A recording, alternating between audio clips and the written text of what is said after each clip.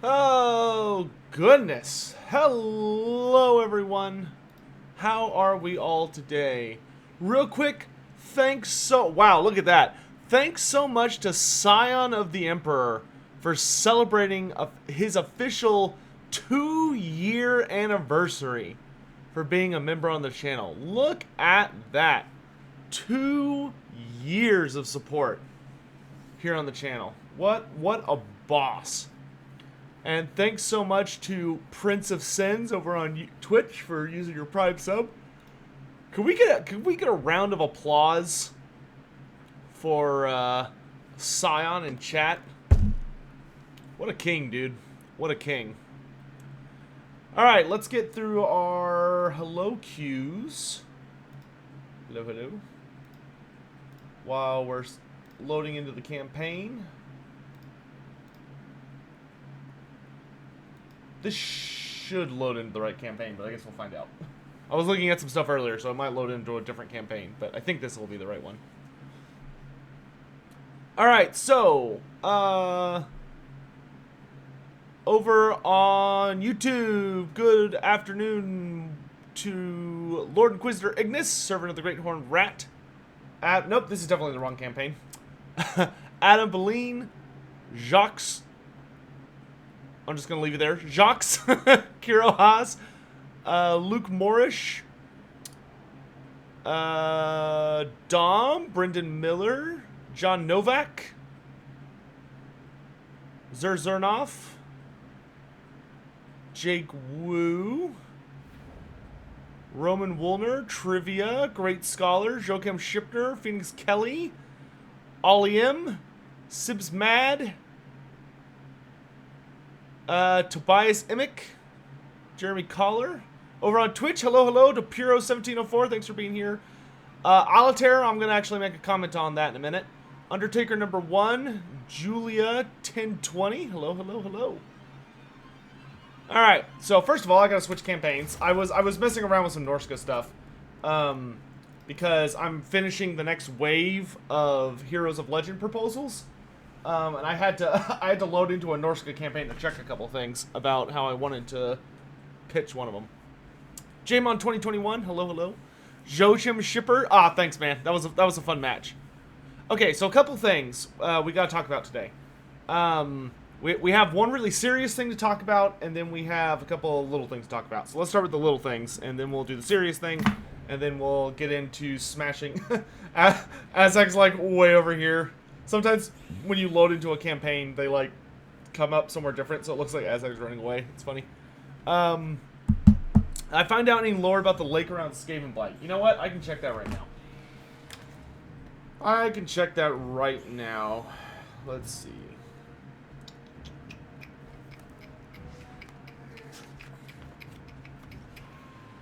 Where I need my Kimmler page. Kimmler. Spirit Host, Nightmares, Abyssal Terrors. Vlad. Here we go.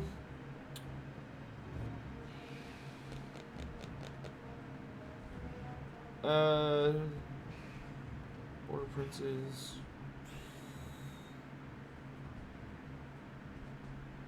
So that the only thing I can think of is that lake, if it is something, the only thing I can think of is it might... No, that wouldn't make sense. I don't think it's anything. I think it's just like a neat thing they put on the map.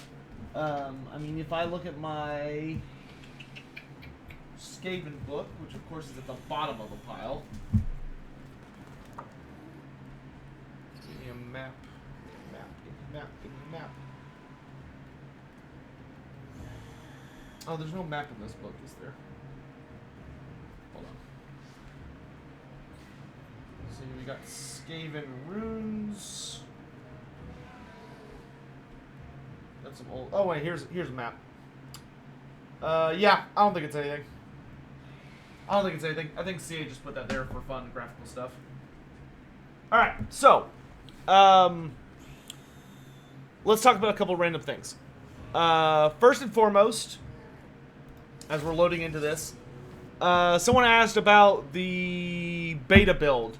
So I have played using the beta build that we used for the Everchosen. However, there's nothing really to talk about on it because the thing on the beta build is that it was a very quick fix. The beta build we used for the Everchosen was not designed to work for like campaign or anything. It was literally purely designed to just make multiplayer stable and fix the weapon strength bug, and that's it. That's all it did. So I can't like tell you anything about it because there's nothing to say about it. It's not ready to go out yet because it was not designed to fix the campaign. So like if they were just to release the Everchosen beta build right now, it would probably break the game even worse than it would fix it. It's going to take them a little bit to hotfix everything. So don't expect I would not expect the hotfix to come out until maybe late this week if we're lucky. But more than likely it might not come out for a week or 2 weeks. I don't know what all they're going to put in it. Is kind of the thing. Like I don't know if they're just going to fix the weapon strength bug and then call it. I don't know if they're going to because I mean there's a couple things they really have to fix. You know, they've got to make heroes stop T-posing on their mounts. They've got to make they got to fix the weapon strength bug. They've got to fix the Norska bug. There's a bunch of them. Now, let's address kind of an elephant in the room. I'm not going to wax lyrical on it because that's not what we do here. But it does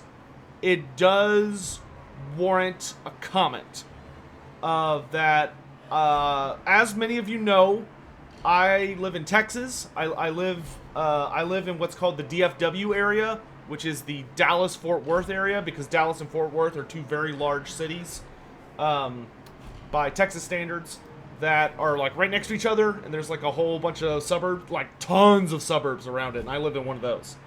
And as you all know, the last few days, especially, things are getting a little wild out there. And by a little, I mean a lottle. So there have been a lot of protests in Dallas especially, which Dallas is my backyard. And there's been some just insane shit going on over there. Much less Houston, which is ways to the south. But all I'm going to say on here is because it's not my intention for this channel to ever be about or focused around politics, because I have a very strong opinion that everyone who comes here does so to get away from reality and just be able to hang out and have a good time, as opposed to a focus on it. However, things are getting busy enough that I feel I have to comment on it. So, but all I'm gonna say on here is that I am not out there personally. Dallas is a good ways away from here. It's quite the journey to get to Dallas, but I'm aware of what's going on there, and I'm following it as close as I can. I really hope that things are able to resolve in the near future, but quite frankly, I am very much in line with... I'll just say my opinion on that. What's going on with the police forces in this country is just nuts and super gross. I don't know what they're thinking. I don't know if they've just lost their goddamn minds. I mean, watching the footage that was coming out of Dallas yesterday, I don't know what they're doing. I don't know what they're doing. I mean, I guess I'm just thankful at this point that the police that live in my area don't seem to be insane, or at least are hiding it really well if they are insane. I hope they're not. I have had good experiences with the cops in my area, but I'm also a white dude in a really nice suburb. So, I will comment more on it on my Twitter account later tonight. So if anybody wants to see that be talked about, then that's where you'll see me put out my opinions on it, but that's all I'm going to say about it on stream. So, enough of that. Let's get back to what we're actually here for, which is to smash the faces of a bunch of dwarves.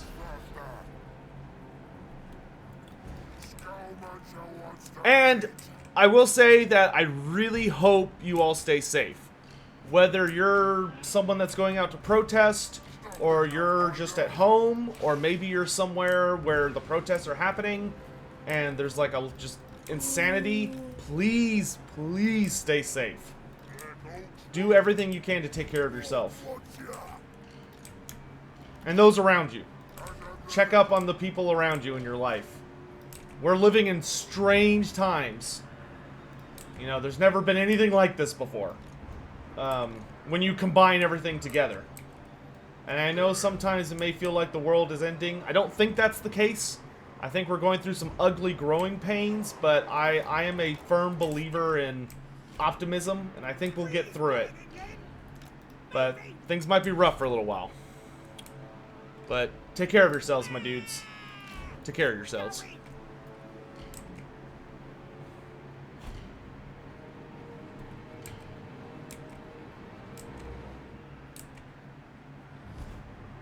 What did the Lizardmen think about the Amazons? The Amazons are a pretty weird topic in Warhammer Fantasy.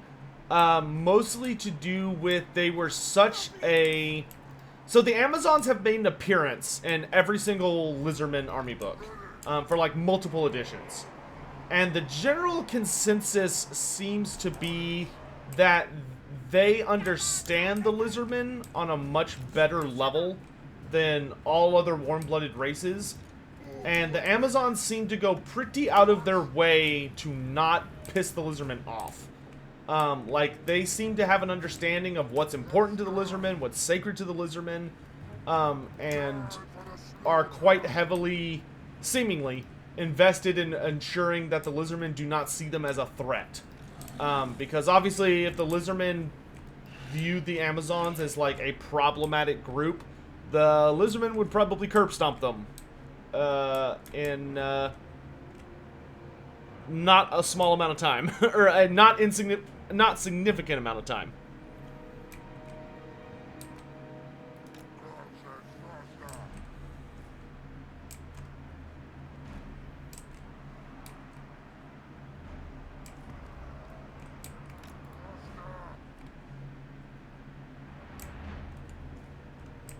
Are you shooting at me? A cannon? Okay. The odds of that landing good shots on Azhag are not super great. I'm trying to get my... I don't want to deal with this. If I could get in range of a Wind of Death, that could be pretty good. But that cannon's going to make life kind of difficult. Alright, everyone who is not a war machine, let's move up. Got hit by one. Wonder if Dese and Nagash can blow these up. Oh shoot! Hurry up! Do the thing! Yeah. Oh yeah, okay. So Dese and Nagash just flat out destroyed that artillery piece.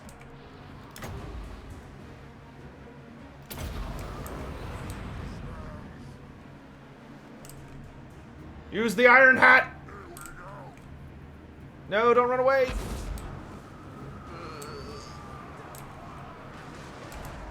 It could have been better, but it also could have been worse.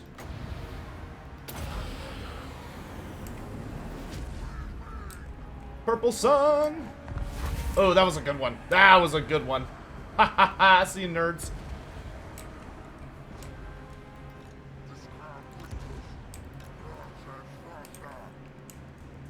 Alright, I'm not interested in keeping up this exchange.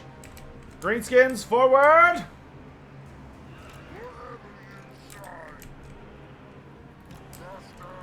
We do have regeneration on Azhag, so thankfully we can take a little bit of a beating without too much concern.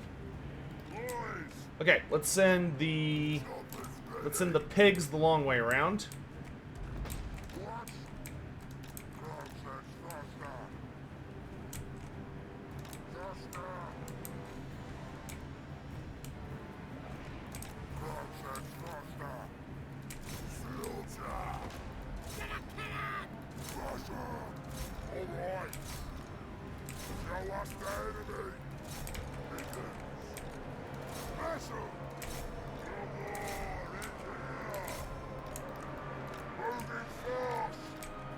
Send in the Black Orcs! Let's chew up these Stunties. Okay, let's use a Fate of Bune on these Giant Slayers. Get them out of here. Send in the Giant! And the Black Orc Big Boss. Ooh, gosh, we are taking an absolute beating over here. So Blight. Alright, let's get to work on these Rangers.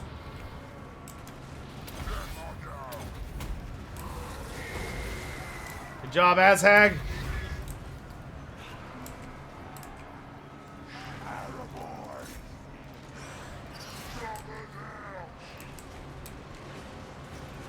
You got Grombrindol leading them, the white dwarf. Let's do a Waaagh.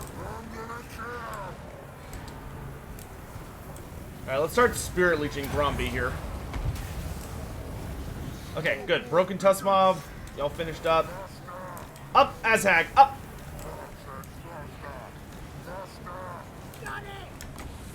Send out the Fanatics! Oh, oh, that was a beautiful cast. Okay, let's do this down here.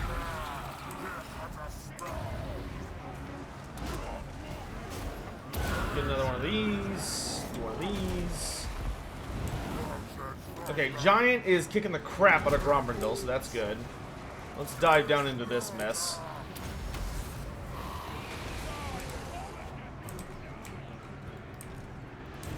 You lot shoot over there.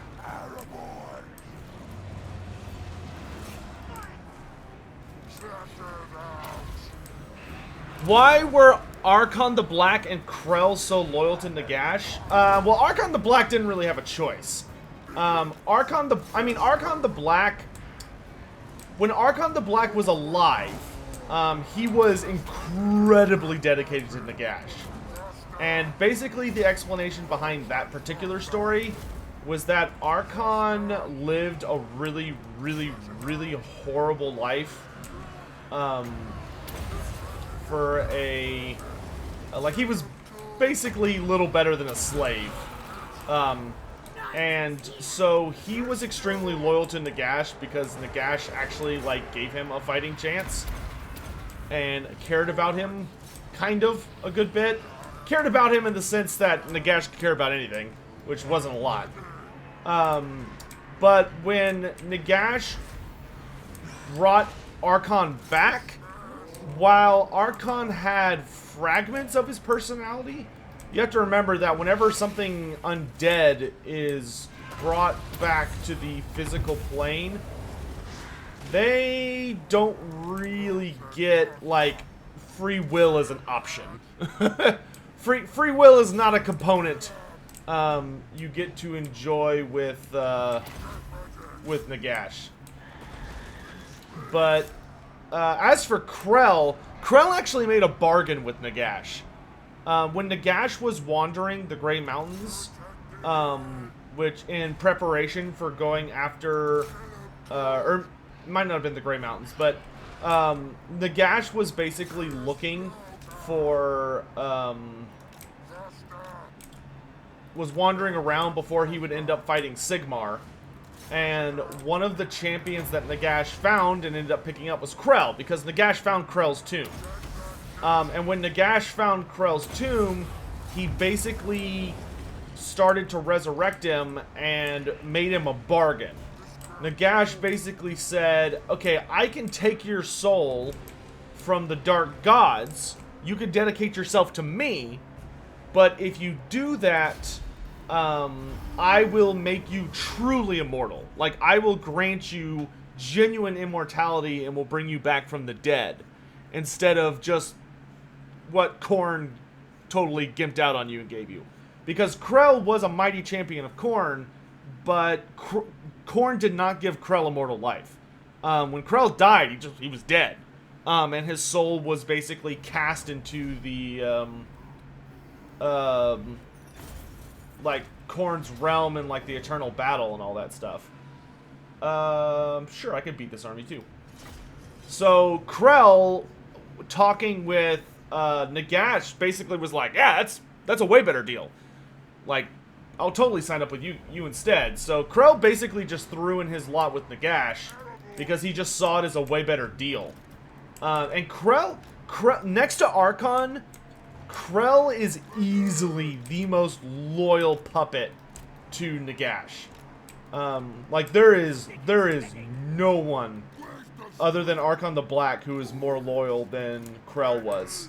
Because Krell was basically a gift to Heinrich Himmler. Like, it was the voice of Nagash that guided Himmler to Krell in the first place.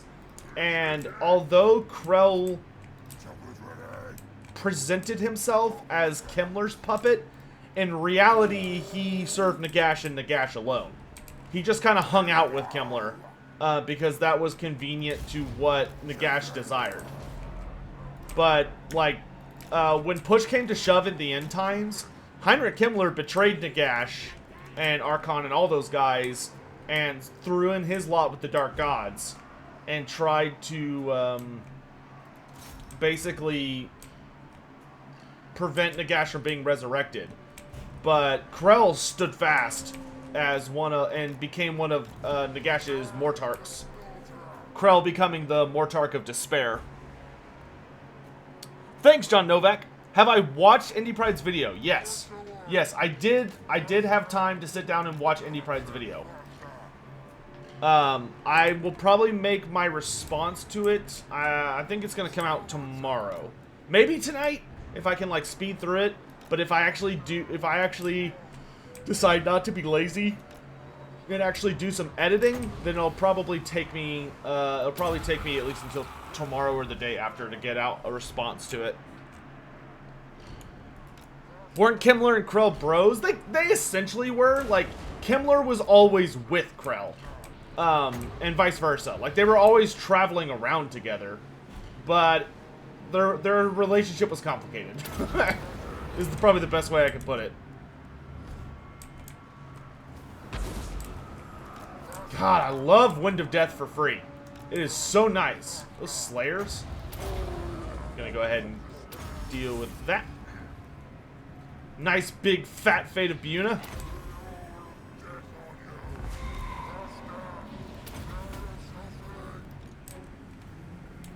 Death magic!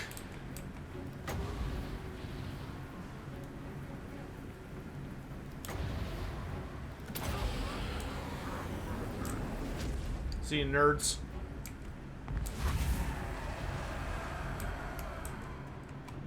Do I think Vlad or Isabella von Karnstein will appear in Age of Sigmar? No, I don't. Well, they kinda did. Vlad and Isabella are noted to have had, like, a weird cameo appearance, as well as Conrad, because when Nagash set up the Realm of Death, the 3 primary champions that he basically recreated, it's not 100% clear if he recreated them or just resurrected them. It seems to be like a hybrid of the two, but Nagash basically brought back to serve as his champions Archon the Black, Manfred von Karstein, and Neferata. And he gave each of them their own dominion in Age of Sigmar. And they all kind of went on to, like, create their own realms.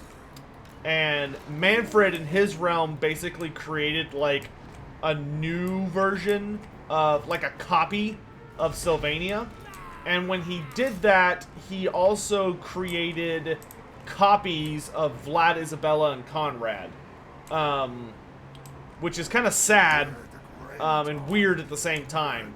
But when he did that, it started to get to him. Like, it started really bothering him to the point where Manfred just up and abandoned his kingdom for the most part and doesn't really live there anymore. Like, he couldn't stand being around those puppets because they weren't the real thing. It wasn't like it was the actual Vlad, Isabella, and etc. They just looked like them, and were like designed to be how Manfred kind of remembered them, but they weren't right.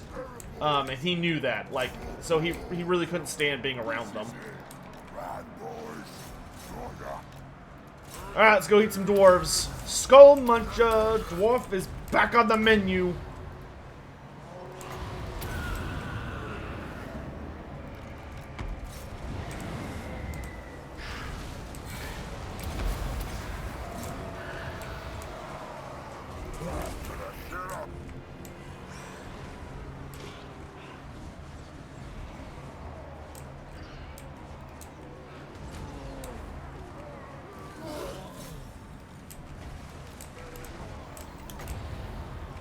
Yeah, because I'll tell you guys what, as a Warhammer Fantasy fan, when they announced the Nighthaunts were getting the Mortarch of Grief, like, they were like, okay, so Nagash has a Mortarch coming out, and it's the Mortarch of Grief, and she's in charge of the Nighthaunts.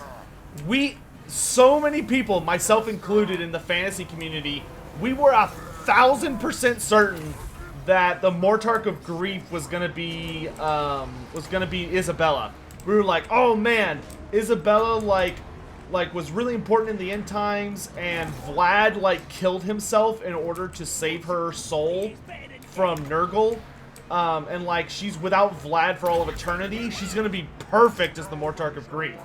Like, we were so sure, and then they revealed it was actually Lady Allander, who I love. Like, Allander's one of my favorite characters in all of Age of Sigmar. But it was like, oh, that's not her. Who is this lady? Because she's, you know, she's an original character. And my, like, absolute favorite. I fucking love Lady Allander. Lady Allander is best girl.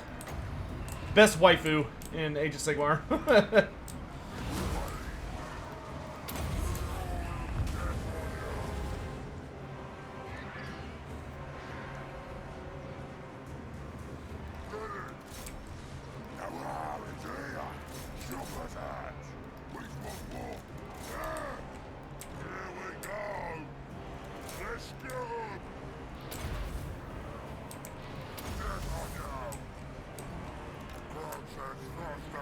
How do I feel about SFO? I don't mind SFO, but it's not for me. That's the best way I can describe it. I think the SFO guys do a lot of really great work. They're super duper passionate about what they do, and I'm really impressed by the amount of innovation and other really cool things they're able to pull off. But it's not for me. I just can't. I'm not really able to like get into and enjoy all of the changes they make to the game.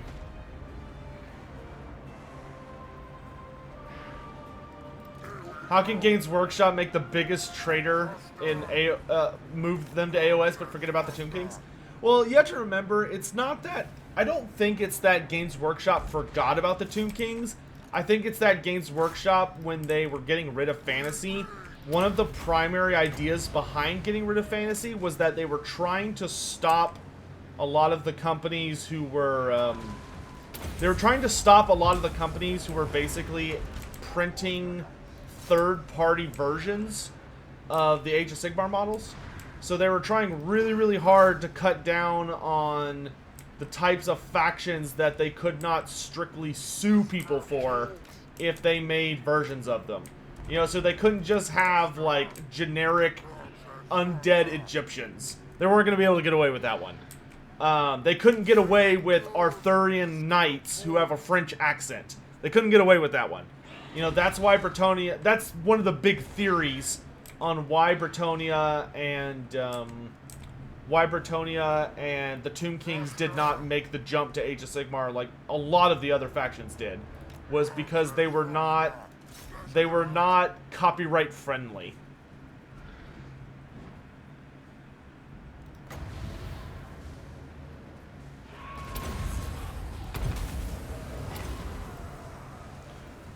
Which Greenskin had the most successful Waaagh? I would say the probably most successful Waaagh ever was either Gorbad Ironclaw or Grom the Paunch. I mean, it depends on how you define successful. Both of them were really, really successful until they suddenly weren't.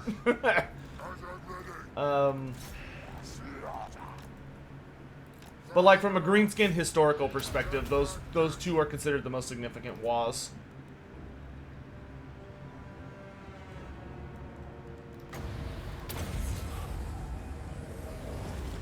What's the story of Lady Allander? Oh, dude.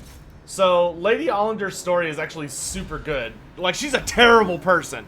But the story of Lady Allander is basically there was this great and mighty kingdom in the realm of death that, like, worshipped Nagash and, like, did their own thing and all this stuff. And Lady Allander was this incredibly beautiful, clever, intelligent, dignified, reserved, like she was just like the ideal wife figure, right?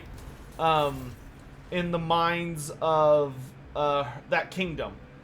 And so she eventually, I forget, the king was, I think, called Dalaran. Yeah, it was Dalaran.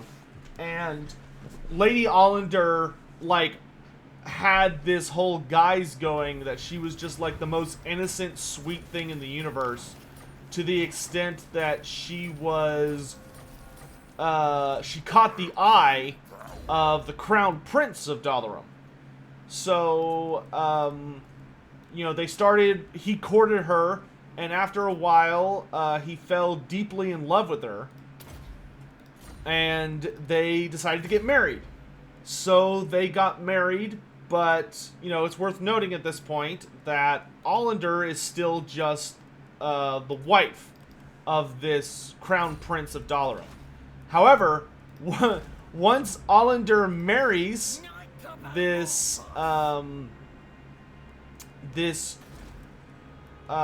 wonderful prince, very suddenly and very mysteriously, the crown prince and his father are killed in a horrible accident. Like, a terrible tragedy happens that no one could have possibly anticipated, and unexpectedly, and much to the horror of everyone in Dalaran, the king and the crown prince are killed. They're not murdered, they just die in like a horrible accident. And everyone's like, woe is me, this is awful. So, now that means that the next person in authority, the next person in line to the crown, is Lady Allander. So Allander, so heartbroken at the death of her love, her one and only love, and the father of her one and only love, goes into mourning.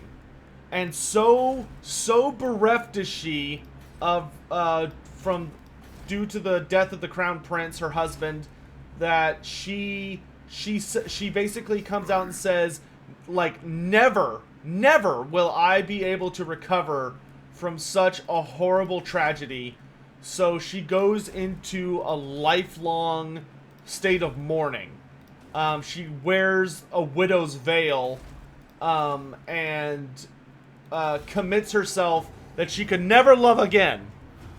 And so what happens is that she takes over Dalaran and becomes this kind of ruthless dictator. But the people love her because, oh, you know, she's so noble, she's so reserved, and it's not that she won't take a husband because she doesn't want to share her power. She won't take a husband because she just can't get over the love that she's lost and all this stuff. And what you find out in her story is that, of course, Allander is behind everything. Allander is the one who deliberately murdered her father-in-law and anyone else that could possibly oppose her in power. And after she takes over, she puts on this whole pony show about being in mourning so that nobody is able to basically threaten her authority. So she does this whole thing, and then what happens is, while she's ruling, thinking that she's safe to be in power for a really long time, chaos invades. So this really big chaos invasion starts, where the Nurgle's armies invade Dalaran. So Nurgle unleashes a horrible sickness upon the people of Dalaran, and there's like contagion everywhere, and the people are dying, and Allander locks herself up in her tower and refuses to come out and help her people under any circumstances. Instead of leading them, she just leaves them out in the streets to die and takes care of herself in a world of decadence above the miserable peasants and the people that she claimed to love, once again pretending to be mourning for them to earn the sympathy of her like fellow nobles and stuff, while in fact like not giving a damn about them and all too happy to let them all rot. And it finally culminates in Allander, as Nurgle shows up to start battering down the gates. Instead of leading her people out to fight, Allander instead starts bargaining with Nurgle. Lady Allander reaches out to Nurgle and is like, hey, if I were to give you my kingdom, would you be willing to, like, you know, not murder me? Like, would you allow me to retain my sense of power or whatever, as long as I let you, you know, maintain your position, or as long as I give all of my people and their souls over to you. And Nurgle's like, oh yeah, that seems fine. But before she could seal the deal, Nagash finds out about it. And when Nagash finds out, he instantly just, like, strikes Allander dead on the spot. Like, he just conjures up this super big spell, because Dalaran is one of Nagash's kingdoms, and he just goes, boom! And Allander just gets obliterated. And after Allander is murdered by Nagash, he immediately resurrects her, and Nagash says, okay, tell you what, you wanna play the role of the widow? You wanna play the role of the eternal victim, the one who will never recover from the suffering of her people? Fine, I'll give you exactly what you wanted. And so Nagash curses Allander to become a Night Haunt, which is a spirit, and he curses her to eternally feel all of the grief and suffering of her people. And so she becomes like the living embodiment of grief, despair, and suffering, and like the cold horror of death. And he leaves her there for thousands and thousands of years. But once Nagash starts looking for a new Mortarch, he actually is wandering around, and he realizes, while he's looking for a new Mortarch, he realizes that a lot of spirits mysteriously are being drawn to the former kingdom of Dalaran, which was of course destroyed by the forces of chaos. So Nagash finally wanders over there to see what's going on, and it turns out, despite his incredible curse that was meant to basically like hamstring and like eternally punish Allander, in her bottomless, shameless ambition, figured out how to turn that eternal curse to her advantage, and has been using it to basically draw all these different Night Haunts to her, because her like bottomless grief attracts them like flies to a flame, or moths to a flame, and she draws them all in and then dominates them with her sheer power and her sheer like emotional ambition, and has been like making her own legions of angry ghosts. And Nagash was so impressed that he's like, alright, okay. So Nagash takes her on as the Mortarch of Grief, and takes a fragment of his own godly essence and puts it inside her. So Allander becomes the fourth Mortarch, and is in charge of the Night Haunt processions. And she's amazing. I love her. She's great. At last, a chance to try a full outflanking maneuver. A grand strategy waiting on the fleeing humans and these brainless greenskin creatures. Shut it, Islander. I don't need your poncy tactics. Listen up, boys. They started calling me the Slaughterer. I like that name. Let's not disappoint them. I said shut up. We'll go south later. I got some business here first. Howdy from Cannon AFB in New Mexico? Well, hello there, Eagle Knight. I don't know what that means. Could Grimgor have defeated Nagash?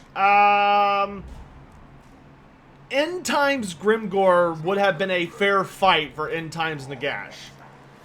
Regular Grimgor would have been a fair fight for not God Nagash, which is like non-End Times Nagash.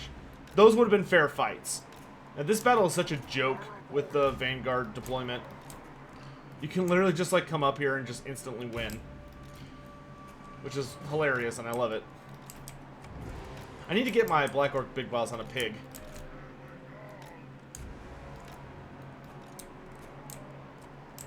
At some point. Oh, where's my giant? There you are.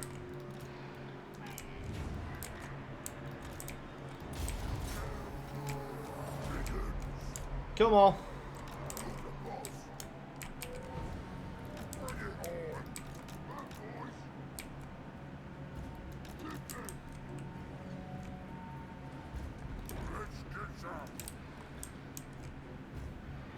That's awesome. Are there lore books I could get into? What's the best way into Age of Sigmar?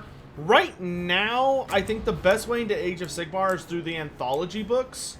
There are a number of books out right now that are just like a collection of stories from like all the different races. Like there's one that I'm very, very fond of called Myths and Revenants. Myths and Revenants, I think, is an excellent starter book for anyone wanting to get into Age of Sigmar.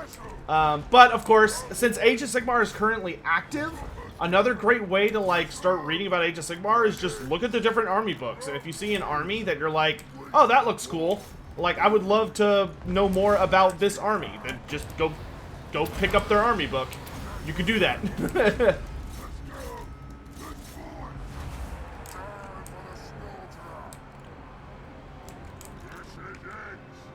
I swear, Purple Sun has to be like one of my favorite spells in Total War. Okay. I mean, thankfully, it's not nearly as stupid OP as its tabletop version was, but it's just a fun spell to use. Okay, I'm gonna go deal with that tankety tank.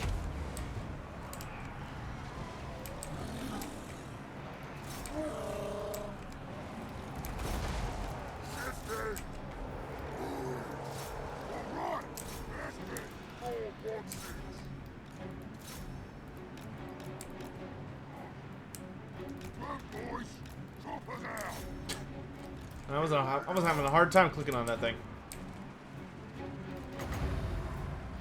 Okay, let's lower this thing's armor by 30.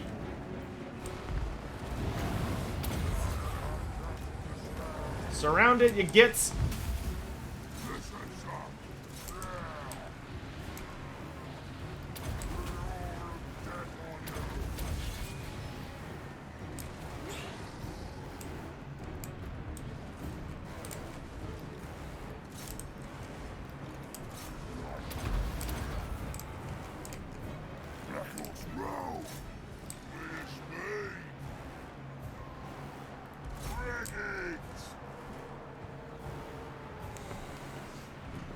How do skeleton warriors do against clan rats?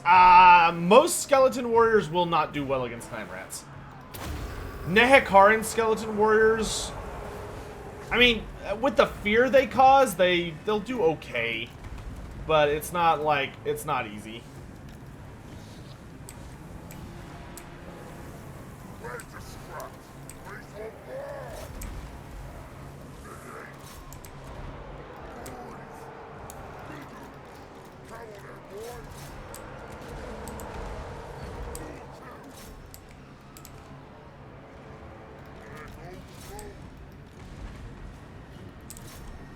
Oh, it looks like we got the steam tank already, so that's good.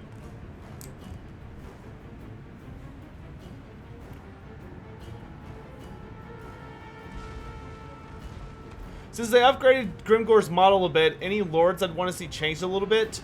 Oh, like visually? I think if there are some models I'd like to see visually changed. Oh, dude, 10 and 1. 10 and 1, I fucking hate 10 and 1's model right now. Pardon my French. 10 and 1, the way he holds his plaque, it's gotta get fixed. It has got to get fixed.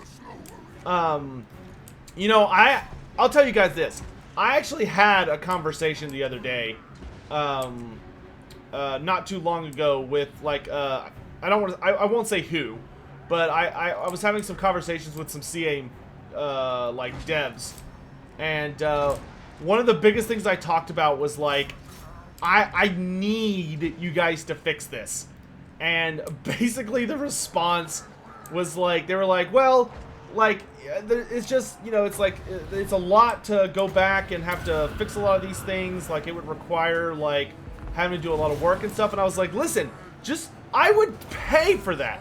Like I would pay for there to be a DLC called like the Superior Graphics DLC that just goes in and like adds in a bunch of new assets and like just repairs a bunch of stupid models. Like give me Rapunzel. Give it so Rapunzel has a banner, and make it so that Tenwan is holding his stupid plaque correctly, and make the horses for the Chaos Knights bigger so that they don't look so silly, and like just go in and clean a lot of things up, fix, you know, a lot of the clipping problems. It's like I would throw money at the screen for that. Goodness gracious.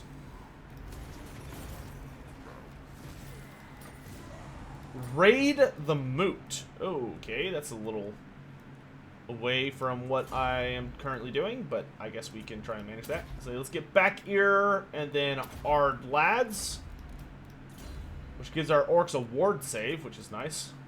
Oh, wait. Piggy. Take the piggy. Alright, and then we're gonna ambush stance.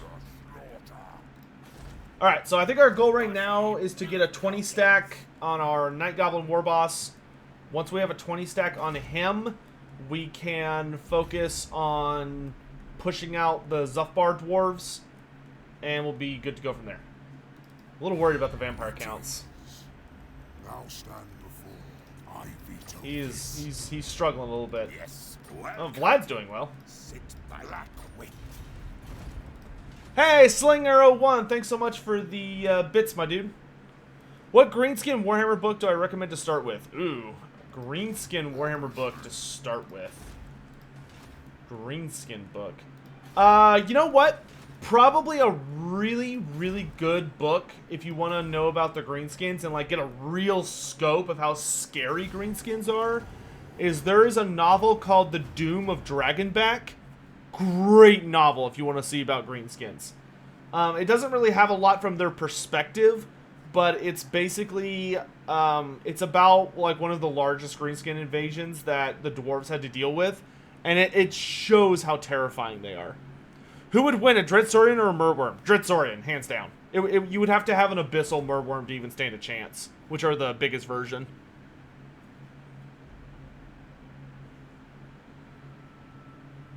Yeah, Cole, we do need to do that.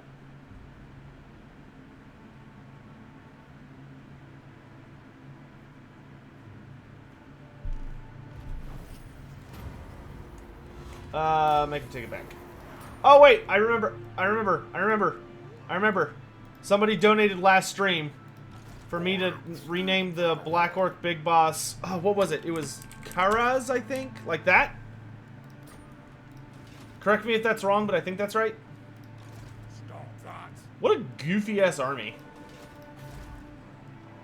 I'll just stay in ambush stance, because I could literally one-shot this army. What a silly, silly army of dwarves. Great and powerful war boss. Alright. You know what? Hold off on that. I want to get my army finished first.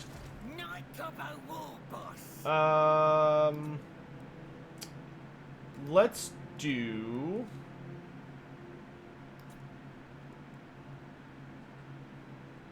two more fanatics. Oops. Archer fanatics. And we can do regular archers for these two. And then...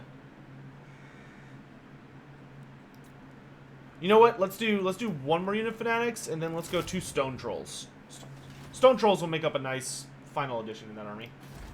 There. And that'll be our second 20 stack. Good, good, good.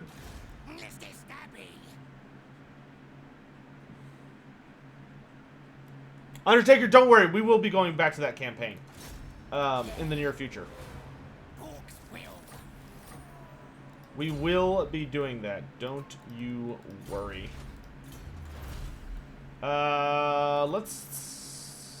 Let's work our way up to stone armor. Alright, how we doing? Good, good, good, good. Okay, so once we defeat Thorgrom here, I think we'll have the all clear to move Azhag west.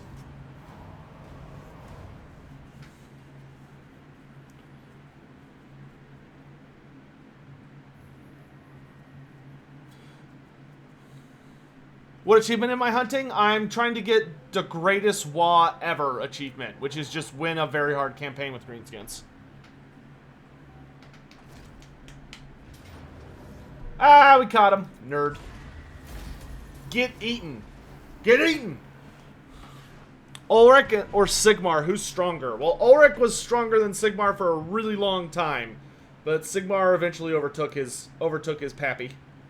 Because, fun fact, Sigmar worshipped Ulrich when he was alive.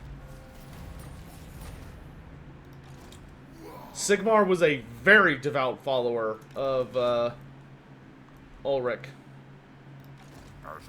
For many years. Well, you know, his entire life. Smash him faster, and let's go ahead and pick up... No, I want Death from Below. That's what I want. So, okay, let's get Smash him faster, and then Death from Below. Level 20 Black Orc! I'm so happy we have, like, an actual Orc fighting hero now. Feels like it took 1,000 years for us to get it, but it's so good that it's here. Okay, you defend that pass. Freaking goblins, dude.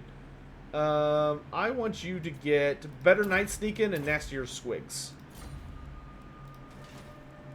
Good. And then let's upgrade the Shaman Hut.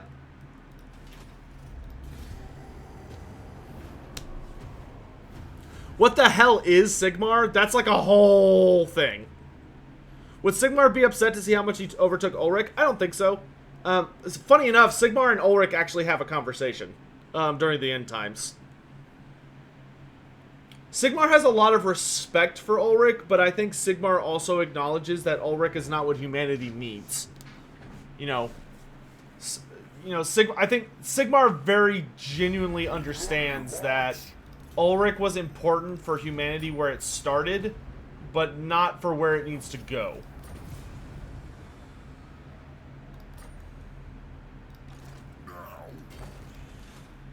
Dwarves, I'm here to take back my stuff!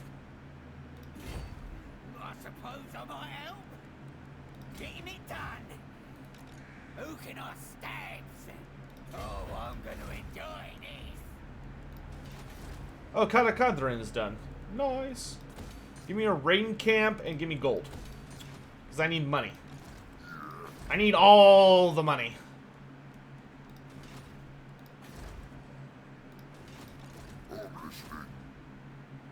Oh, I guess it's time for us to Waaagh, chat. Okay, so first we're gonna save, just in case it crashes. And we're trying to get the Gork trophy, so we're gonna keep going Gork for right now. Oh, look at that, the dwarves are strength rank 3? Yeah, let's do it. Let's do it! Whoa! Alright.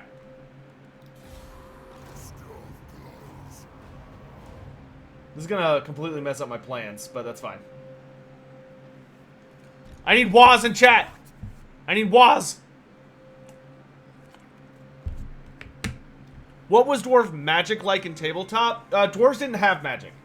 Dwarves, well, they kind of did. Dwarves had rune magic, which is mostly about that they're able to take the winds of magic and bind them into really, really strict forms, which are known as runes. And runes are basically magic that's been contained and perfected to the point that it only can perform a really strict function. However, it's insanely reliable. So, but as far as like spells and stuff were concerned, the only thing we, you know what? I was gonna have Azhag take Grom Peak, but I think in retrospect, it would instead be better for him to go south and take Carrick 8 Peaks. Or, not Carrick 8 Peaks, but, Karak, and then have Night Goblin Bro here deal with, Zufbar.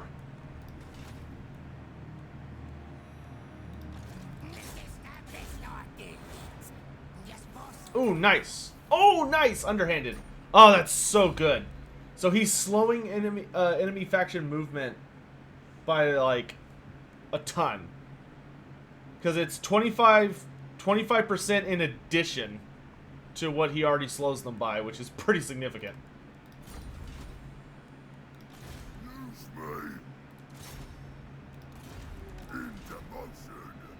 Love the TCU polo. Thanks. I have a moderate affiliation with the university. Moderate. I studied there for 2 years. I'm one of those people that's significantly college educated and I have nothing to show for it. I'm college educated without a degree. There's your fun fact for the day.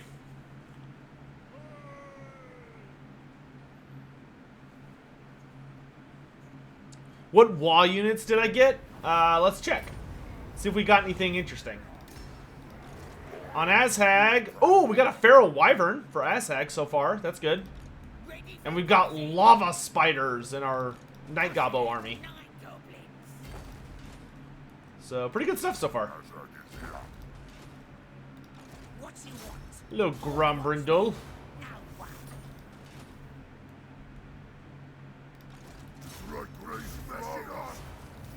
Okay, we're stealing tech. Good, good, good.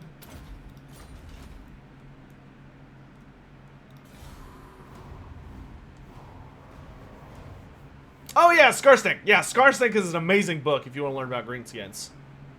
Yeah, ETG View, Black Library. So I'll tell you guys something I found out recently. Black Library very notoriously did not allow the writers that they had to do any books that basically had greenskins as, or evil factions as the protagonists. Unless they were human. So, like, vampires and chaos were able to get away with a lot of books. But anything that was, like, not very human, very, very little support. Which is super unfortunate, and I hate it. But that's just kind of unfortunately the situation that we had to deal with. Good lord, only 26% success chance on Thorgrim's army. Can I get any closer to Gunbad?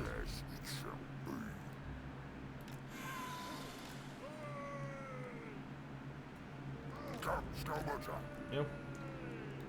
Hopefully we'll get off if we get off a successful ambush, this will be like super easy. If we don't get off a successful ambush, it will not be as easy, but it'll still be pretty easy. Okay, I want you to haul ass.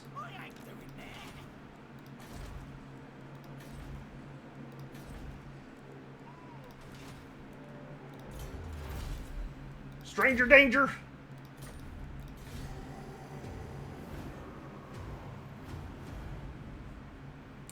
Come on, follow my trap, follow my trap, follow my trap.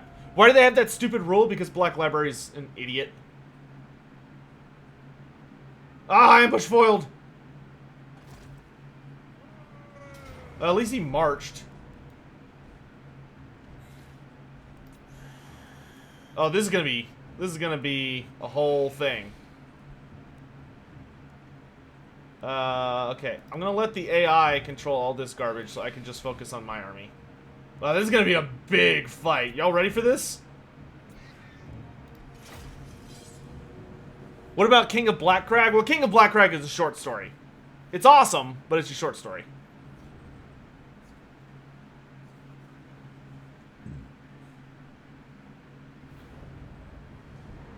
Are guns bad and Mount Gun bad? No.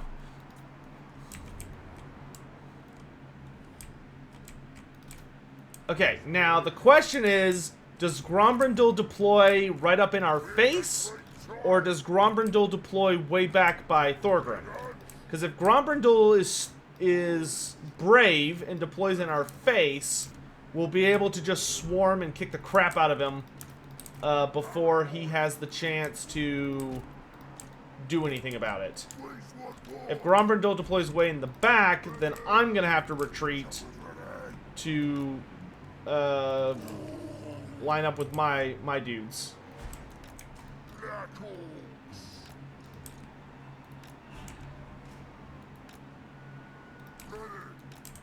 Okay, so let's get some things here. Survey says he deployed in a really bad spot.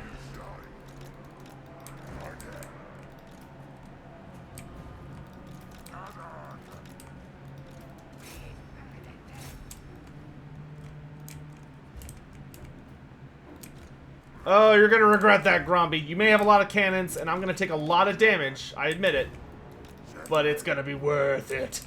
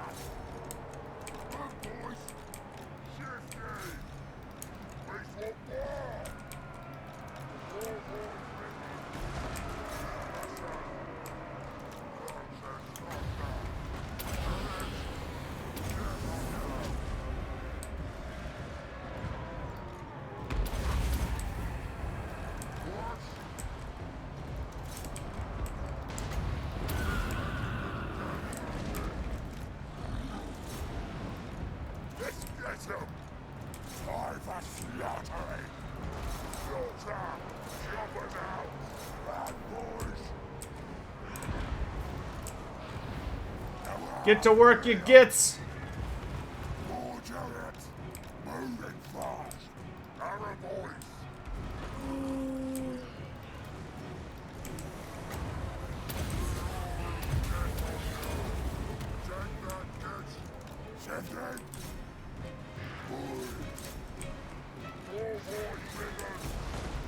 It's on the wall!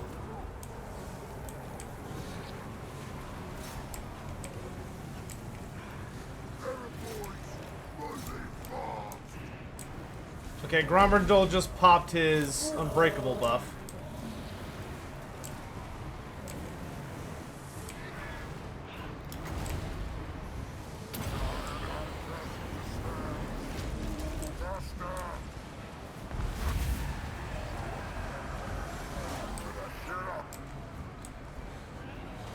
What do we know about the Sky Titans? If you go watch my Ogre Kingdoms Q&A series, which is kind of ongoing right now, we talk so much about the Sky Titans, it makes me like blue in the face.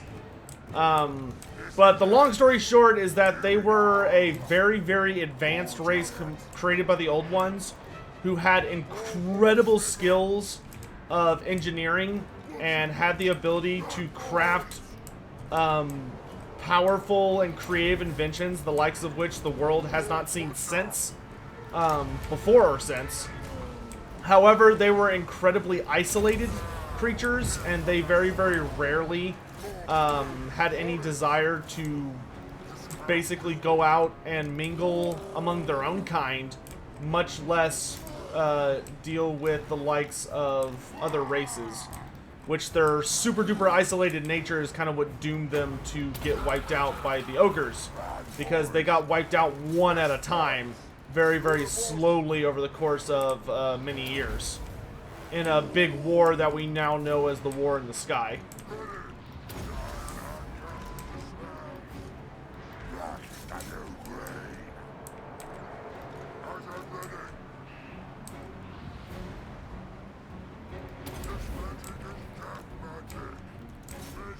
Come here, Thorgrim.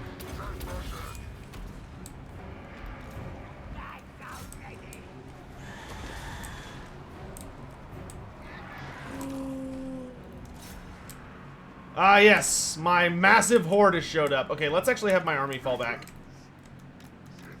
Fall back! Let the newbies handle it.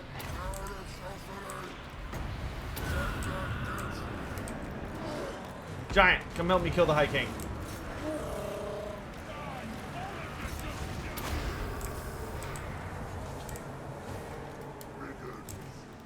The rest of my army, fall back.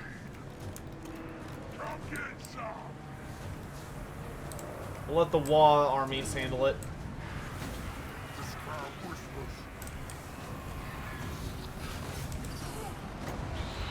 Wow, Thorgrim Grudgebearer could not care less about my giant right now.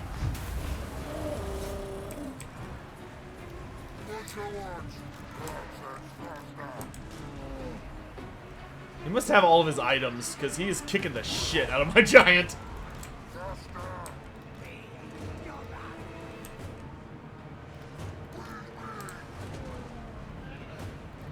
So we can get behind him.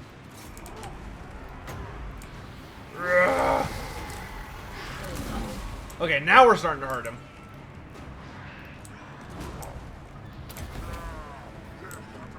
My army's falling back to safety. Oh, we can send our Biggin back in. Black Orc Biggin. Or Big Boss. I just saw a guy who claimed that Malice is Malekith's whipping boy. Oh, that's not nice. Malice doesn't deserve that kind of hate. Okay, we gotta get the High King down. The longer the High King's alive, the more problems we're gonna have.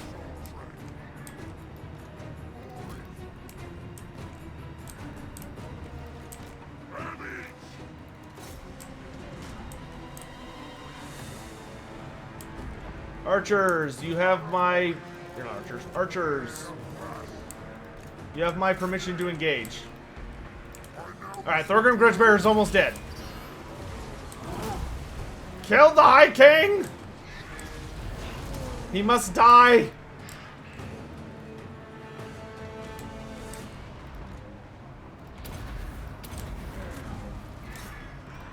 Boys, these stupid dwarves are just gonna keep fighting. Okay, Giant, go deal with the hammers. Yeah! Good bite, Azhag. Thorgrim Grudgebearer is no more.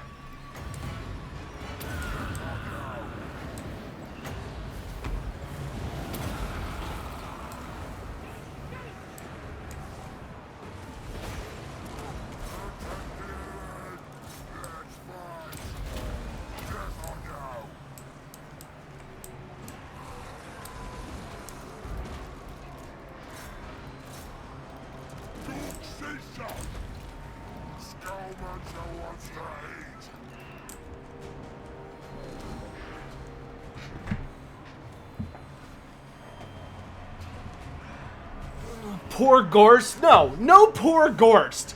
Gorst sucks. Gorst should have never been put in the game.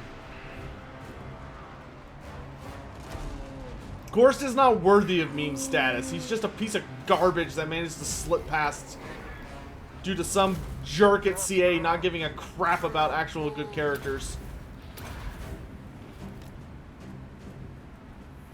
That's all I was thinking about when I fought this CA Sean in our game for the Everchosen, when we did the Everchosen cast versus the CA employees. I was talking to Sean on Discord, and while we were fighting, I was like, "This is for Gorst! This is what you get!" How dare you put him in the game? How dare you! It could have been Zacharias the Ever-Living. It could have been Dieter Hellschnitt. It could have been Vorag Bloodytooth. It could have been Nashrag. But no! Fucking Gorst, dude.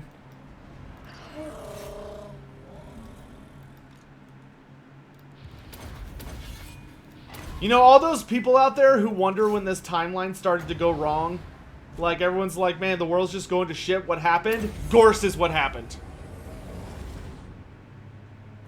It all started with Gorst.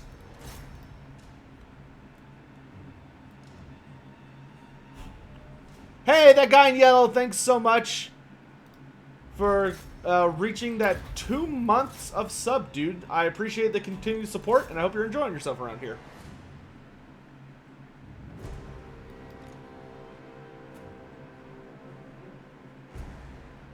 Did I enjoy the Altharian or Emmerich campaign more? I thought the Altharian campaign... I thought the Altharian Vortex campaign was probably my favorite. Because it had like a nice balance of challenging and like interesting new mechanics. And then I would say that Emmerich's Mortal Empires campaign was my next favorite. And then Emmerich's Vortex campaign, the one after that. And then Altharian's Mortal Empire is probably my least favorite.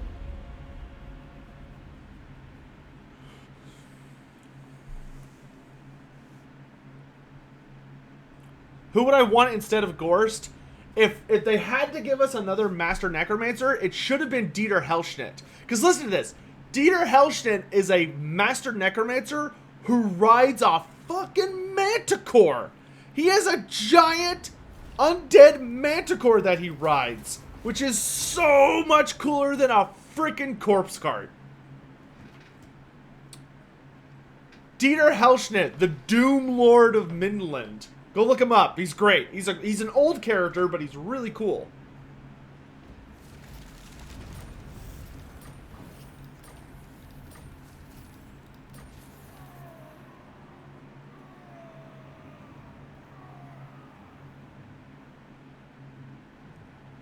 What is this?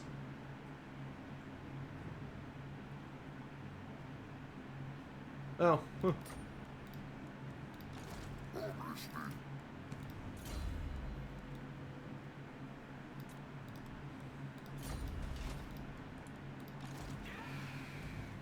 All right, now I'm angry. Okay, we have a little bit of time to heal up. What unit do I want to pick up? AP Looney should be good. Just a little sprinkling of Night Goblins in the army. What a sucking it do you want? Man, this guy's like campaign movement is absolute garbage. All right. Leave it.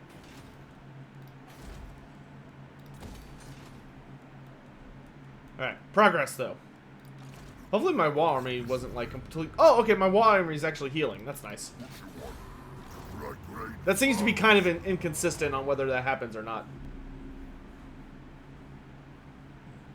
But his corpse card is pulled by his own brothers? Yeah, and they didn't even give him a unique model for that. Like, it's not like Gorst's corpse card is different looking.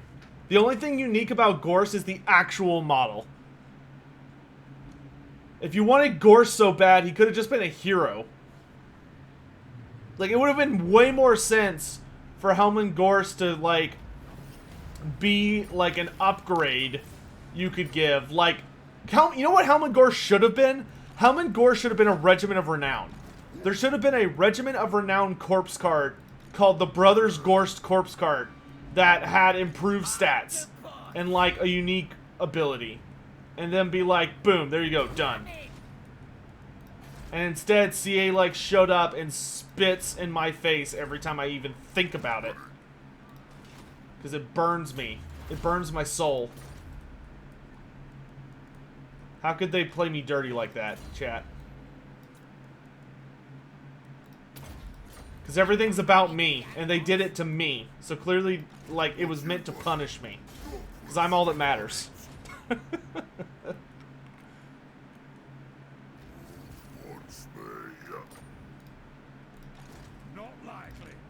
Alright, we'll wait one more turn, and then Azhag's gonna march south, so we can go take Karasakarak. So is his lore neat at best? No. Gorst's lore is terrible. Gorst, so the entire lore of Gorst, the entirety of his story is a single paragraph and a supplement book for the end times called Sigmar's Blood. Which the point of the book is it's Volkmar the Grim versus Manfred von Karstein. And to like try and make it a little cute, they made it so that every single unit in the book had like a little paragraph dedicated to them. So like every single unit in the book gets a paragraph, right? Well, that includes the heroes. So like Volkmar had a witch hunter who got like a little blurb. Meanwhile, Manfred had a necromancer who got a little blurb. And the little necromancer who got a blurb is Helmengorst. And they proceeded to make him a fucking legendary lord in the vampire counts, which the vampire counts are one of the most densely packed factions in Warhammer Fantasy when it comes to like the number of characters that exists. And I will never forgive them. Ever.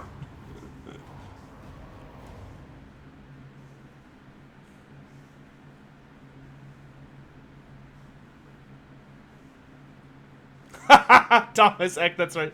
How could this happen to me? It's just like Gorst in the background, like pressed against the window. Oh man.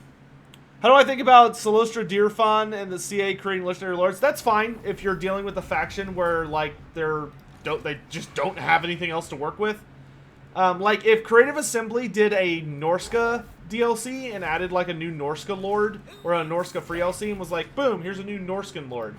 I would be totally fine with them creating their own. Like, if they came out and they were like, here is a Famir Matriarch, which we never got a playable Famir Matriarch in Warhammer Fantasy, I would have been over the moon.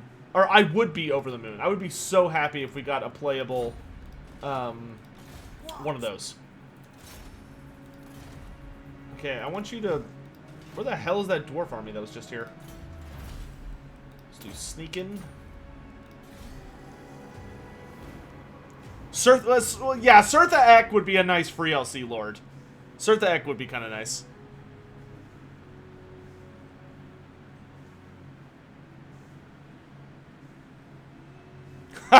Scorn King's got it. Scorn King's right on the money.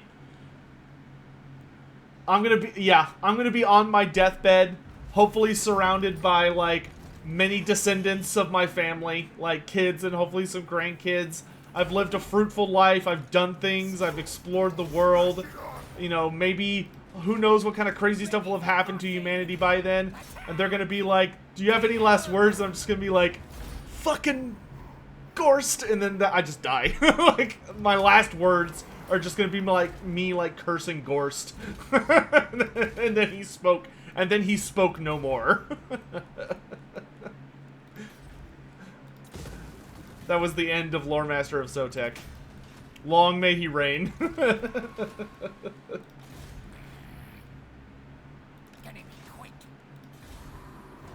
That way you could kind of have like, and then the way you could split it up would be like, Wulfric the Wanderer would be your lord for like Marauders and Skin Wolves. Then you'd have Sirtha Ek as like Mammoths and... Or maybe Wulfric would be like Mammoths and Skin Wolves. Sirtha Ek would be Chariots and Norskins, and him and Wulfric could kind of split that. Then Throg would be all about trolls and monsters. And then the Fimir Matriarch could be about like Fimir and the whatever other remaining monsters. Oh, we're coming! Karazakarak, we're coming! We're just gonna burn our way there. Get all the monies.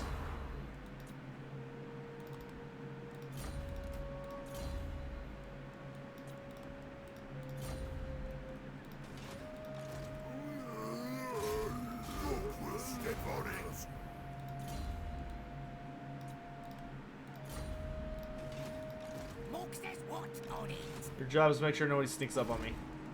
Grom Peak, we're going to get to work on a garrison.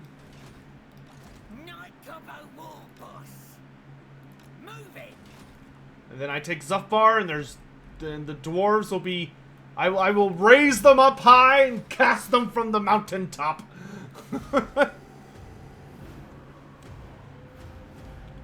Skinwolf Legendary Lord. I just don't... I don't know. Skinwolves to me don't really work as lords.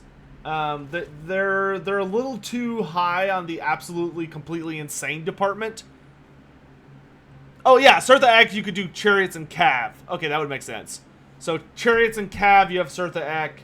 Skinwolves, Infantry, and Mammoths, you have Wulfric. Throg, you have Trolls. And then the Fimir Matriarch, you would have all the different Fimir and like some magic stuff. Because the Fimir Matriarch would be the caster legendary. Because that's the reason I really want the Fimir Matriarch, is I need a wizard. I need a wizard legendary lord for Norska. Which the only way they're gonna get that is either some kind of like super shaman, and like, but there's not. I can think of a character, but he's like really out of left field. I think a Fimir Matriarch would be more fitting, because Fimir Matriarchs are very, very powerful wizards. Great and powerful war boss. Great and powerful war boss. Oh, money, money, money, money, money, money, money. Who's the boss? You're the boss. Who's the boss? You're the boss. Alright, let's get Drippin' Tips and Great Cave Squig. Yeah! We squiggin' now, boys.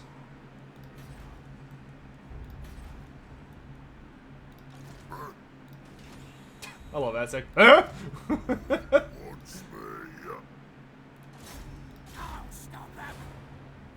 And that character is... that character would be Sile the Faithless.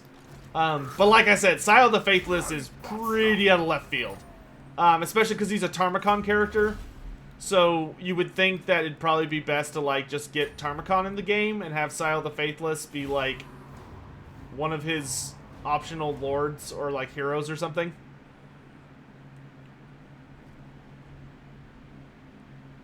Now, Village should be in the Warriors of Chaos. Not the Norskins. Village is too much of a Chaos Warrior to be... Like, I think Village fits the Warriors of... If I had to put... If you gave me Village, the Curseling, and...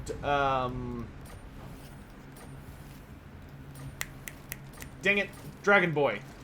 Dragon Boy. Somebody knows who I'm talking about. Dragon Man. Zinch Dragon. Not Gorach, but like the writer. No, not Gorach. The other one. Egrin von Horseman. Thank you. Egrin von Horseman, I could see being... Like, if I had to pick between Egrin von Horseman or Village the Curseling being a Norskin character, I would actually put Egrin von Horseman as a Norskin character before I would put Village the Curseling as a Norskin character. That's how much that that's how strongly I feel that Villages should be with the Warriors of Chaos.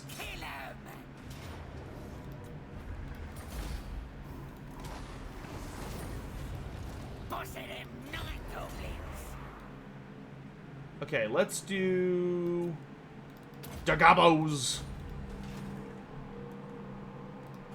Making progress, making progress.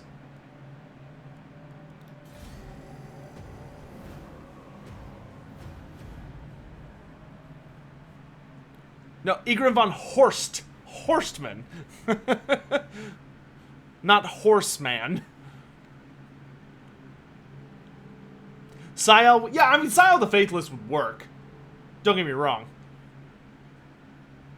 Just got my cousin to buy Total War Warhammer 1 and 2. He's a big Warcraft/War fanboy. What 3 DLC should he buy, and what should he do to get into Warhammer lore? Christian CC, I think the best way to get him into Warhammer lore, if he's just like looking to read anything, is if he has a favorite Warcraft race. That would help a little bit to know. But usually you can't go wrong with Gotrek and Felix, my dude. Gotrek and Felix are just the perfect entry-level set of novels that help you explore the Warhammer fantasy world and let you like learn about a lot of really cool things and teach you like the rules of the setting and a bunch of other stuff. Outside of that, I would probably say, which DLC should he get? Oh wait, no, let's actually explore Zufbar first. As a Warcraft player, the DLCs he would probably want to go for are... I would say the Warden and the Paunch is a really good one. And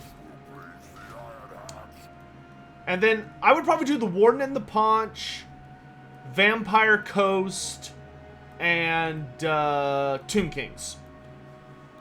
Like, if someone was like, I can only afford 3 DLCs, which one should I get? Those are the 3 I would say to get right now. Those are the best ones. Warlock and the Prophet is good if you like Skaven. If you like Lizardmen, it's kind of eh. Could the first Chaos Dragon be cured? Galrach? No. The only way you could save Galrach is to put him down, which is awful, I know, but that's just the way it is. Damn it! I should have attacked last turn.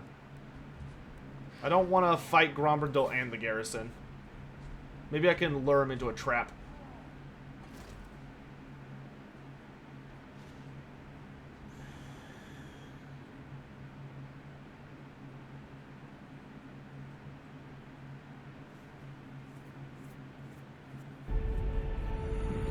Hey, Jake Boswell, thanks so much for the tip, my dude. Really appreciate it.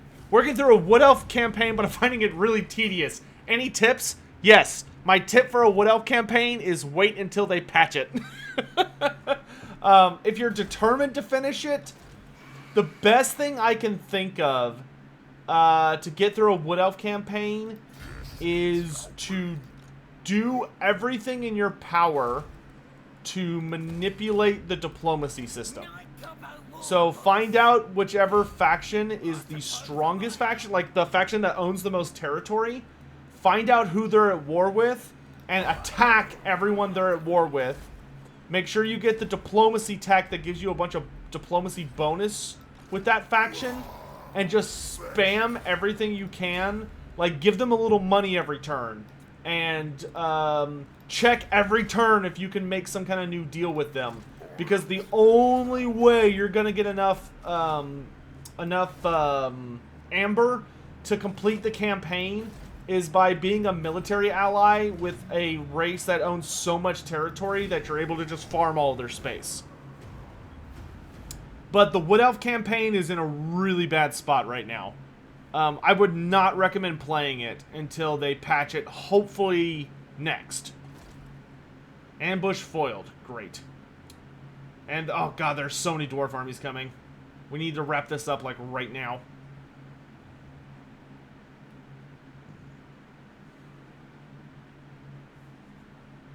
At least we cleared out Zufbar, so I don't have to worry about that. Oh, I only have 6 turns. Okay, let's try and be inventive here. Let's bring you over. And let's try hiding Azhag. Like, up here.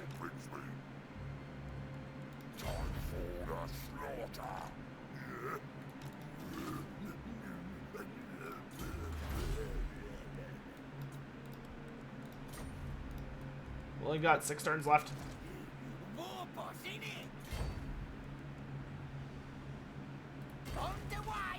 I really want to push the Skaven out of here, because I know the Skaven still own Cragmere. And I do not want them to.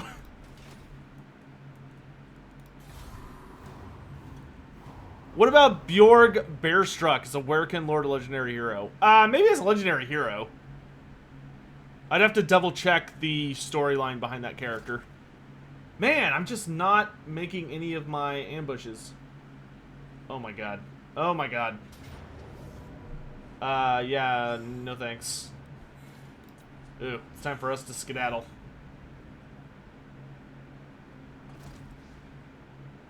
Okay, these two I can totally fight. I just didn't want to fight, I didn't want to fight all 3 of those. That's too many ghosts? Nah, the ghosts are no big deal. I've got Azhag. Azhag can kill the ghost, no problem. What's my favorite faction? Lizardmen. Would I say Azhag's crown with the relationship with the crown is more comedic or tragic or a bit of both? I would definitely categorize it under a bit of both. Okay, normally I would just run straight in their face, but I want my Waaagh army to take most of the punishment here. So we're going to deploy much more conservatively than we normally do.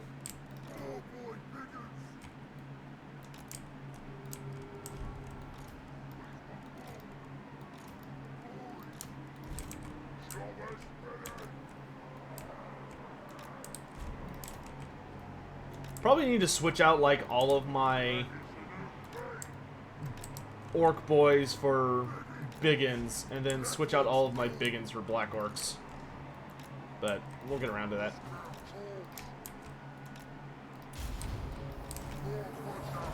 Okay, he started, like, hilariously far away, which is fine by me.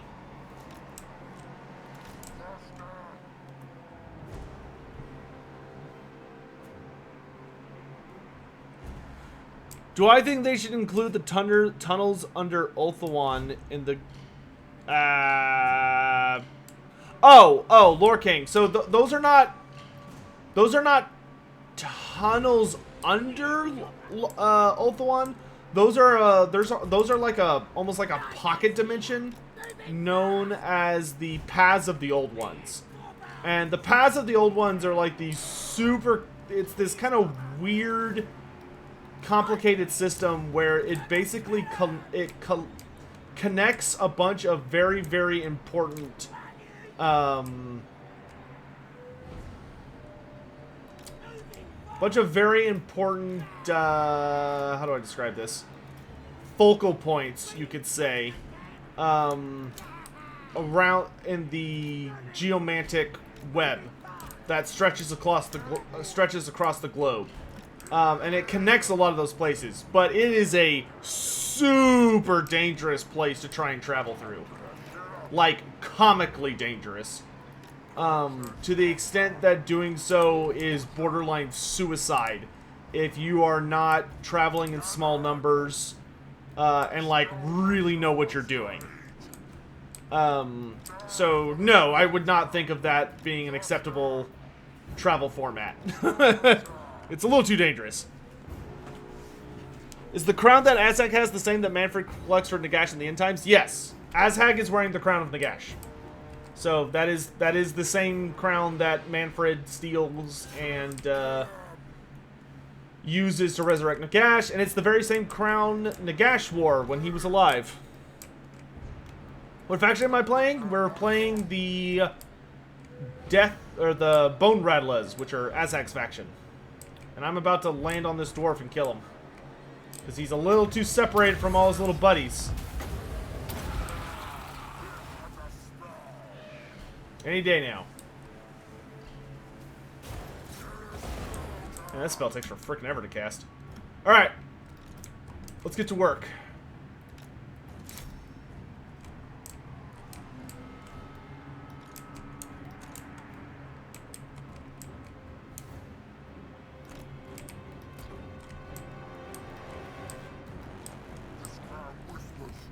Alright, that's one ghost dead.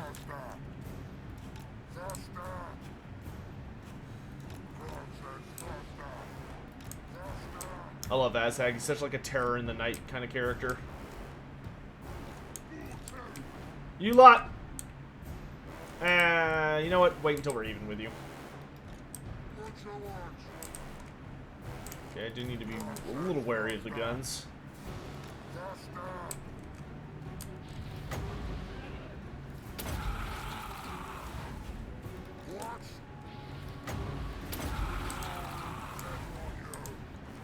Alright.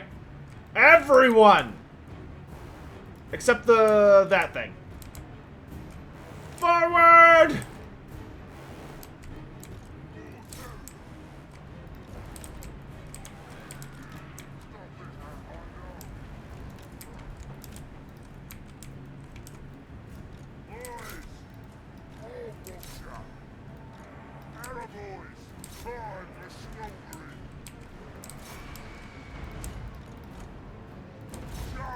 Oh my gosh, my black orcs are getting like ripped to pieces.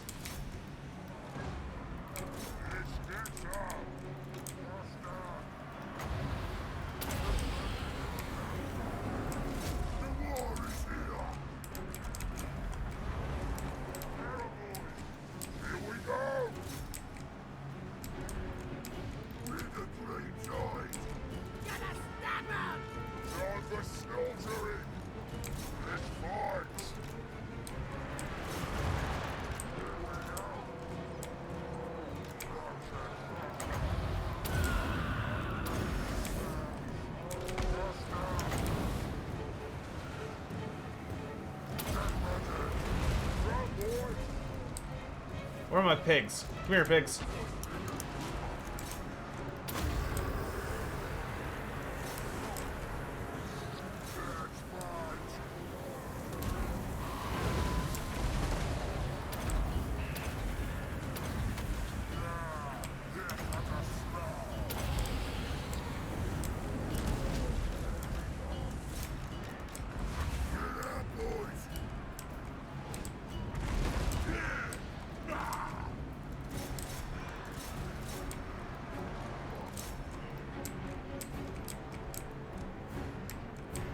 Yeah, the Waaagh army is holding pretty well steady.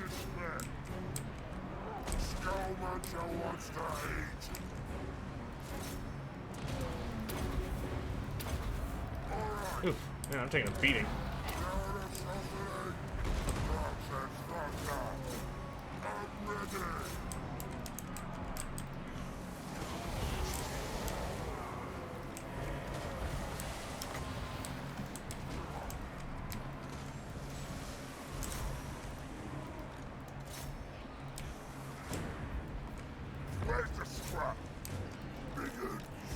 Get these war machines offline. Like now.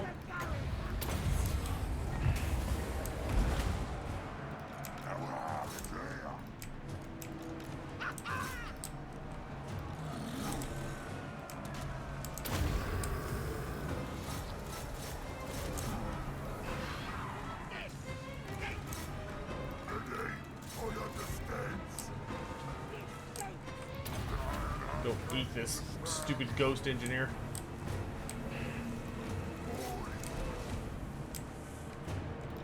Where's the cave? Happy to help. Oh boy, niggers!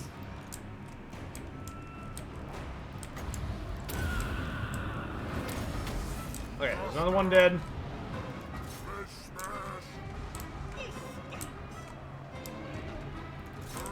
King Lun.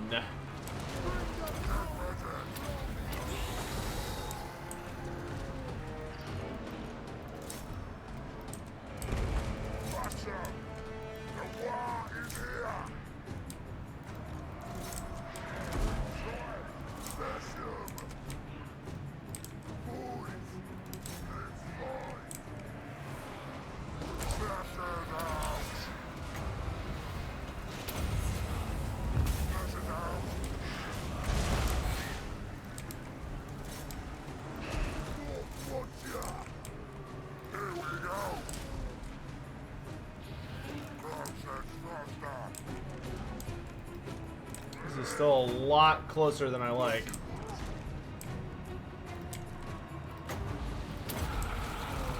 This is the last ghost, though.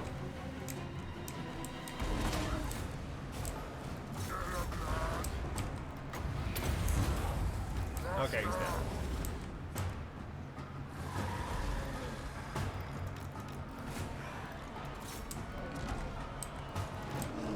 Ignore the hammers! Let's finish off all this other garbage.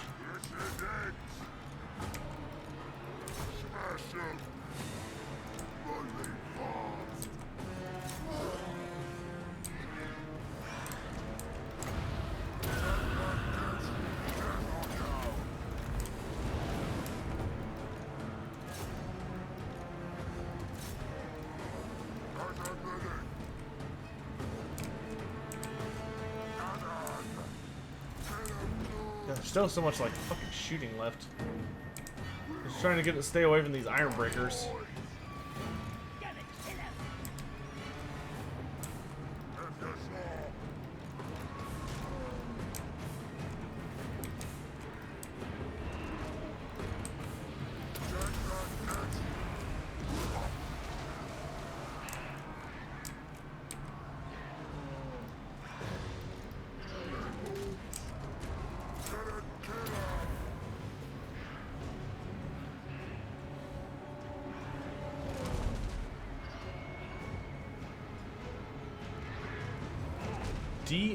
DOW bear guy?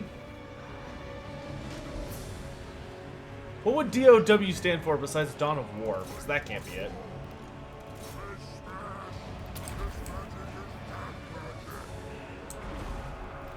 gonna kill him!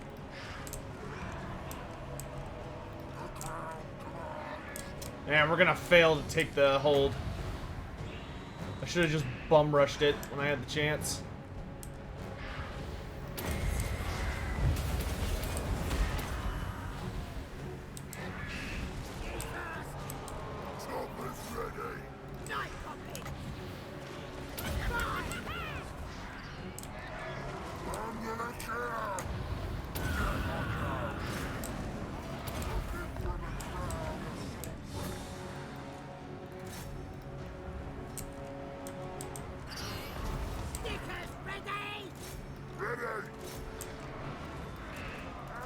Problem with these damn dwarves is they just fight to the fucking death. There's just a lot of them. Oh, dogs of war. Oh, okay. Oh, he's a werebear? Hmm. Interesting. That could make for a fun legendary hero, I think.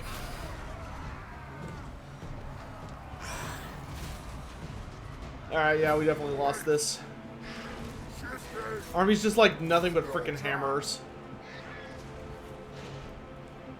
And then hordes of rangers, which, man, I hate rangers so much more than I hate quarrelers.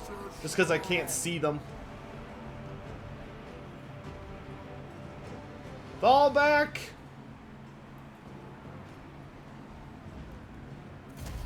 Alright, so that's pretty much going to break our only chance to get Karazakarak right now. We'll have to try and get them on the next wall. Yeah, these guys will literally fight to the absolute death. Just because they're all rank Chevron 7. And on very hard, the leadership buffs are just kind of ridiculous.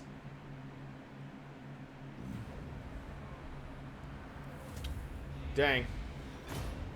Ah, we lost the Opal Amulet. That's okay. Azhag suffers his first major defeat. That's okay, though. We have finally secured control over the Zufbar area. Here they come. We're finally getting a Death Alliance going. That's nice.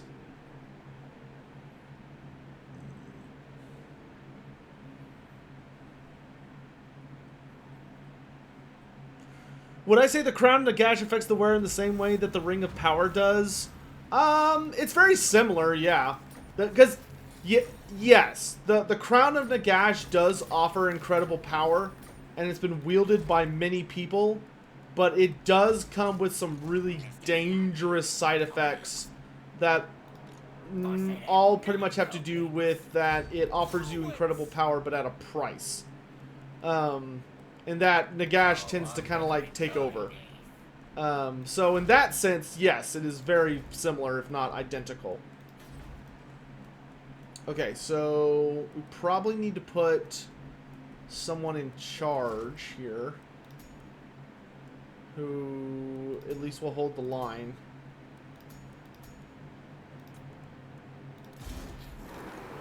And then we're going to put someone in Karak Raziak who will start gathering Azhag's army.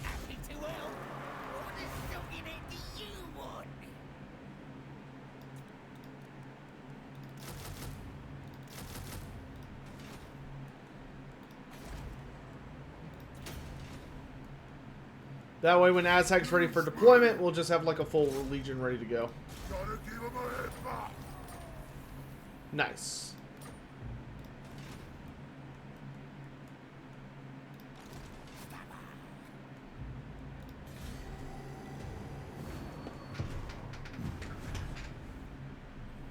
What two legendary lords would Kislev have at release? Richard, my sincerest hope is we have Tsarina Katerin, who of course is the most powerful of the Ice Queens to ever exist, save for maybe the very first one, which was Queen Mishka, and also her father, Boris Ursus. But I hope that, well, he has a bunch of different names, but I hope that Boris is like the high priest of Ursus, who's the bear god, whereas his daughter will be the Tsarina of Kislev. That's personally what I want.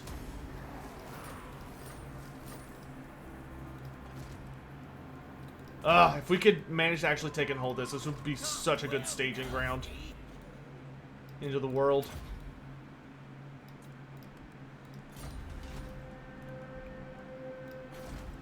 Good lord, he got here quick. Not in my name. Prepare for battle.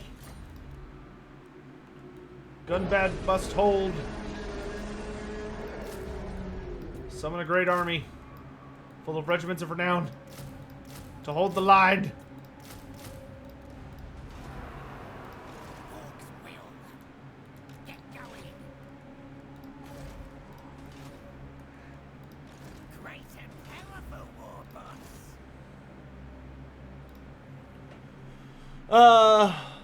Booger, thanks so much for the $5 tip, my dude. Can Greenskin/Ogre/Troll eat the meat of diseased Nurgle and Hornrat followers safely? Safely? No. They can, and they often do, despite the fact it is certainly not safe, but there are potential complications. Yeah, no, eating the rancid meat of followers of Nurgle can certainly come with pretty severe side effects. There's actually an entire breed of troll that was created by a group of chaos trolls devouring a bunch of Nurgle's followers, and they were basically cursed with Nurgle's rot, constantly competing against their regeneration, and they turned into horrific creatures that are known as bile trolls. So, you got my attention. Yeah, sure, Deathmaster Snitch, I'll team up with you. You'll help me against these damn Dawi.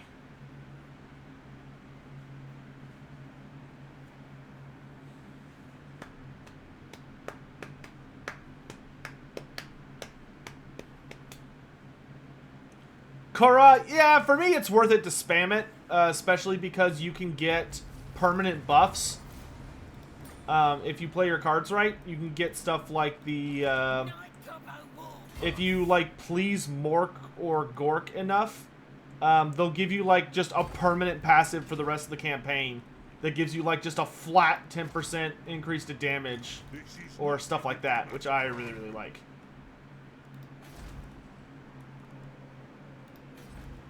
Oh, my Black Ark was immortal, so I wonder where he's going to come back. There's the question of the day. He's gonna come back somewhere, I'm just not sure where. Give me max tier Brain Bursta.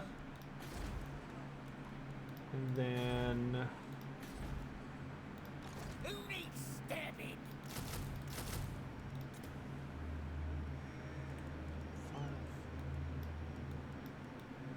Then... Okay, and then we could do, the Black Orc would put us at 16. And then we could do, okay, so cut down one archer. So that would let us do Black Orc Big Boss, put us at 15. And then we'll take the Biggin, which will put us at 16. And then we will do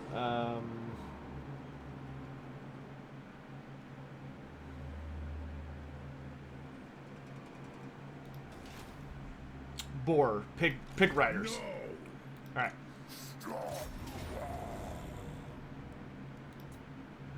That's a scary army you got there, Ungrim, or Thorgrim. I'll give you full marks for that. I'll smash it to the ground. What is something that you want? Can dragons hybridize like a fire dragon with a frost dragon? I have no idea. If they can, they never really covered it. If the CA were to add the Changeling in Warhammer 3, how do you think they would handle his main gimmick? I have no idea, Sevatar. The Changeling would literally be the most complicated character in the entire game. if he was even remotely close to the way he functions in the lore.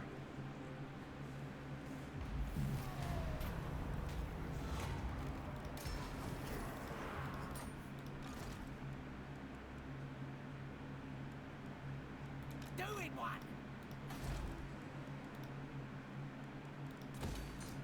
Okay, let's try and secure Katakdromar.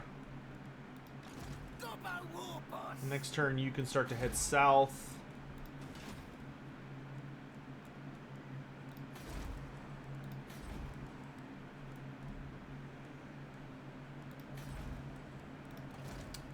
I want to hire a new Black Orc Big Boss.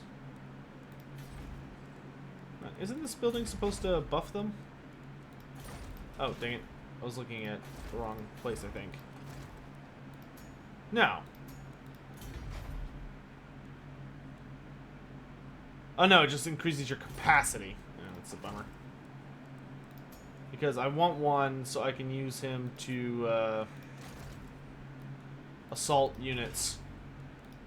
What you want?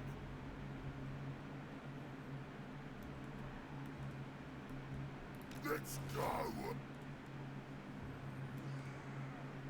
Could you beat a goblin? Could I beat a goblin in hand-to-hand combat? Probably.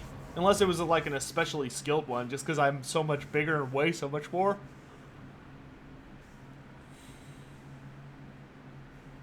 Why am I going 3 Biggins and 3 Black Orcs instead of 6 Black Orcs? Because with Azhag, my Biggins have Vanguard deployment and like really hilarious buffs to their stat line. How tall are goblins? Usually around like 3 to 4 feet tall. But some can get larger. Are the goblins in the Savage Orc tribes forest goblins and orcs in the forest goblin tribes forest orcs? Not necessarily. A lot of it depends on where you are in the world. A lot of places in the world, if you have Savage Orcs, you're gonna be dealing with you're probably gonna be dealing with forest goblins. Just because those are the most common groups to see together in like jungles and stuff. Like if you're in a jungle scenario or setting, then absolutely, yeah, you're probably going to be seeing a lot of. You're probably going to be seeing a fair amount of forest goblins and savage orcs. But like if you're out in like the wild plains of the Badlands, where the Savage Orcs are like really prominent, probably not going to see a lot of Forest Goblins out there. You're probably going to see a lot of like Wolf Goblins or just Common Goblins. But Savage Orc tribes tend to almost, most of the time, they tend to be pure Savage Orc tribes with very few Goblins. Unless it's like a big Waaagh army or something.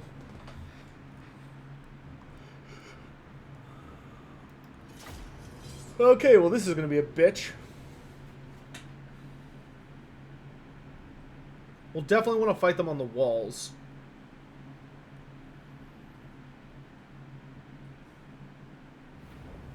So I think the goal is going to be to try and lure all of his melee units onto the walls. And then swarm his artillery and all of his ranged units. Like over here, it's almost going to be pure ranged units.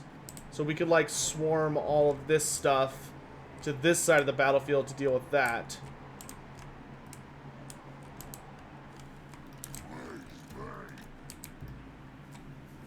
So first, to defend the walls, we're going to have the Biggins deal with that. It's not going to be easy, but we'll do what we can. Then we want our archers down here, providing cover fire.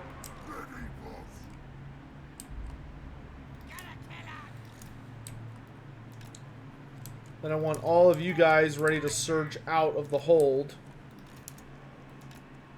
so that we can go smash the left side of the battlefield here. Then I need Arrow boy. Oh yeah, we definitely want our arrow boys over here because arrow boys actually have way better AP ratios. So So maybe we'll put the regular gobos like up here.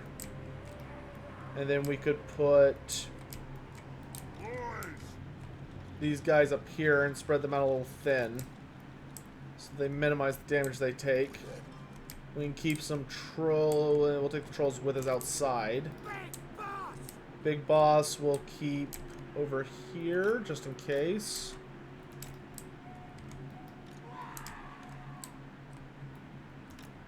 And these spider riders we'll keep in reserve.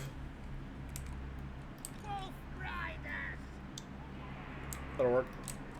You guys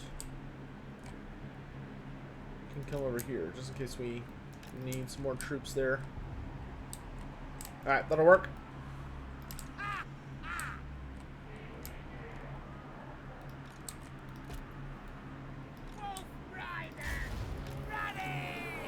Yeah, because all the iron breakers are like over here, so we can just ignore them, and hopefully they'll waste all their ammo.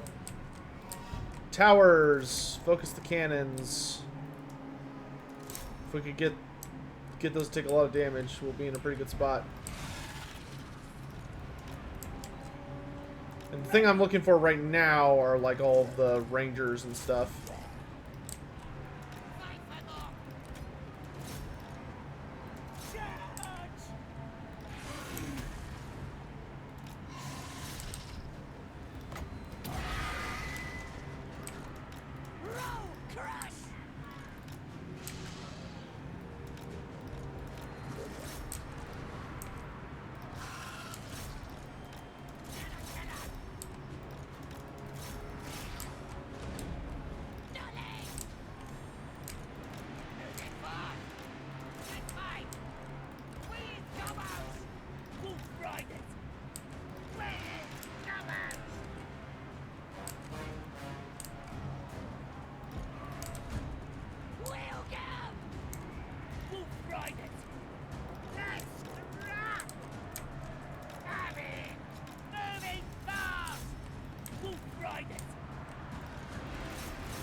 No, Spider, focus the Dwarf King, please.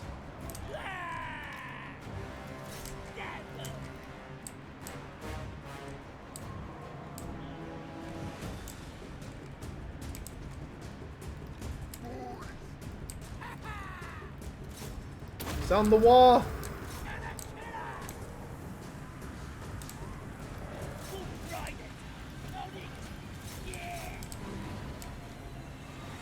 Oh, these units are starting to head over. Okay, we need to kind of fall back.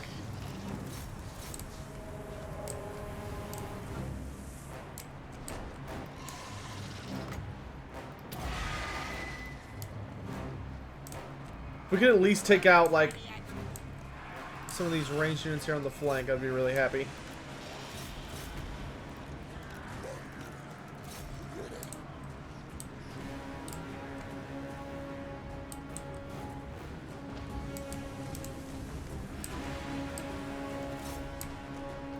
Two cannons there, two cannons there.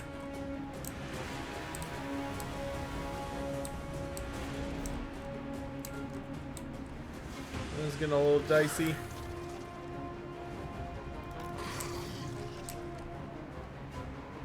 Good news is the walls are holding.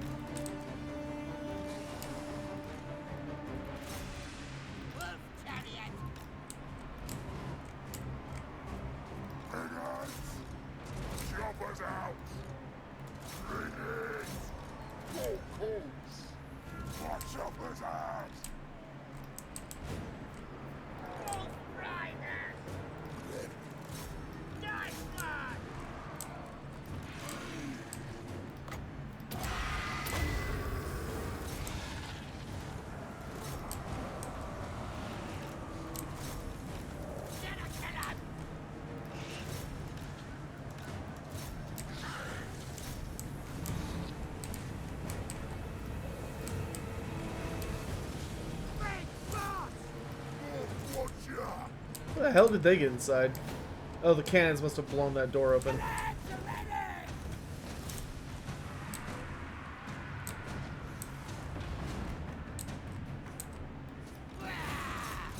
Iron breakers, dude.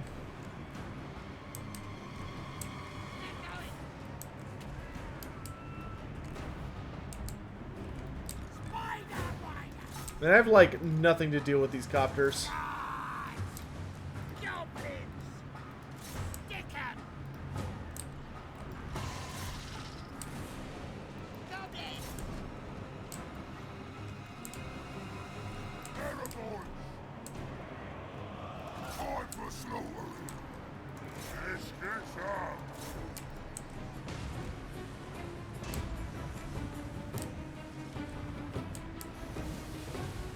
Feels like they just have infinite ammo.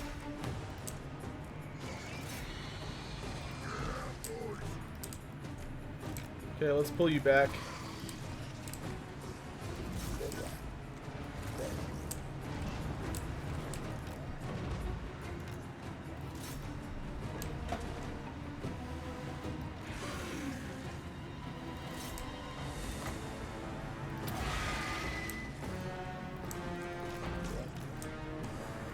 Back inside.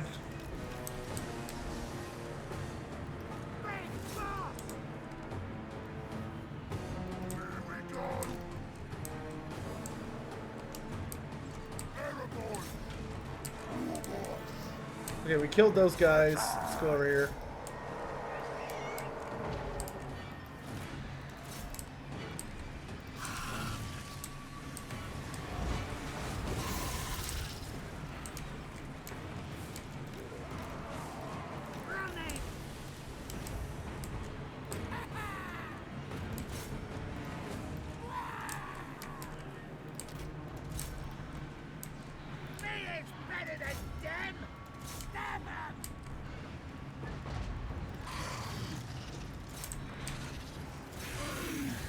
Okay, everyone just pile drive on Thorgrim.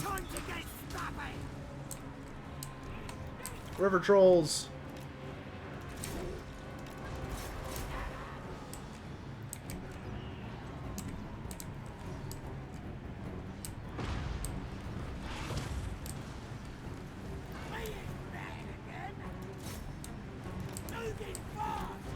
See, let's get y'all in on this.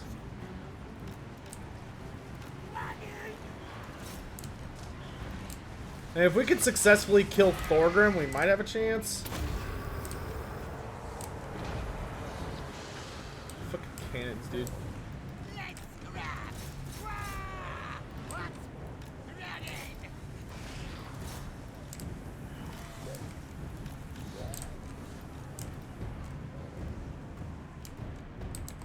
Whoa, when did this happen? Oh, fucking Rangers, dude. Everyone that's not in a Ragnarok, come over here.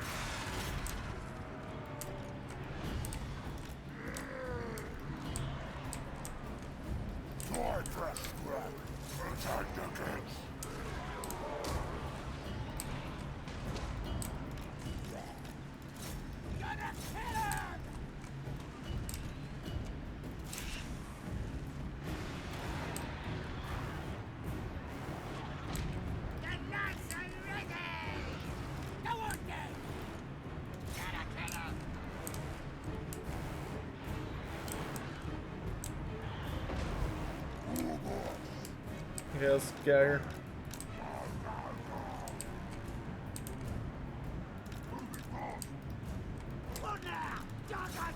Come on, trolls!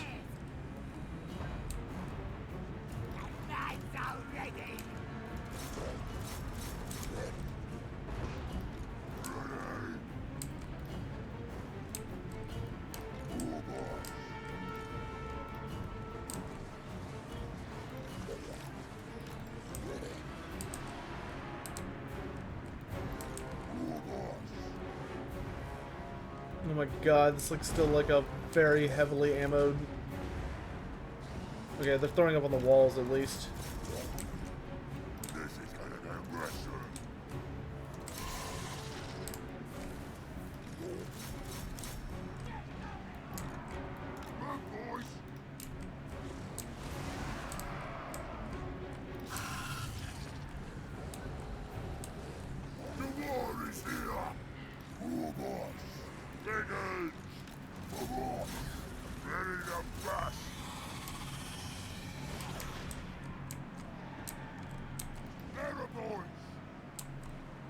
Let's go. Oh my god, are you kidding? It's like a whole nother group of them!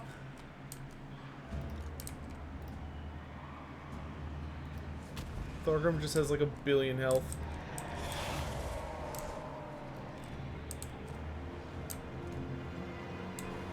Arrow boys. Shoot them. Moving Oh, you're out of ammo. Charge! Bravo, boys. Let's get them. This is it. That's it. We do it. Yeah, boys.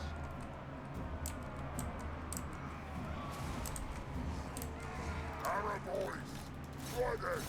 Get your asses in here. I need numbers. War boss. That's facts.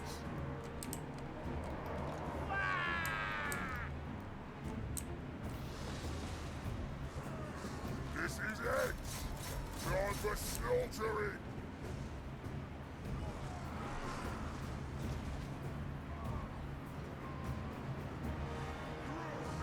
Oh, what a load of bullshit.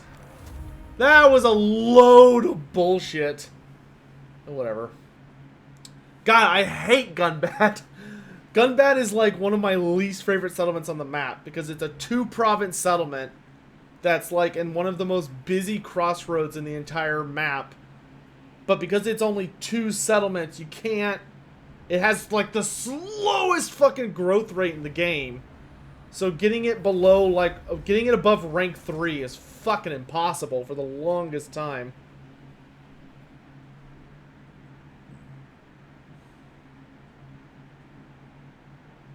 Did CA mention when a siege rework is coming? Yeah, game 3.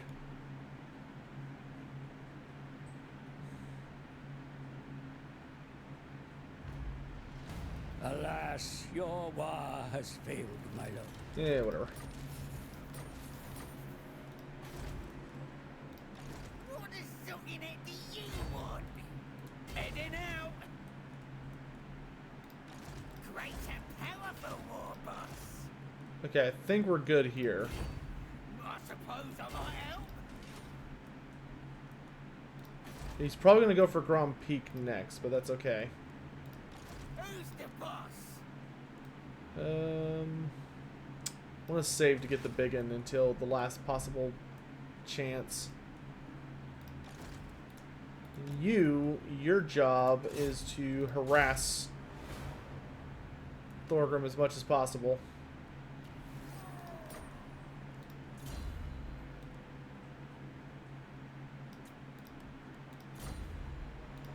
Let's get scrappy. If we can manage to, like, surround and kind of isolate Thorgrim, then we have a pretty good chance of turning things in our favor. Use me. I'm well nasty. Man, I just wish the greenskins were not getting their asses fucking handed to them, like, every single time we do a campaign.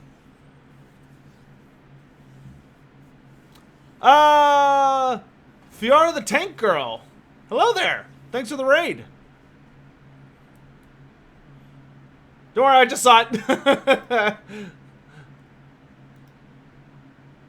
I was too busy trying to think of how I wanted to slap some dwarves. Peace treaty here. No, I'm good. No, those are my teeth. Nobody takes my teeth. Alright, so for our tech tree, let's go ahead and finish getting all these little things.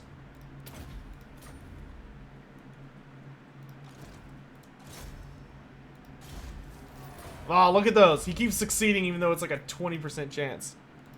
Thanks for the raid. Appreciate y'all coming by. What campaign were y'all working on? Ready for bossing. Who is Malal? Malal is kind of a... how best to explain him? Malal is a little bit of a weird character in Warhammer Fantasy because he is not the most... He doesn't really do a lot. in Warhammer Fantasy to the extent that it's not really clear if he's actually still a thing. Like, he's a character, and he seems to be vaguely active, but it's really, really unclear on whether he is actually someone that shows up on a regular basis. Like, he actually is a character that you could find in stories and stuff in the lore, or if he's more like a really, really old piece of lore that was never definitively kicked out or not, and is just kind of hung around on the sidelines. Yes, Undertaker, I did watch it, and I understand now why you wanted me to watch it. It was very entertaining when the dwarf showed up. Let's take the Warboar. Alright, so we got a rank 40 Shaman, that's nice.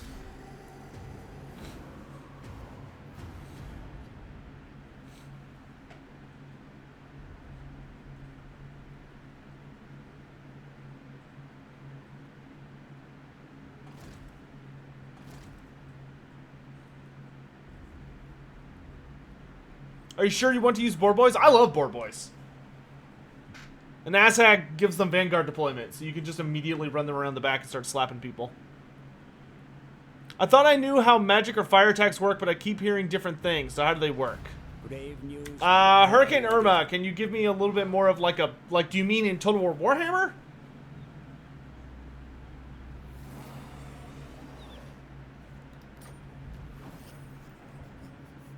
In Age of Sigmar, how do people get food? I mean, Age of Sigmar is a setting that has a much more stable universe than it appears to. But they don't really focus on like the stable day-to-day aspects of the setting. They only tend to focus on like the more wild aspects of the setting. Which I don't know why they do that. Because it kind of makes it hard to follow what's going on a lot of the time. But like there are farms and places where you can like have a modicum of control. It's not all just like completely wild, insane bullshit. Azhag, there we are. Alright, Azhag's back in charge.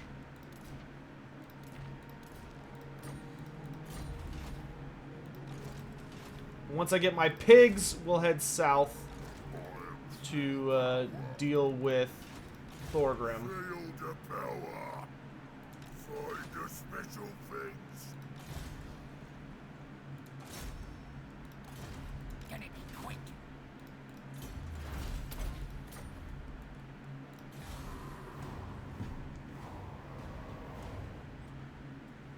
Hurricane Irma, still looking for your response.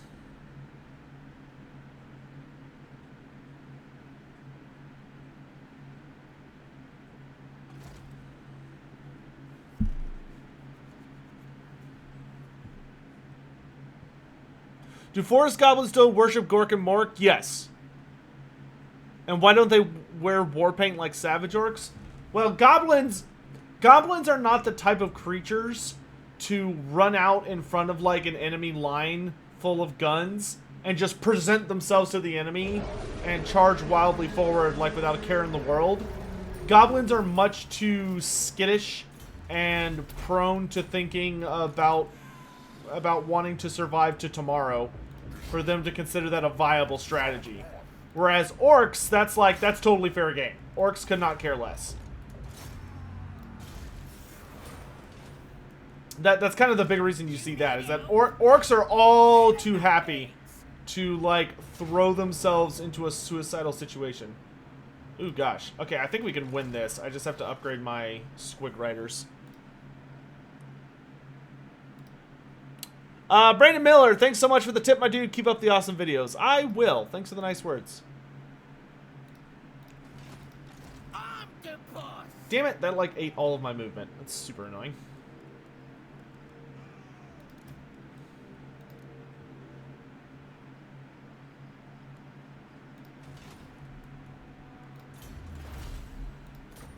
Alright, we'll have a finished tech tree after this turn. Black Orcs, get some bonus versus infantry goodness going. Okay, I can only afford one. Figures. summons me.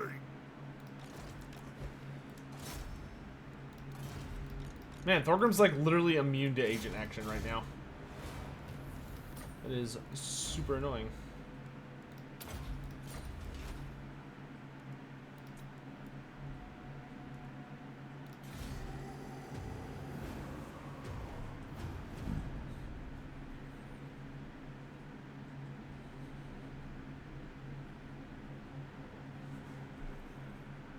Still not seeing a comment from Hurricane Irma.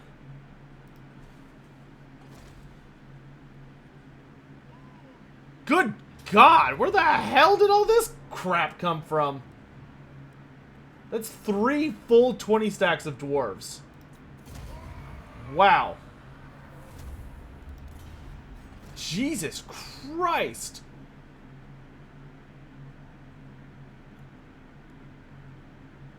Man, what is going on down south? It's just like nobody fighting the dwarves but me. That's what it fucking feels like.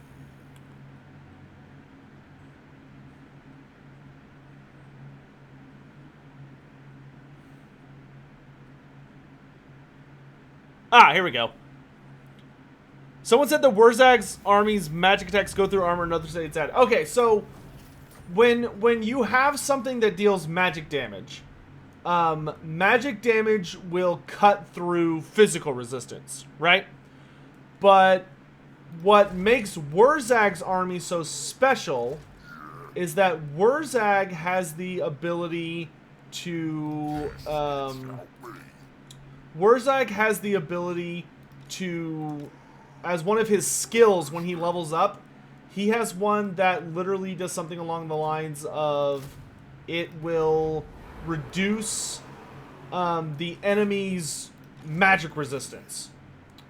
And when you reduce the enemy's magic resistance and you deal magic damage, that means you're going to deal a bunch of bonus damage on top of the damage you already deal.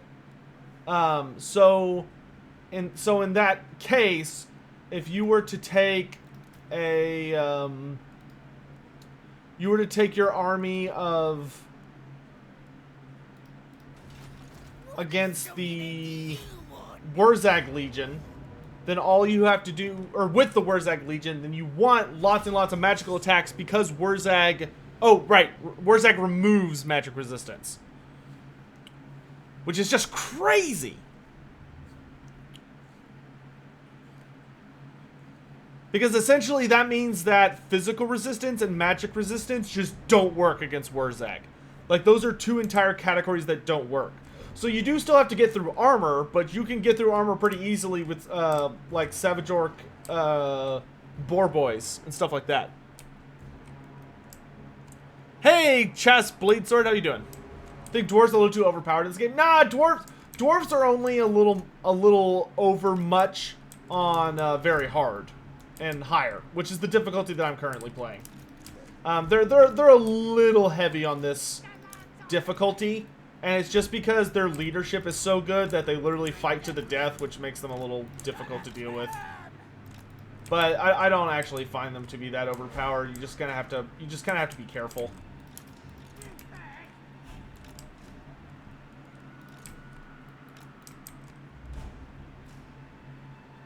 Oh, the garrison reinforcements. Yeah, let's let the garrison tank most of the damage. No reason to put myself in harm's way, right? Oh, I have a super squig. I've got an exploding squig. I forgot about that. Yeah, I'd much rather the iron blasters waste all their ammo on my garrison than on my actual night goblins.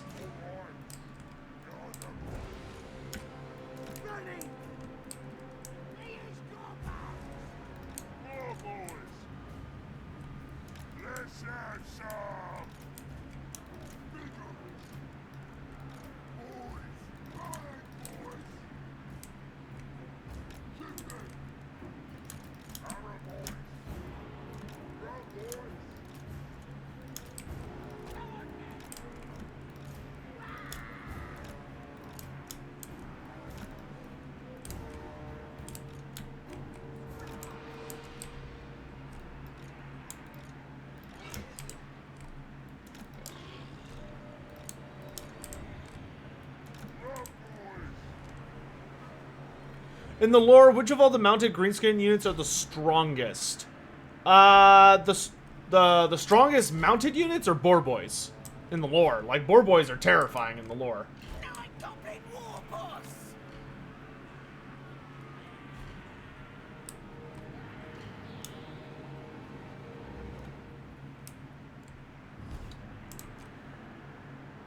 Let's get the Dragonback Slayers.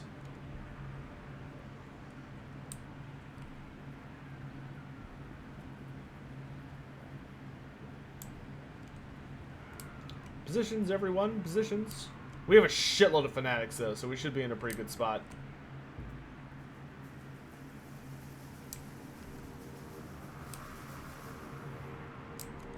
Who's my favorite Star Wars character? My favorite Star Wars character is General Grievous. I love General Grievous. I wish they had done more with him, because he's such a badass-looking character.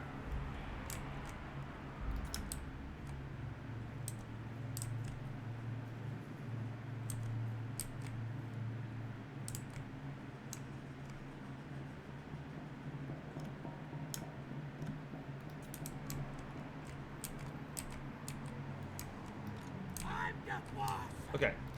Where's the scrap? Hey, fight! I shout! Let's scrap!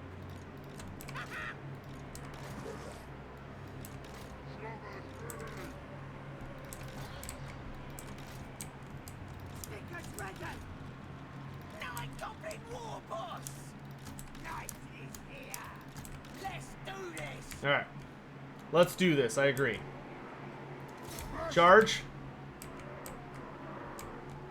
Charge. Come around this way. Around this way.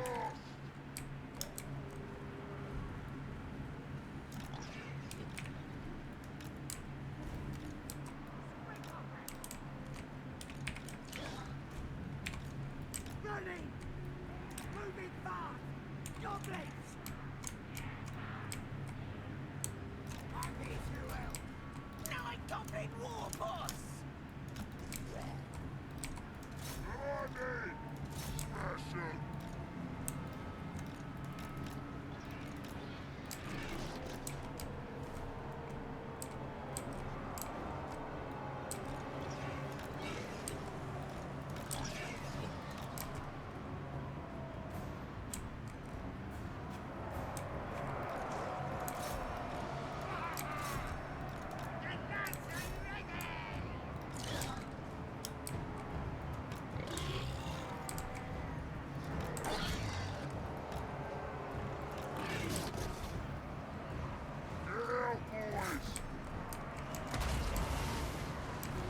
Nice.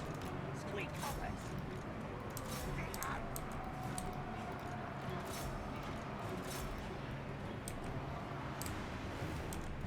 I've got this! Time to get nasty! Moving fast!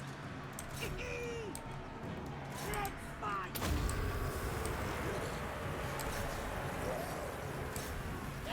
Alright, it's Fanatics time!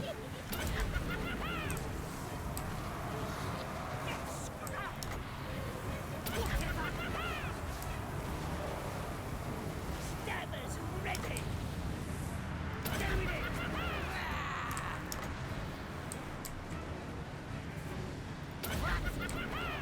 We eat better than them!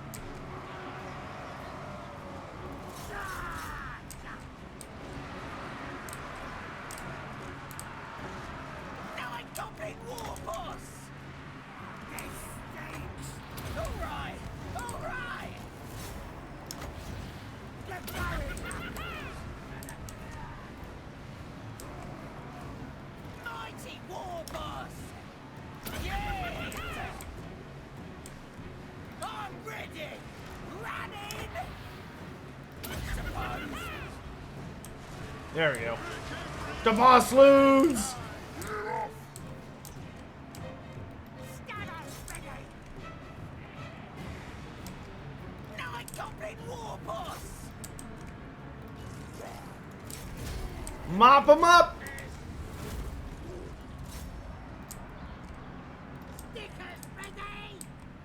nice, solid massacre. Goblins! Let me out!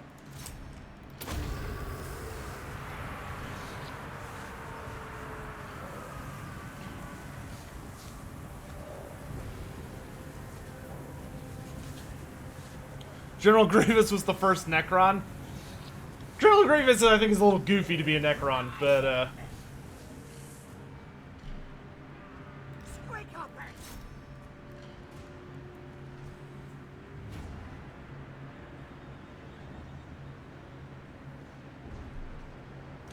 in the lore, if an Orc warboss mounted on a Wyvern attacked a Goblin warboss on a Ragnarok Spider, who would win? Lore-wise, that would be a complete toss-up. That would literally be a toss-up. Don't I mean a slaughter? Yeah, I guess that would make more sense, wouldn't it? It would be very difficult to just like call a winner between those two in that matchup. Just because a Wyvern in the lore, a Wyvern Orc warboss versus an Ragnarok Spider is literally like the most even matchup imaginable between those two types of monsters. I can tell you in tabletop, the Ragnarok would completely curb stomp a Wyvern, but in the lore, Wyverns are much scarier than their tabletop counterparts.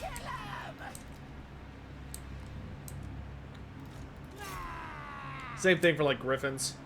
Griffins, Hippogriffs, Wyverns, those were all units that kind of suffered in later editions because they just didn't have a lot of armor.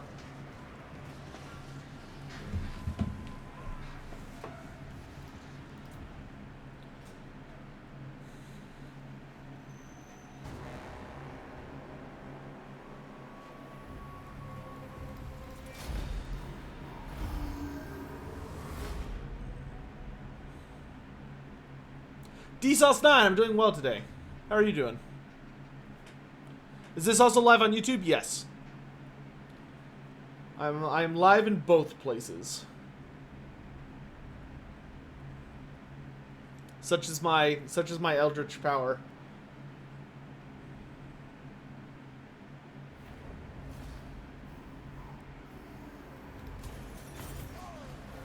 Nice.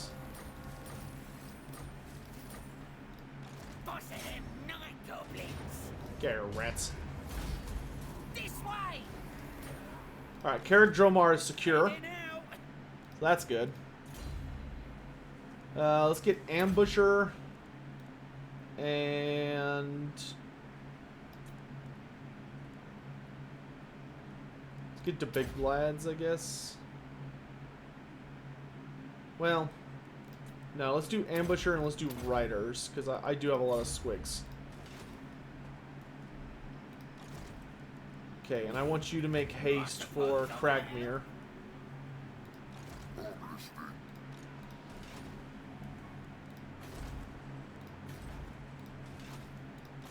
Feel the power.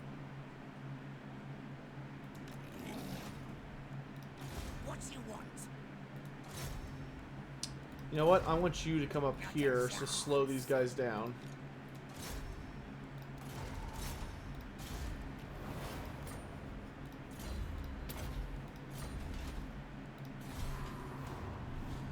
And Thorgrim's army is still pretty weak, so that's good. Did I read a lot of Warhammer books? I'll let you guess. Yes. Could Emmerich control Wyverns? No. Wyverns are too distantly related from dragons for the dragon song to have any notable effect on them.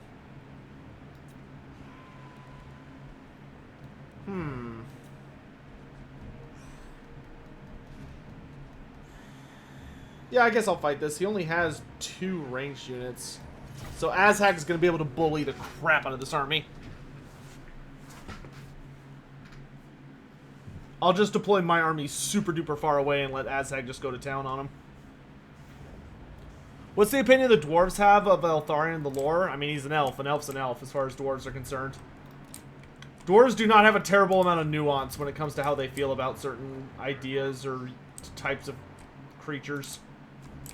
Dwarves don't hate elves, but they find high elves, but they find them to be very untrustworthy and believe them all to be liars and, you know, scandalous fools who care about ridiculous things that they shouldn't, and they're generally bad for the world and are a menace.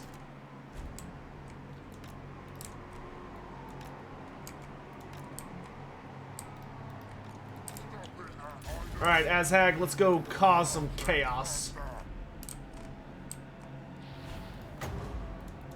Let's go. Faster.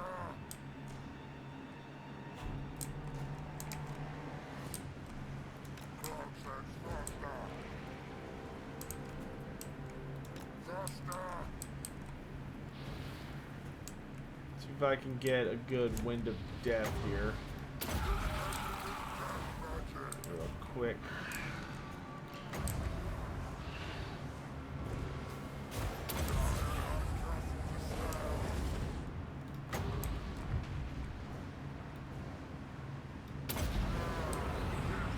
Hold still. Yes. Ha ha ha ha. Aw, it like veered a bit. That's okay. It was still a pretty good one. Okay, so let's deal with these units. I'm gonna plot my booty down here for half a sec.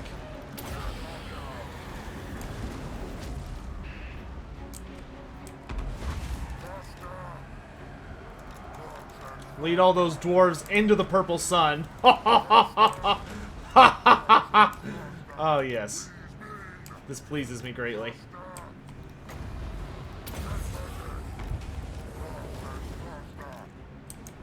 There's one gyrocopter down.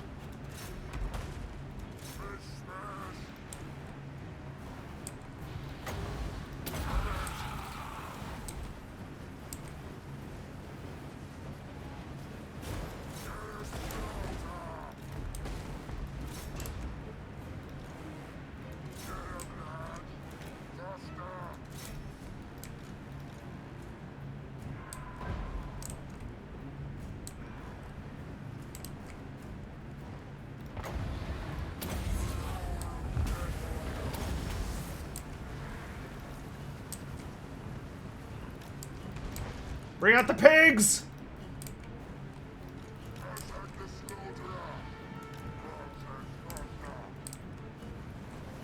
Boom! Good hit.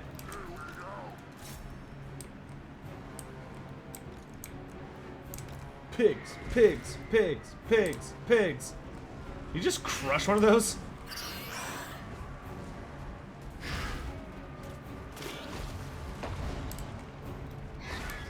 Yes, by all means, throw a bunch of explosives at me.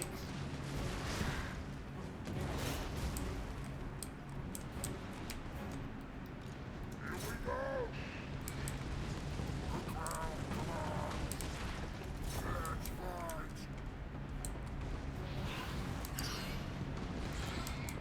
A worthy order. That's fine. If he wants to waste most of his ammunition trying to hit me, that's totally cool with me.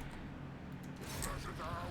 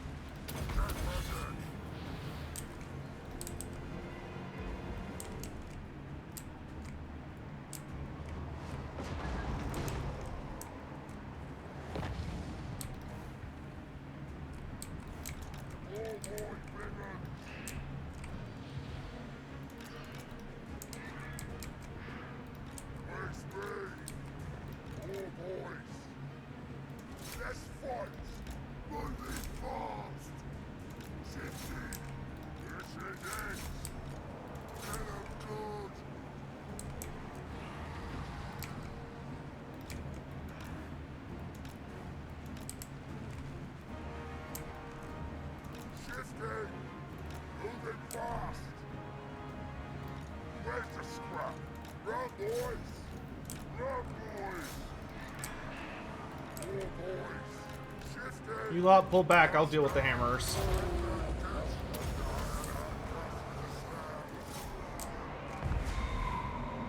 Slummers.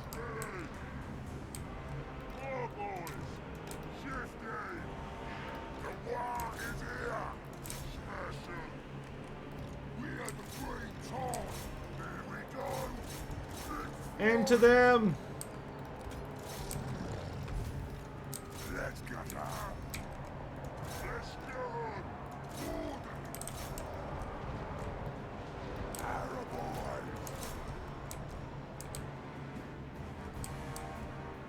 I'm gonna kill. Take that, kids. Take that.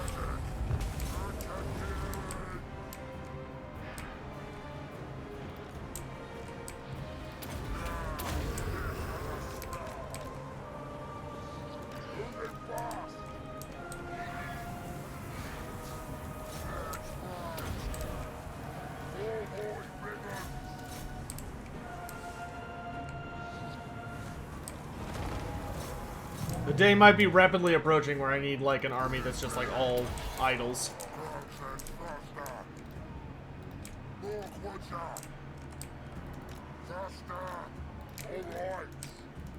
Chase off those ranged units. Fall back! Don't play fair, play hard.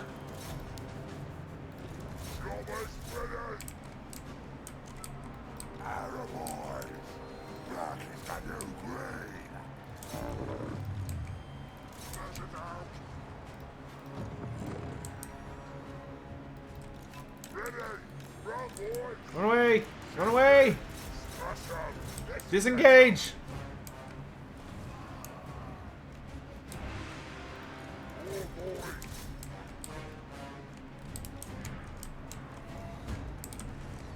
Alright, making progress. Good job, lads!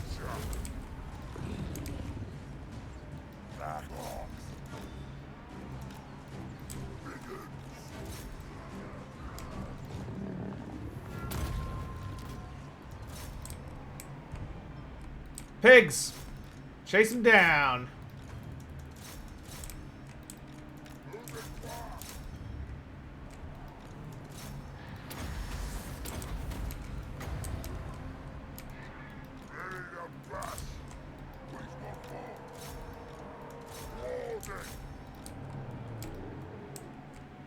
No survivors! Do dwarves know that the Black Orcs are created by Chaos Dwarves? No, they don't. At least I don't think they do. As for how do they feel about Black Orcs, I mean, dwarves hate them. They know that Black Orcs are the greatest classification of threat to them on a regular basis, because the thing about Black Orcs is... The thing about Black Orcs is Black Orcs are not prone to distraction. Like, Black Orcs hate other kinds of orcs, or greenskins, because Black Orcs are very serious. Like, Black Orcs are all work, no play, to a pretty intense degree. Which has led to most greenskins thinking of Black Orcs as basically, like, colossal party poopers, because they never want to, like, enjoy the fruits of their labor or raiding or anything. All Black Orcs care about is violence. Like, they want to fight, and that's all they give it to. That's all they care about is fighting.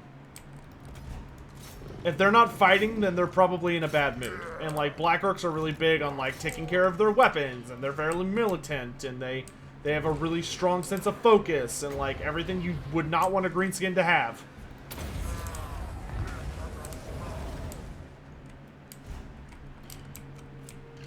Which is what makes them so dangerous, of course.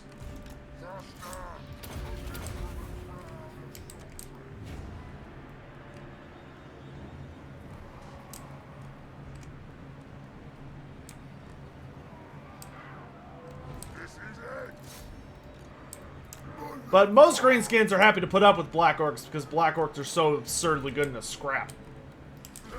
Like, Black Orcs are kind of the kings of greenskin culture. Just because they're the biggest and the baddest.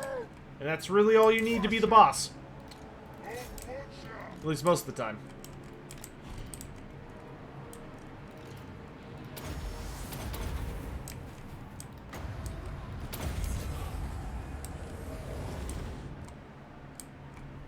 Dwarves pretty much hate anyone who's not a dwarf. Yeah, you're not wrong. Dwarves are what we like to refer to as casual racists. It's just kind of a part of their everyday.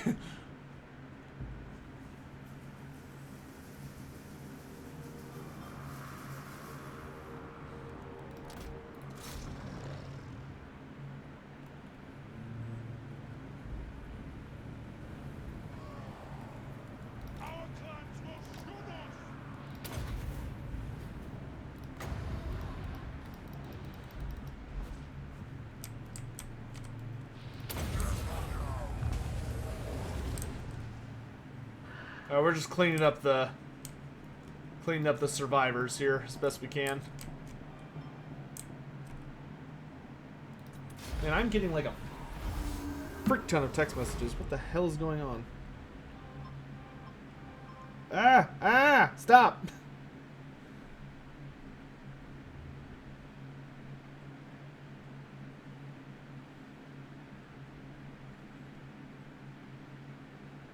Oh, okay. Okay, it's my buds. Man, I miss my friends. I'll tell y'all what. I have not seen them in so long.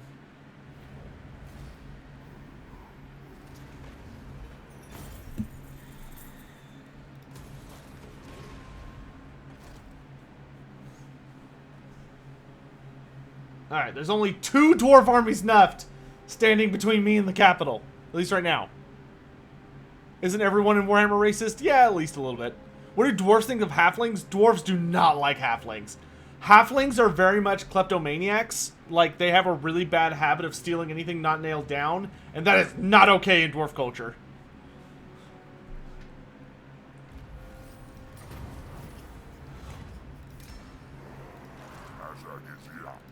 Okay, I got my black orc back. That's not my black orc. It's a goblin. Right, you're gonna slow down Grombrindle if you can. Damn it. You useless little bastard! Hey, lightning strike!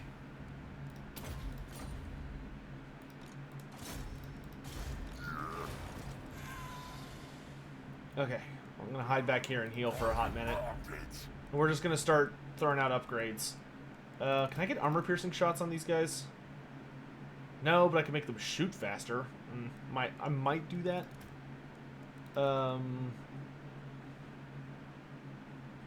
Ooh, I can give my Biggins AP. That'll be good. With Azhag's signature unique ability, which is wizardy weapons. What are you up to? We've got another big army coming up here. Hey, you're very sneaky, though. So let's hide you over here. Well, and hide. Well, we'll ambush you next turn.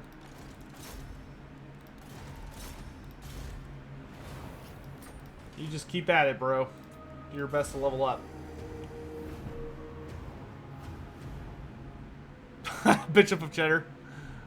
Sorry, that was the case.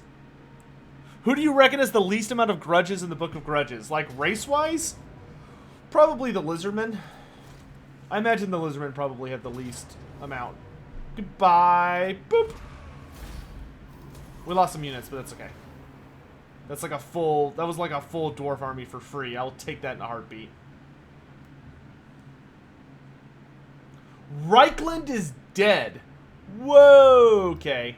So the vampires are doing very well. I just need the vampires to start fighting the dwarves. I don't think they're at war with each other, which is super annoying. But hey, I'll take it.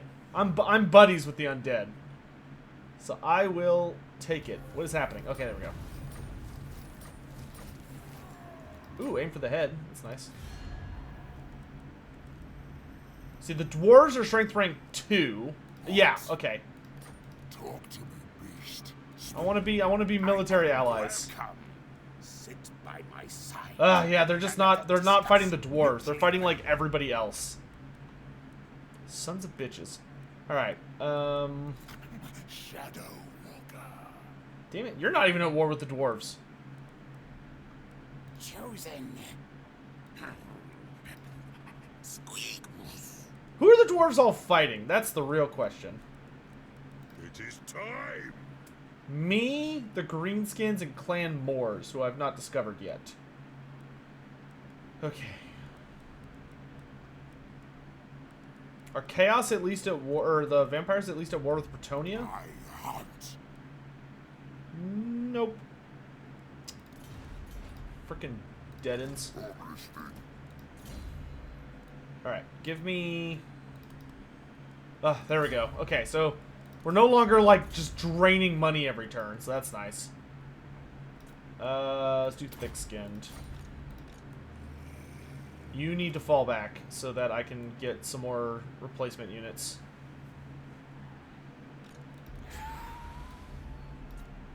Oh, wait, no, this is easy to solve. Boom, done. And I'm bored. And I'm losing money again. Wait, where'd they go? Night of a war boss. Alright, alright. Go ambush stance until I know for sure where they're at.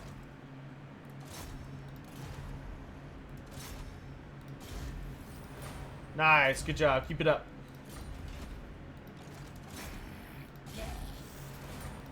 Gabo, I'm gonna need you to step up. Use me! Dog's fist will squeeze the life out of them!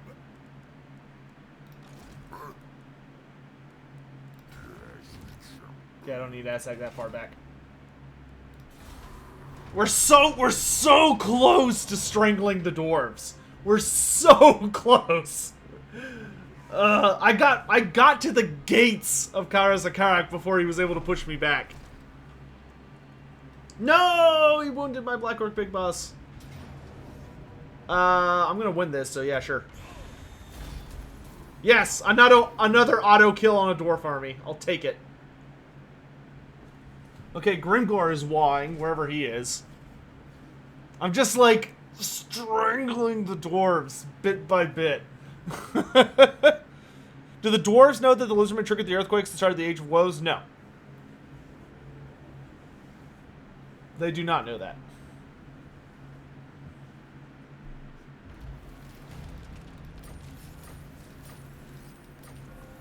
Okay, that did some more damage to my army. But that's fine. I will simply replace... What did I lose? Just Biggins? How many turns does it take to recruit Biggins? Let's see, I could go... like down here.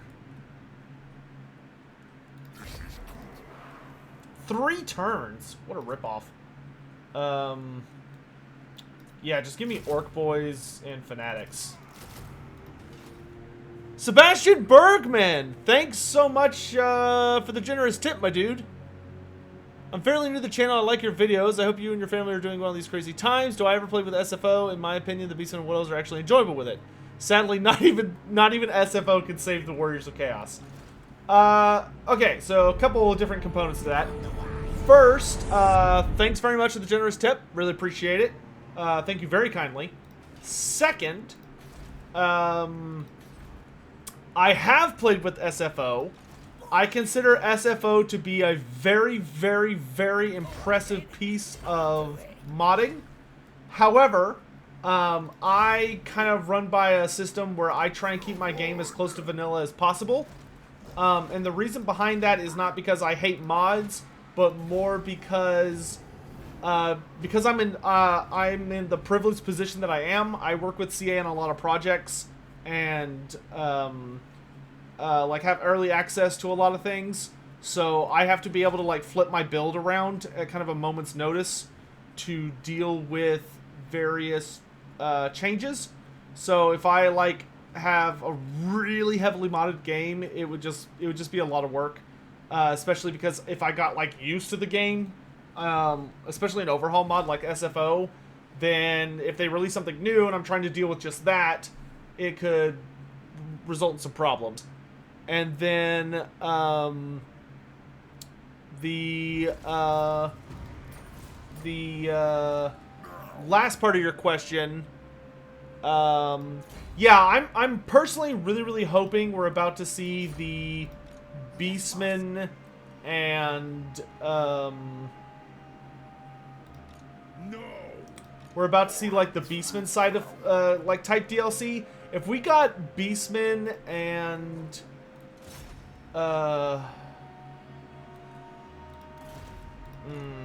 where's this guy gonna underway to is the real question. If we got access to like a Beastman and Wood Elf DLC, I would literally be over the moon. Okay, let's move.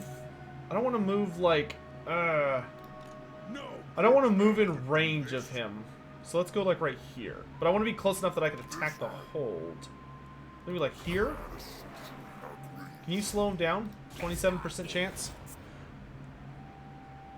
Thank you very much for the tip, by the way. I really do appreciate it. It's very generous of you.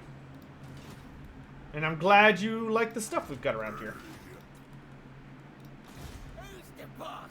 Okay, so it looks like... Oh, I need a shaman in this army. What am I doing? Oh my gosh, I'm such a noob. Yeah, a serial dancer? It's not great, but I'll put up with it. I just need a shaman really bad in this army. Look at me being all like just being a big old nooblet.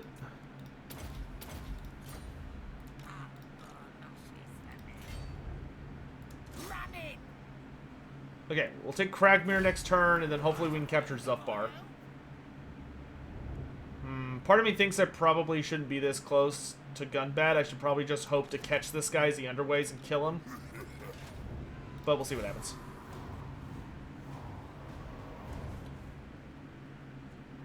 What would the caverns of the Night Goblins look like if man were somehow able to make his way down there? Really, really, really dark. But they would be super gross caves that, for the most part, would be full of all sorts of different large glowing mushrooms, in addition to things like, in addition to a lot of stuff like, you'd find a lot of, well, garbage, a lot of bones, rotting meat, a lot of greenskin shit, to just be frank. You got my attention. And numerous other nastiness. But the cool thing would be all the glowing mushrooms. And it would be super claustrophobic and dark. Because goblins rely very heavily on using cave networks that have like a lot of really, really narrow entrances or components. That way they don't have to worry about enemies potentially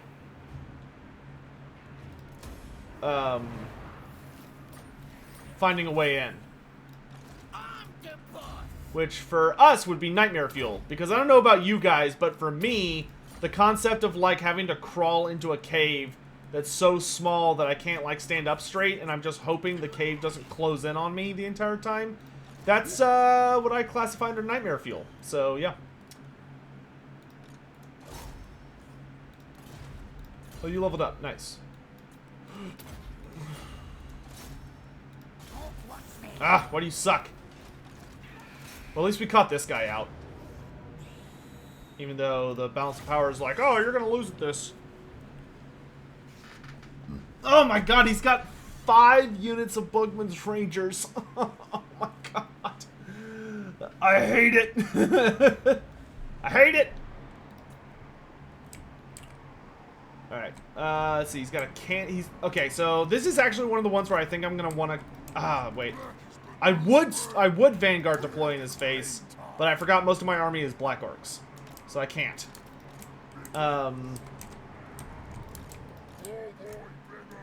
Boy, biggins. For anyone who's wondering why my army is so freakishly disjointed, it is because a good portion of it died earlier. So we kind of like just slapped together what stuff we could.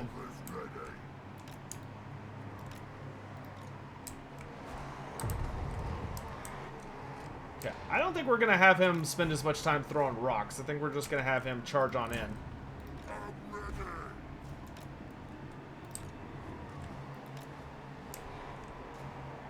Oh, he's not on his pig. Huh.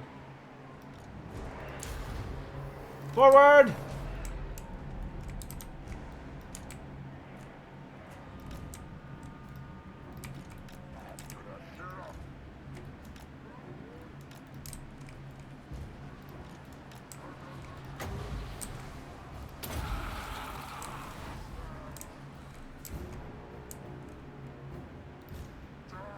Why is Lizardmen my favorite faction? Oh man, that's like a whole story. So when I was very little, and I started to learn about Warhammer Fantasy for the first time, I was only... Well, okay, here, I'll answer your question in 2 ways. I'll tell you why they're my favorite faction now, and then if you would like, I can explain why they were my favorite faction back in the day. So the reason they're my favorite faction now is because I'm like I said earlier, I like to think of myself as a very optimistic person.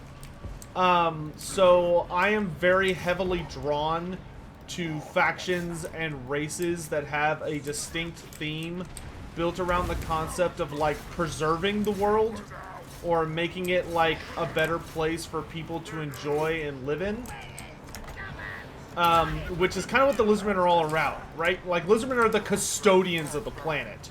They're the guardians of the way things are meant to be, the way the world was intended by the old ones to be enjoyed by their creations. You know, a perfect paradise where the races that would go on to defeat the dark gods would be able to be raised up in ideal lands for them. I love that concept.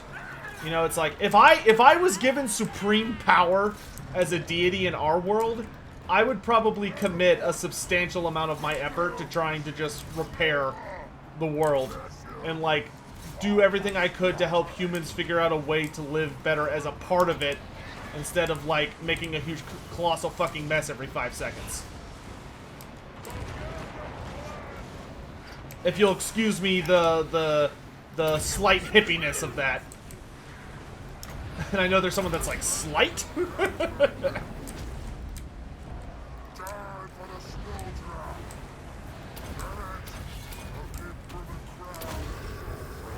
Alright, send in the pigs!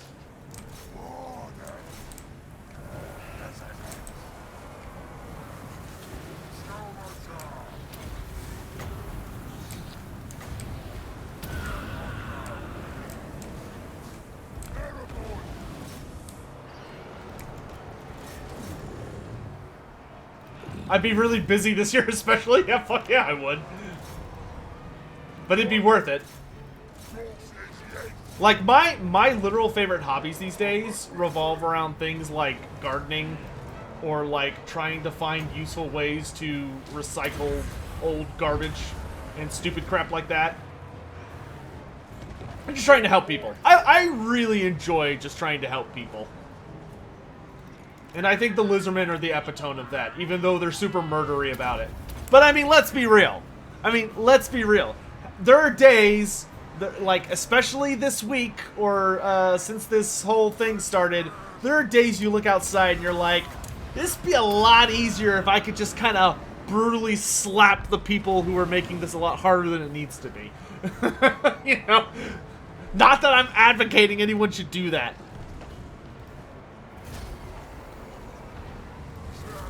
Am I talking about humans in Warhammer or in real life? Both, I guess.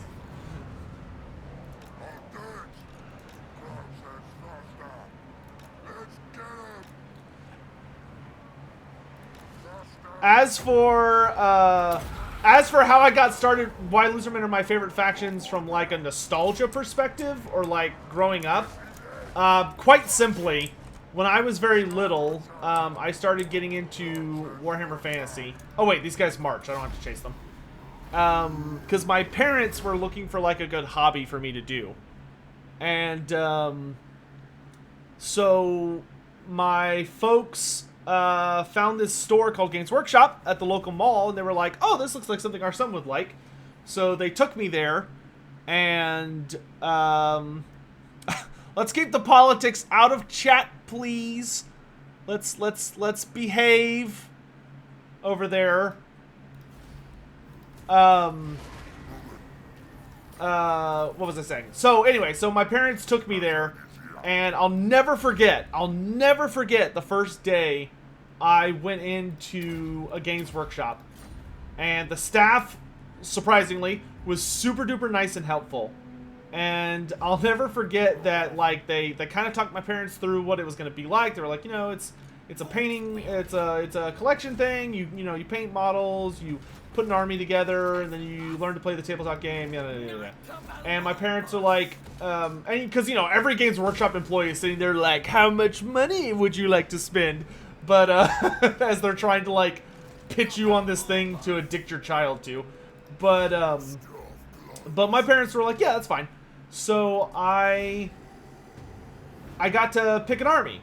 And I'll never forget that when I was little, Well, this wasn't in the 90s. This was in the early 2000s. So this was like 2002. And because I think I'm younger than some people think. Because I'm only 28. But, man, I'm getting distracted. All right, so the guy was like, well, what do you like? Like, what's your favorite thing? What's your favorite fantasy monster? And I was like, oh, I really like dragons. Like, I love dragons. Oh my god, dragons are like my favorite thing in the universe. He's like, oh, cool, dragons. Yeah, we got dragons. And he's like, so what do you think of these dragons? And did I really need to stop and think about my own age? Dude, I do all the time. All the time. It is genuinely difficult for me to remember how old I am sometimes. Because it all just kind of meshes together at a certain point. Like, I think after I turned, like, 24, it just stopped. You stop caring, right? Like, it just doesn't matter anymore. It's just all like,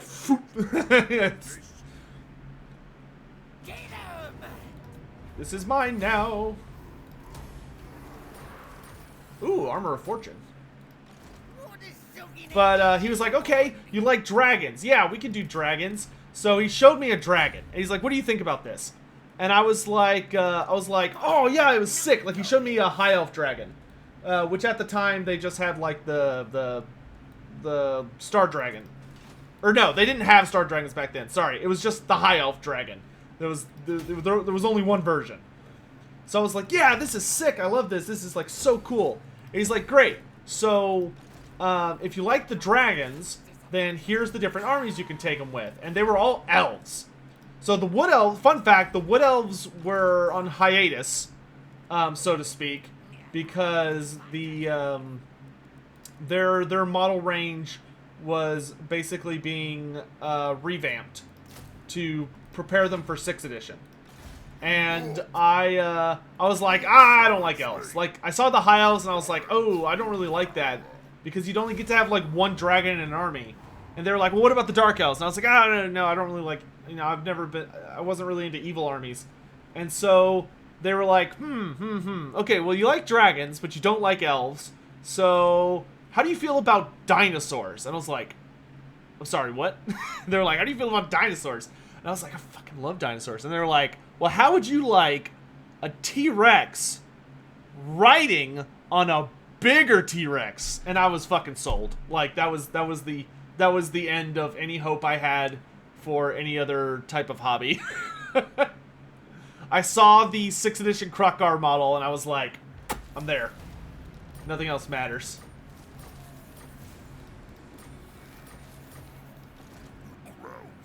Part of me wants to take Gunbat, and part of me wants to run over. Oh wait, I'm not gonna make it in time. No, Zupbar is totally doomed. Son of a bitch. Okay, well I'll just take Gunbat then. That sucks. I really like that army, but they are definitely fucked. Because I thought they would have a turn of healing, and they definitely did not get it. Ooh, cool. He left it at a pretty high rank for me. That was nice of him. I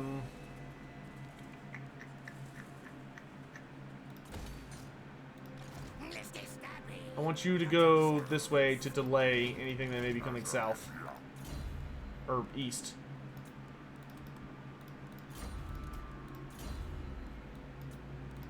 And the first models that I ever got, or actually, wait, no, I started playing Lizardmen in 5th edition, now that I think about it. But the first models I ever took home, I took home a box of 5th edition Saurus Warriors, a metal Skink Priest, the metal Saurus Unit Command, and a single metal Kroxigor. That was my starting collection, so to speak. And it was beautiful. It was a wonderful experience, and I'm really glad I got to enjoy it. Okay, let's trade out a couple units here. Get rid of that. Get rid of both of the... we'll keep one of these.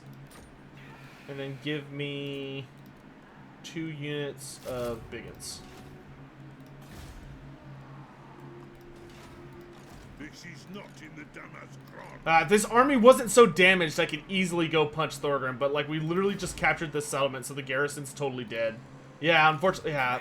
Man, that sucks. I really like this war boss, but there's just no way he survives this. That sucks. Damn. Okay, well. That's alright. We'll just build a new one. We'll start off at a pretty okay rank, though, so it's not horrible. Braga, maybe? I like aggressive more. Gabo War Boss. Wait. I always do that wrong.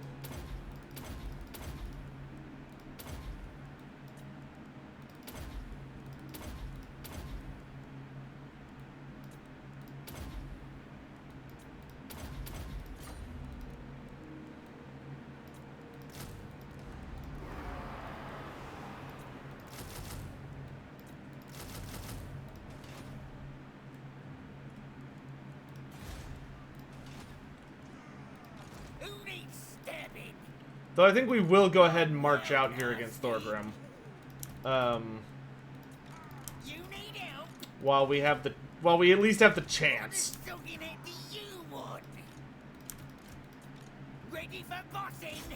We're definitely screwed, but I'm gonna have a much easier time dealing a lot of damage to him with this army than when his reinforcement army shows up.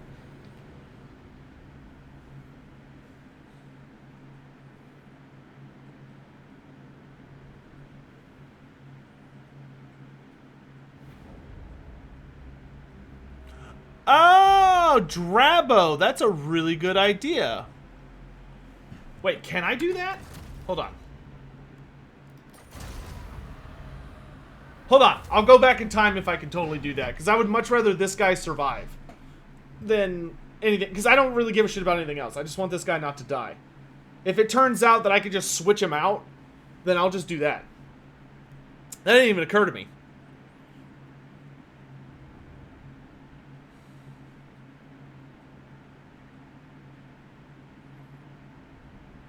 I took what you said as the opposite of hippiness. Oh, really? Well, that's good at least. Okay, I'm just gonna go back in time. Real quick. I very rarely save scum. But it didn't occur to me that I had an option there. So I consider that a legal save scum.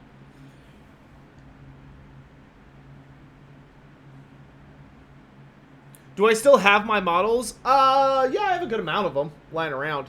The only problem is my camera kind of sucks, my webcam. I need to buy like a really nice new one. I need to do research. Like cameras are like black magic to me. I know so little about them.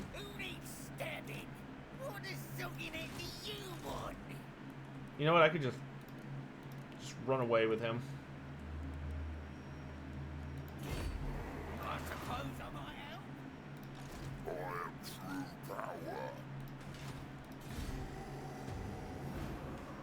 Raid my own province like a jerk.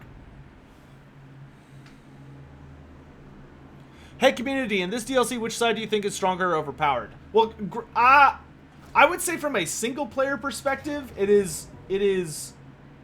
Did he really just do that? Wait, no, I don't want to reinforce it. I don't want to reinforce it. Why do I not have the option to not reinforce? Oh, well, actually, technically... As long as I don't lose too much of my army, it'll just run away. That's fine. That's fine. We'll just do that.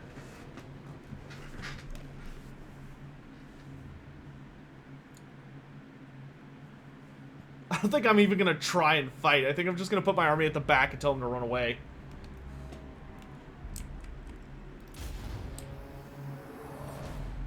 Because I just don't have a way to deal with this. Look! The walls... The walls aren't even, like, fully built. I like how it shows as a wolf rider.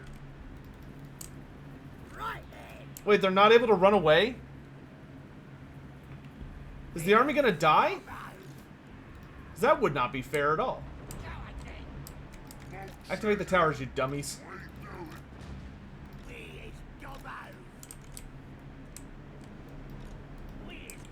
Activate the towers!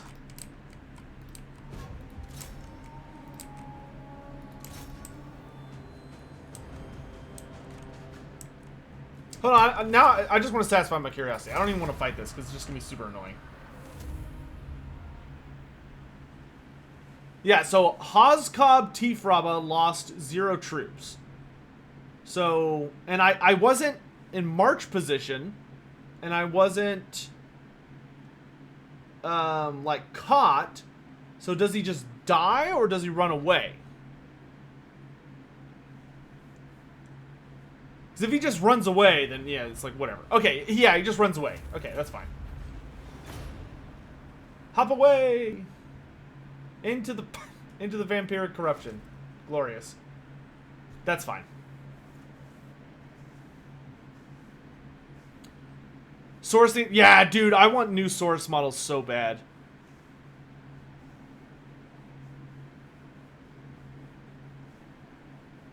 Yeah, I really want new source model. Oh, they stole my armor of fortune. Jerks. They didn't even fight me. How'd they steal it? That's what we call some bullshit, chat. Okay, so we'll take Mount Gumbad, which will give me lots of moolah. This is mine.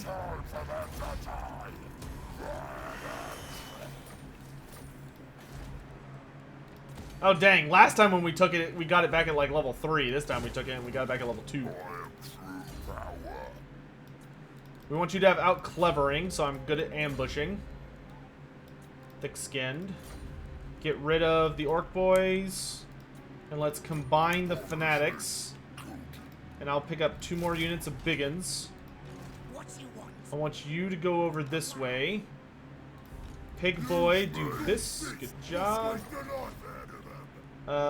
Black Orc, Big Boss, come down this way. You, we are out of here. Bounce, bounce, bounce, bounce. See you later, Thorgrim. See you, nerd.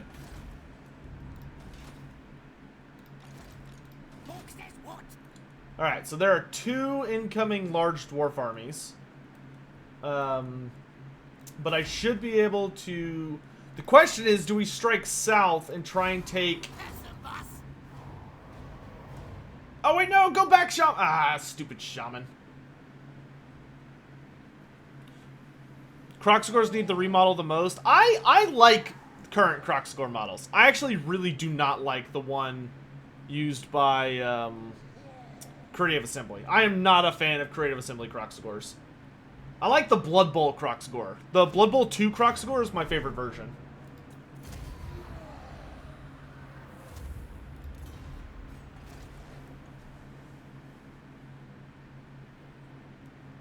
You're dead to me, Sotek.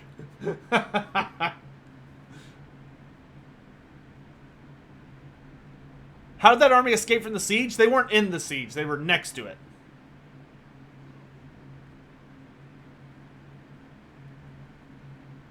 That Versus box for the Seraphon can't come out soon enough? Yeah, I know, dude. I'm really nervous about what models are going to be in it. I just hope it's good. Yeah, let's do a tribute. Try and stabilize here. Okay, you just go all the way home. This little piggy goes all the way home. Wait, can I get a better Night Goblin Shaman? Because this one kind of sucks. Yes! Torturer. Much better. Okay, you're fired. Yeah, you. Goodbye.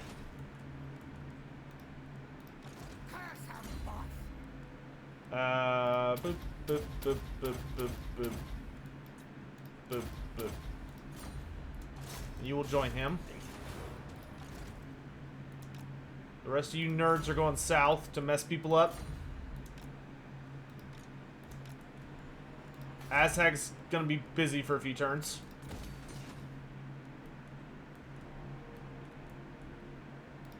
Let's go.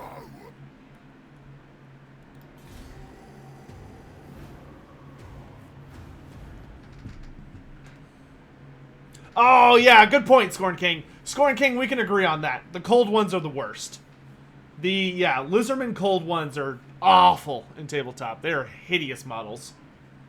They've never been good either. That's the really sad thing. There's never been a good version. Been a lot of bad versions, but not any good versions.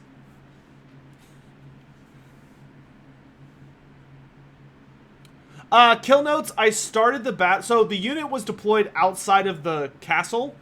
And what I did is I started the battle and then just immediately exited out. The most OP unit in tabletop is the Lothern Sea Cutter. Oh boy. The Lothern Sea Cutter. Truly God's greatest weapon on this earth, right? Okay, I'm going to give all of my Black Orcs bonus versus infantry. Or at least as many of them as I can. That way they're just going to be able to, like, cut through dwarves like they're made out of butter. Great and powerful, war boss. Butter.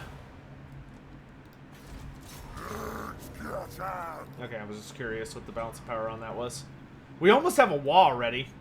So that could be our chance to get revenge against Karasakarak. 15% chance. Good lord. God, I hate when legendary lords are leading armies, because it feels like the legendary lords are, like, immune to a lot of agent actions, which makes the agents feel super pointless.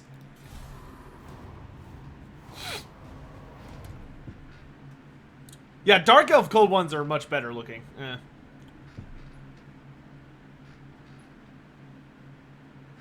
Well, you can't compare the Cold ones against Nagash, because Nagash got a new model and it's sick.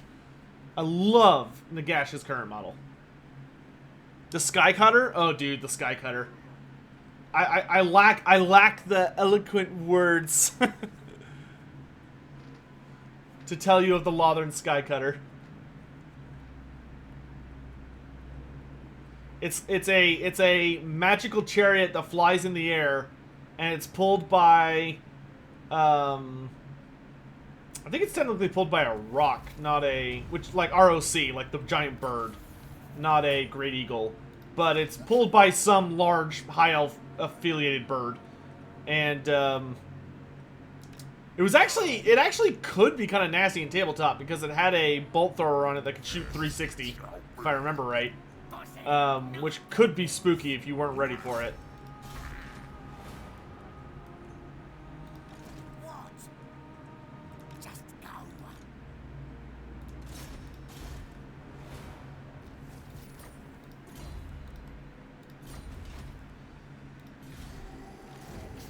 Come here, Belagar. Come here, Belagar.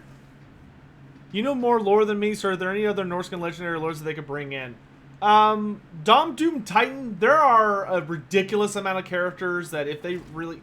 How did he foil my ambush when I have like a billion bonuses? Whatever, his army sucks. There's an almost infinite number of characters they could bring in. It just depends on how obscure they want to get with it, and also what, like, theme they want to go with. I mean, if your whole thing is that, oh, I want there to be a new Norscan legendary lord who is like the exact same as the ones we basically already have, well then you could literally just do like Surtha Ek, because it's such a meme-heavy character, because people would love that. Like, Surtha Ek would be a really popular character. If you're like, well, no, we've already got a monstrous melee character and a infantry melee character who can also like ride a chariot and stuff, so we want to do something different from that.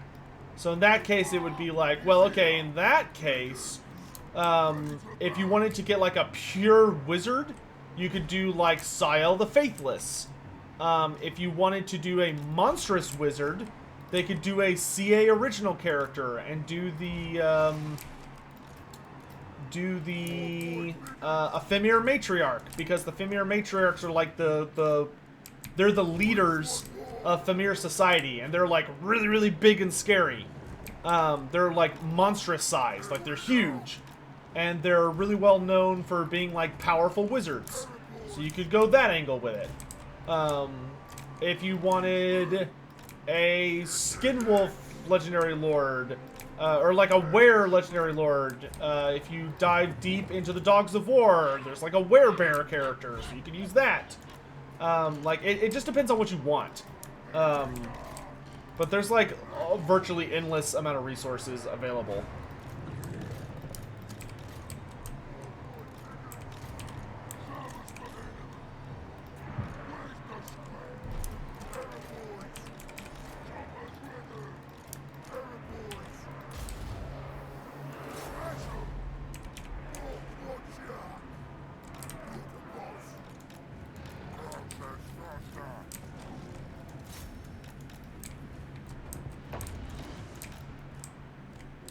So it begins.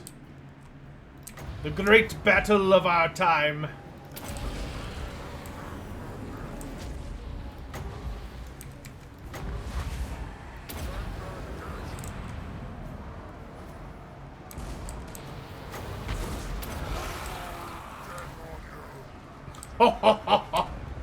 Nice.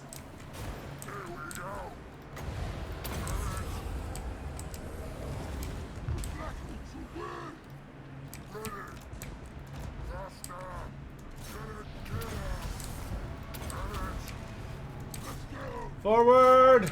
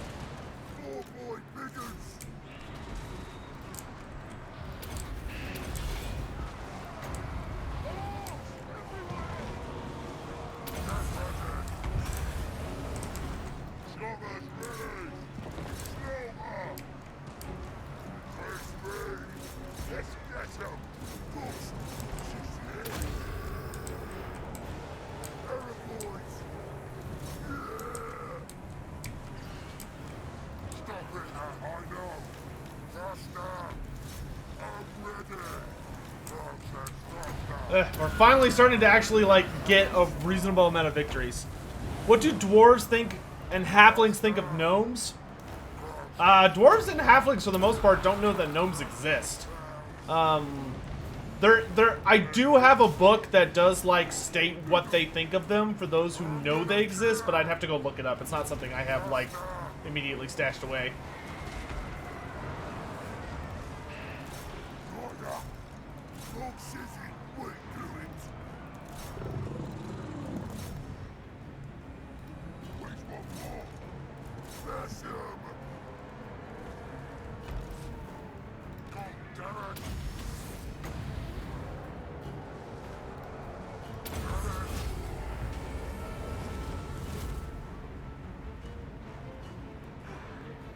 Alright, pigs. Let's clean up fleeing units. Especially ones that have a lot of health. Azhag, I want you to go after Belagar. Archers. Shoot Belagar.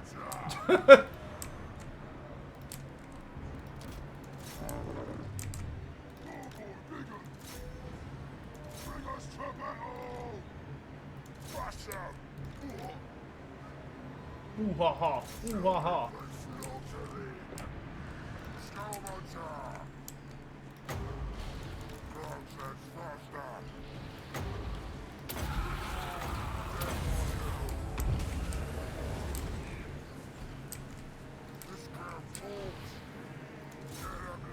No, whoops, I like canceled my own spell. Weird.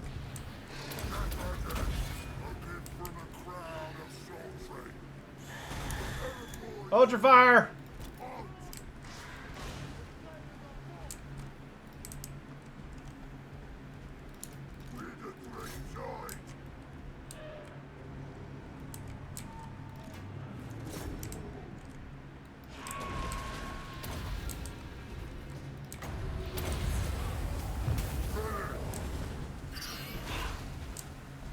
when the AI, like, jukes sideways. If you're a fleeing unit, you should only be allowed to run straight. Dude, you're right fucking behind him. Don't go back in the air.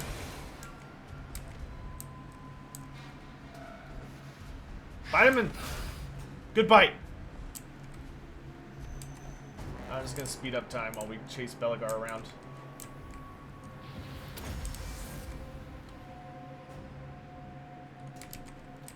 Pigs! Come to me. All of you. You know what? All of you. Come here. Everybody come here.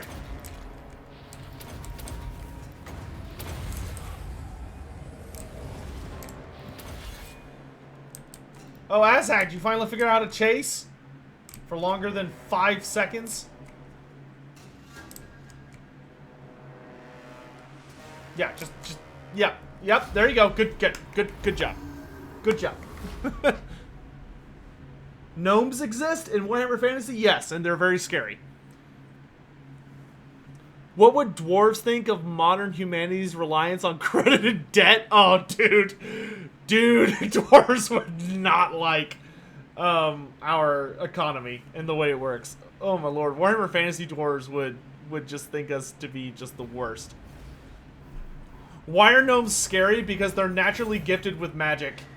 And not only just magic, but shadow magic. And they're very, very good at illusion and, like, messing with your mind. And they're a surprisingly sinister little bunch of bastards.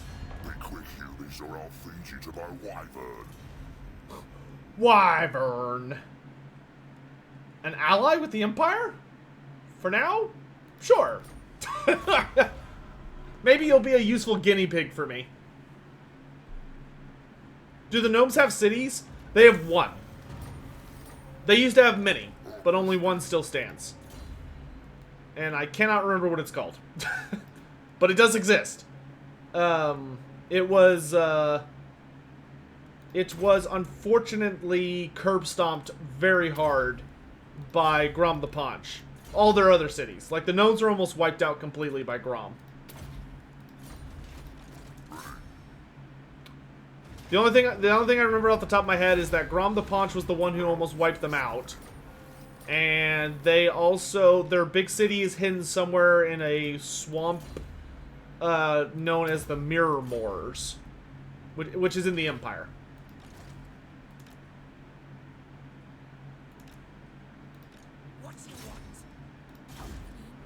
Now, if I could just convince the undead to get off their ass and help me fight the dwarves, we could finally get somewhere.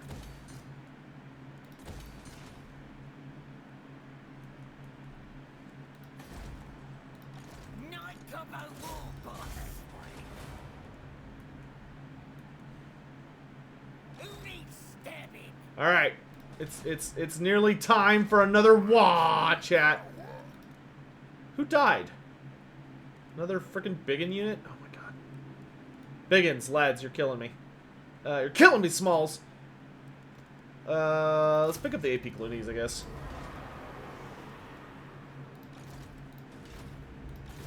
Like rain flows.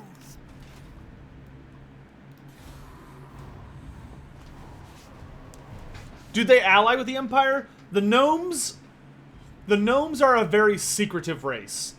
They're technically on the Alliance of Order, but they're very secretive. They do not want anybody to know they exist, because to them that's just a potential threat of someone finding a way to locate them and wipe them out. Are they like the Skaven? No, they go out and exist in society, but the main difference between gnomes and halflings, for instance, is that gnomes grow facial hair, and they tend to be, like, a notable bit more skinny. So, basically what happens... Oh, God, he's got Warp Lightning. Basically what happens is that the gnomes will constantly shave, and they pretend to be halflings. Glimdwero, thank you. It is Glimdwero. What are some lesser-known heresies besides Chaos and Necromancy? Do you mean, like dark magic lores? Probably the least known lores among, like, people who are just learning about Warhammer Fantasy that you should know about because they're important are the lores of Hedgecraft and the lore of Spirits. Both of those are very, very, very important lores from, like, a history of Warhammer Fantasy perspective. Because those are the lores wielded by wizards who have not been formally trained, which does not make them as deadly as some other lores, but also vastly increases the chance for those lores to accidentally cause the wielder to miscast and, like, his head explodes, opening a temporary realm to the realm of chaos where demons come out and devour everyone in the immediate area. So, you know, pick your poison, I guess. Man, my biggins are gonna, like, completely trample these Skaven legions. The only thing I'm worried about is that Gracier. So what we're gonna do is focus all of our towers on the spear unit back there. Because if we can get rid of that spear unit, then our boar boys and our trolls can go out there and smash the shit out of him. Is there a lore of ice? Yes. The lore of ice is not a dark magic lore, though. The lore of ice is the naturally born magic of the land of Kislev. It's basically like Kislev's unique form of geomancy, but it's literally wielding the power of the land itself. Because there is a extremely powerful and potent, I don't want to say a fountain, but there's like a magical site hidden deep within Kislev that allows them to use ice magic, and it's like one of the most important sites in the entire country. If it were to ever fall, Kislev itself would be doomed. Yeah, it's kind of like the lore of Athel Loren. Yeah. All right. Almost. All right, pigs. Let's go. Let's go, lads.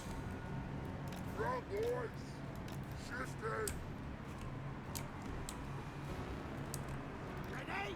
I'll do it.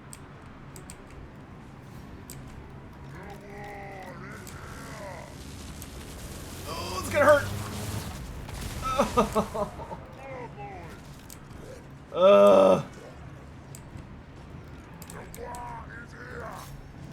Go, kill the slingers. Come on, spears. Go up the thing. Punt him into next week. Oom.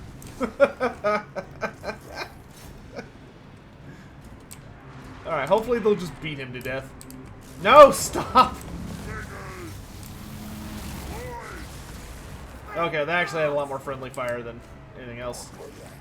Move past him. Move past him. Okay, now circle beat the hell out of him. Whoa! So chat, y'all have asked me a lot of questions. It's time for me to ask you guys some questions. I think that's only fair.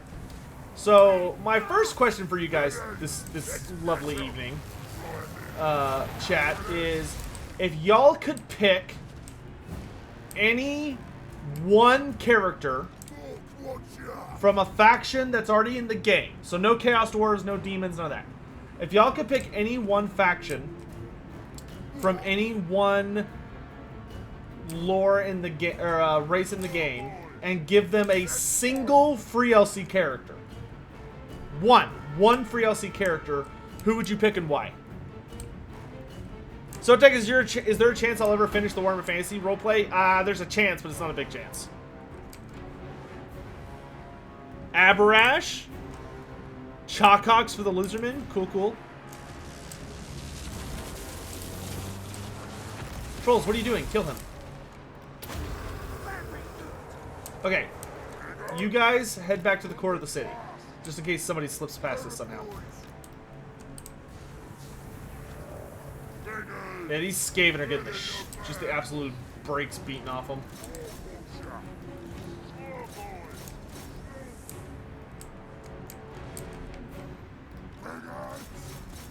Choppers ready. Ready to burn. I love when Skaven get the tar kicked out of them. You want a Savage Orc War Boss. Cool, cool. The Red Duke is playable. Abarash. Skaven. Sigmar. There's an interesting choice. Neferata for vampire counts. Cool, cool. Red Duke. Sisters of Twilight. Dwarves. Skaven need Throt the Unclean. Lady Ariel. There's a good one.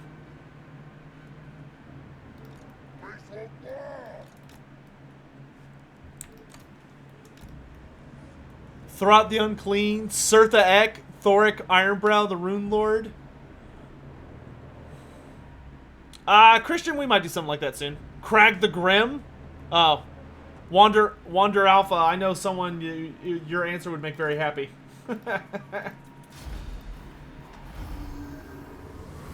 The rat from Gotrek and Felix is Thankful.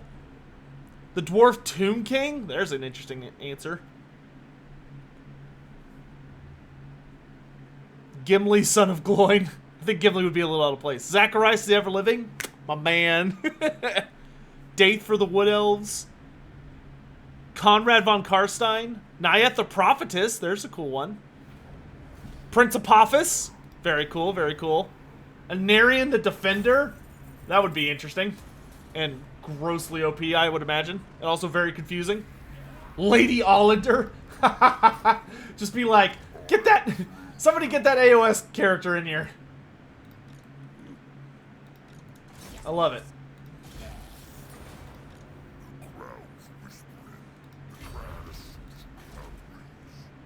Okay, so we got... Oh my god, he's got Iron Drakes now. I want you to come this way. I think it's time... You know what time it is, chat? You know what time it is? It's time... Actually, wait. No, we're not going to Waaagh just yet. Let's deal with Thorgrim's army. Then we will Waaagh. Baby steps. I feel like we've got the dwarves on the ropes, but we have to be careful. Helman Gorst 2.0. Get out. Get out. Leave. You're not welcome here. Leave forever and never come back. Be gone. Filth. A sneak peek on the next lore video? Once I have something for you, sure.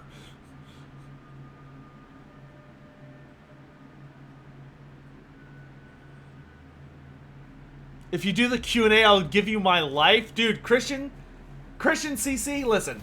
I need to be real with you for a sec. If you're willing to trade your life just for a Q&A series on a YouTuber's channel, I'm gonna be real with you, bro. You need to value yourself more. You're worth more than that. You need to have a little bit of pride. I mean, at least drive a bargain. I mean, that's just kind of a that's a little too much of a steal. Oh my god.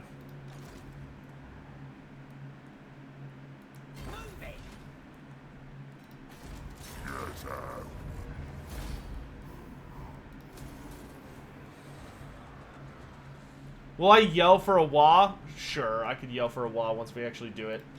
Use me.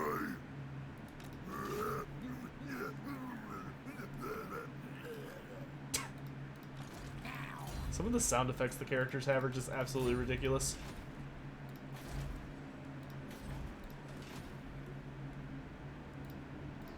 Azhag is here. I am true power.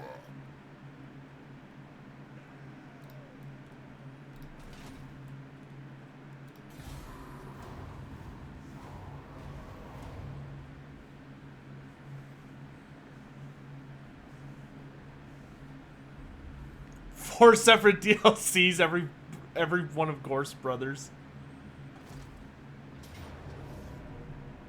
Oh wow, he really wants my Gabos, doesn't he? Could I beat this?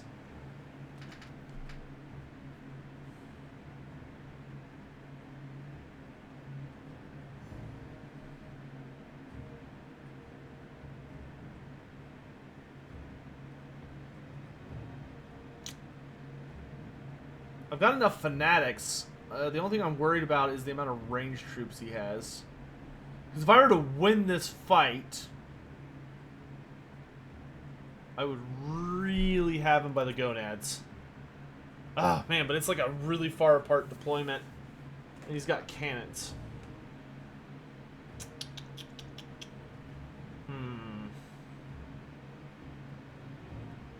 I think I would rather fight him on an open field instead of underground.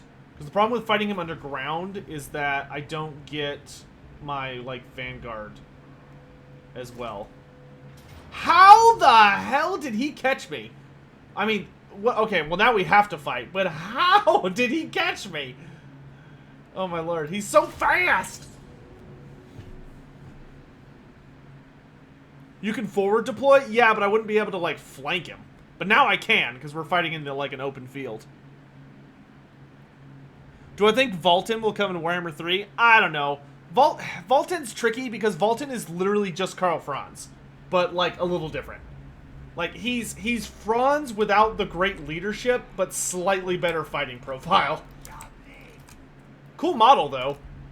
I just don't know if he would justify, like, being a completely separate thing. You know what I mean?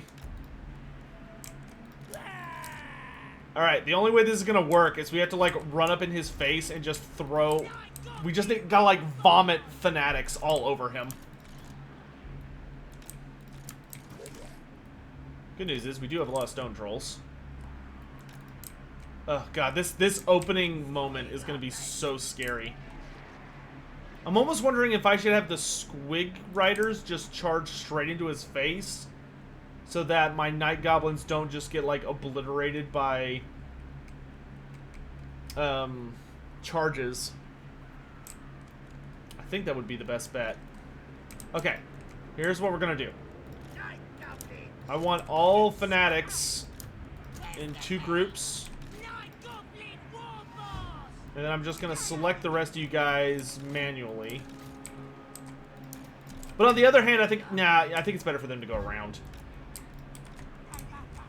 Okay. Okay. Charge! Okay, Squigs, come around the back. Trolls, come up the front. Squig hoppers, go, go, go, go, go. Quickly, quickly!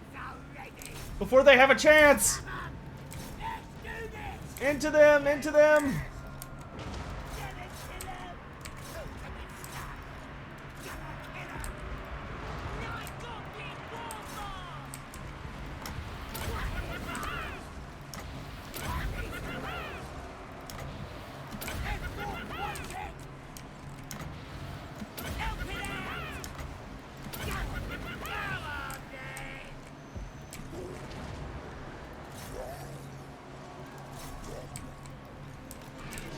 Oh, too far, too far. Ooh, you need to fall back, dude.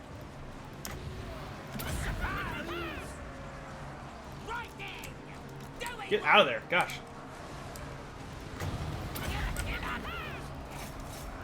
Take out all the shooting!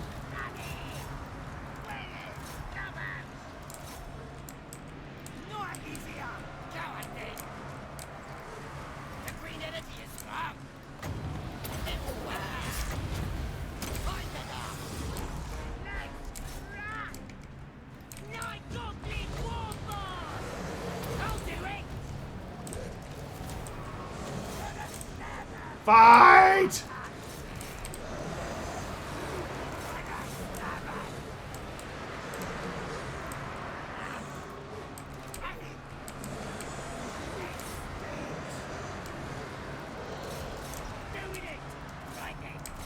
All archers! All archers! Shoot Thorgrim Grudgebearer!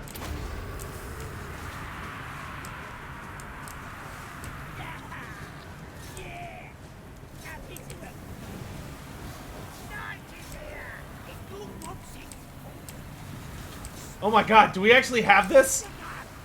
Ah! Running! Please, Pellegrin!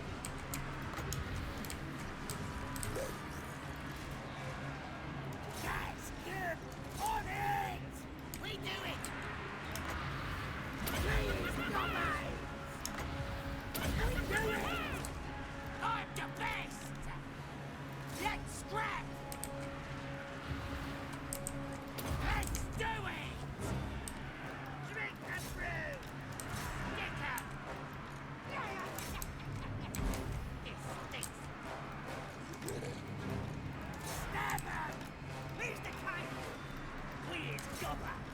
Trolls, check out the copters. Fucking slayers. Squigs!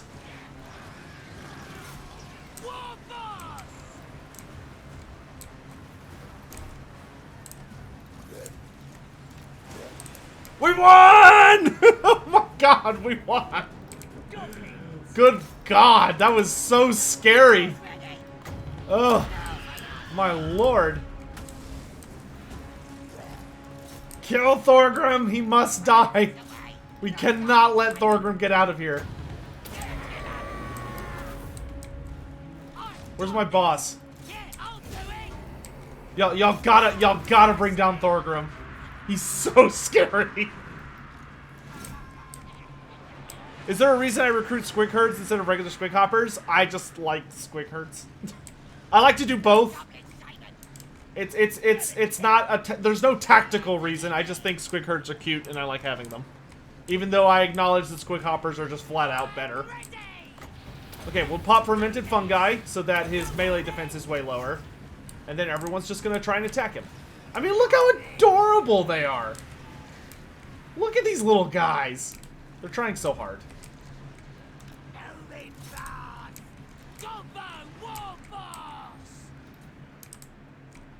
This is great. This is big for us, actually.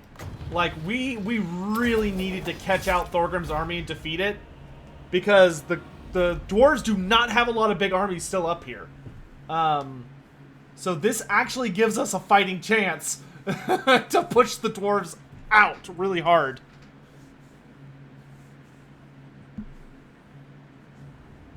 Because I was gonna be forced to send Azhag west to deal with Thorgrim, but now Thorgrim got himself killed like a dunce.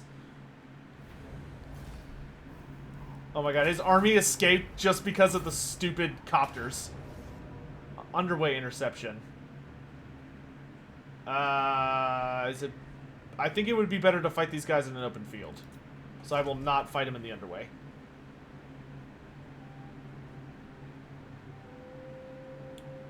We're so close, chat! The AI will just pump out another thing. Well, the thing is, the longer...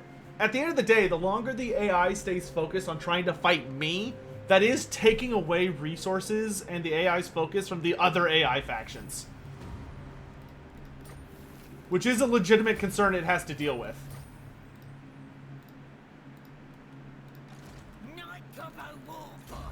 Good job, War Boss.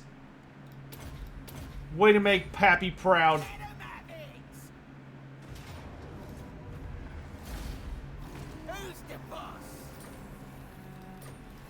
Make Pappy so proud.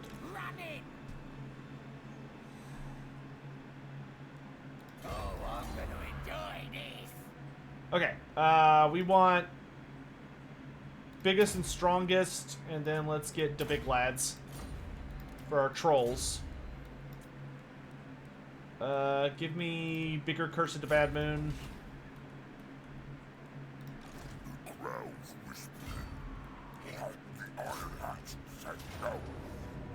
God, even with the settlement garrison, it's like, oh, you don't stand a chance. That's bull! Alright, so let's have the... I guess I will fight him down here. Because I have the settlement garrison with me. So we're just gonna, like, completely overwhelm him through sheer bodies. Yeah? Yeah.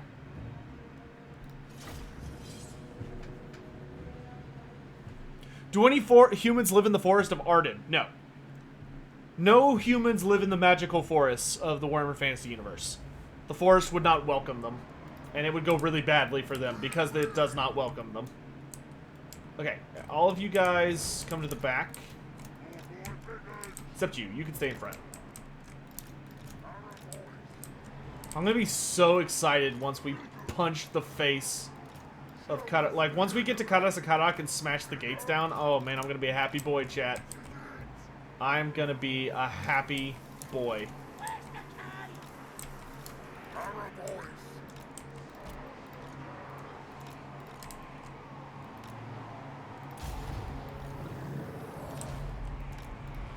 Azhag, let's run.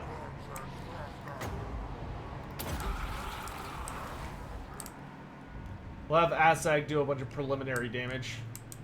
Because this guy has, like, very, very little range shooting. It's almost all, like, iron drakes. And organ guns, which are not going to protect him from Azhag.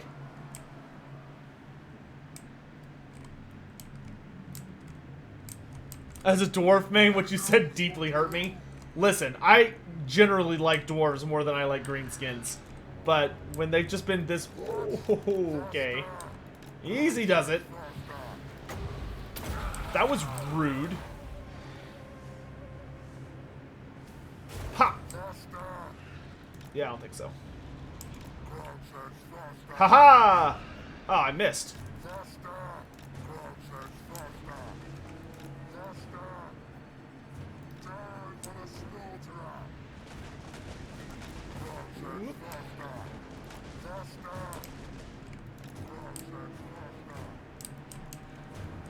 Alright, all the lads are here.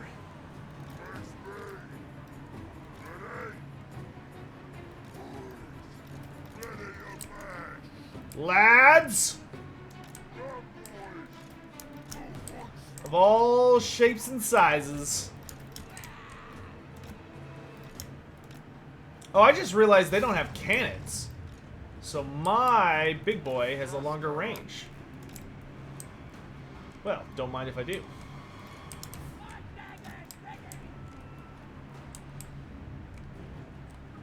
What's so special about Albion? Albion is a place where the old ones have a lot of really old, really, really powerful artifacts and relics.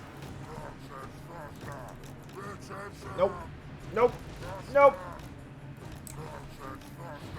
I got the jukes.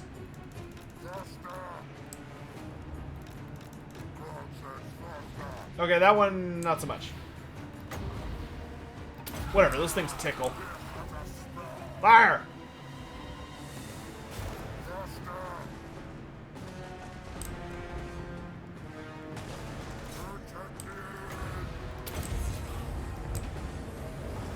Get in there and messing people up while my armies are getting deployed.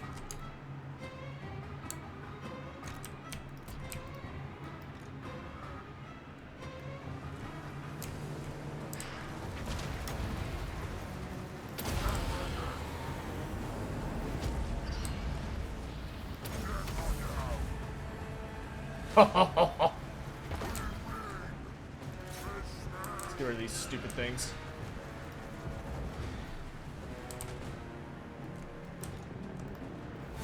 Launch the boulders! That's one set down.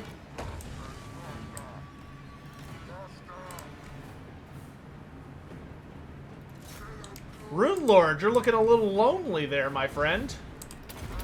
Would be a shame if someone were to just dive down and eat your frickin' face off.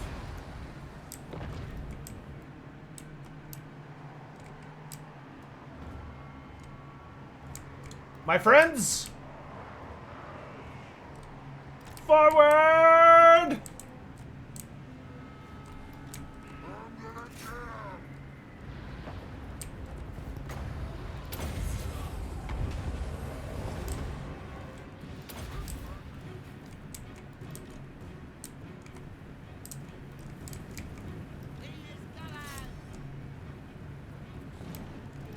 Pigs, hold back till I give the order, please.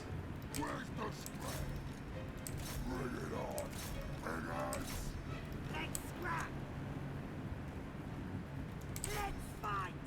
This gets up, boys! If you don't want it, Come on, in there! Boys! Okay, let's get Azhag out of there.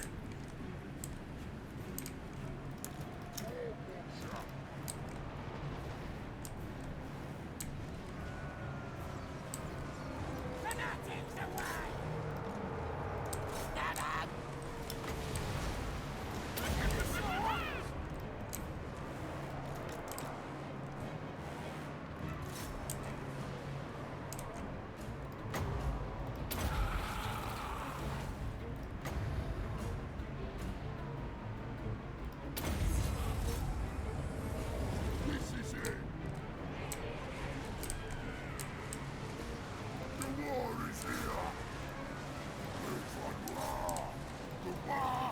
here. Let's go. Read the green tide. Shift game. Show us the enemy. Pigs!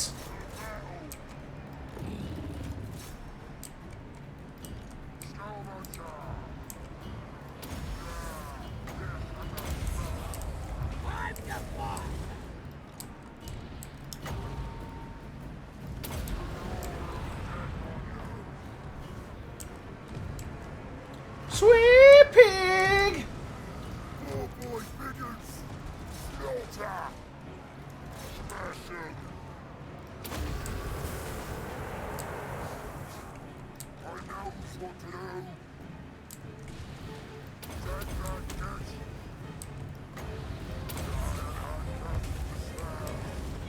Smash it out! Faster! I'm dead! Hold still. Good.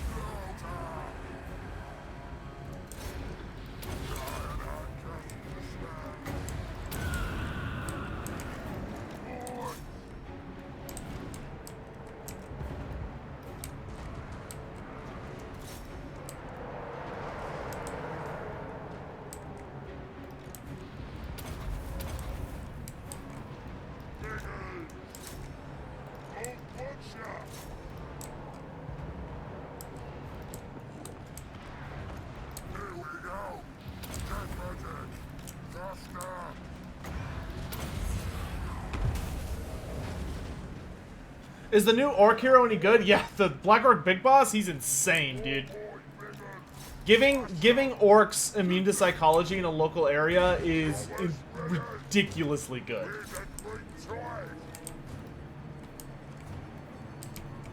Well, don't just stand there, come on.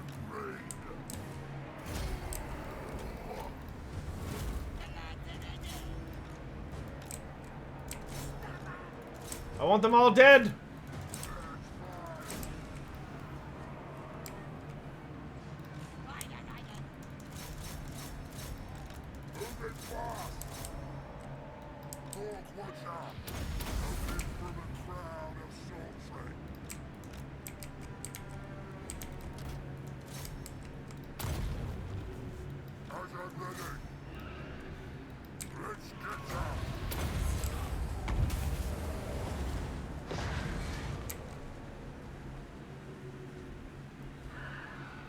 What are my thoughts on the Stormcast Eternals and Age of Sigmar?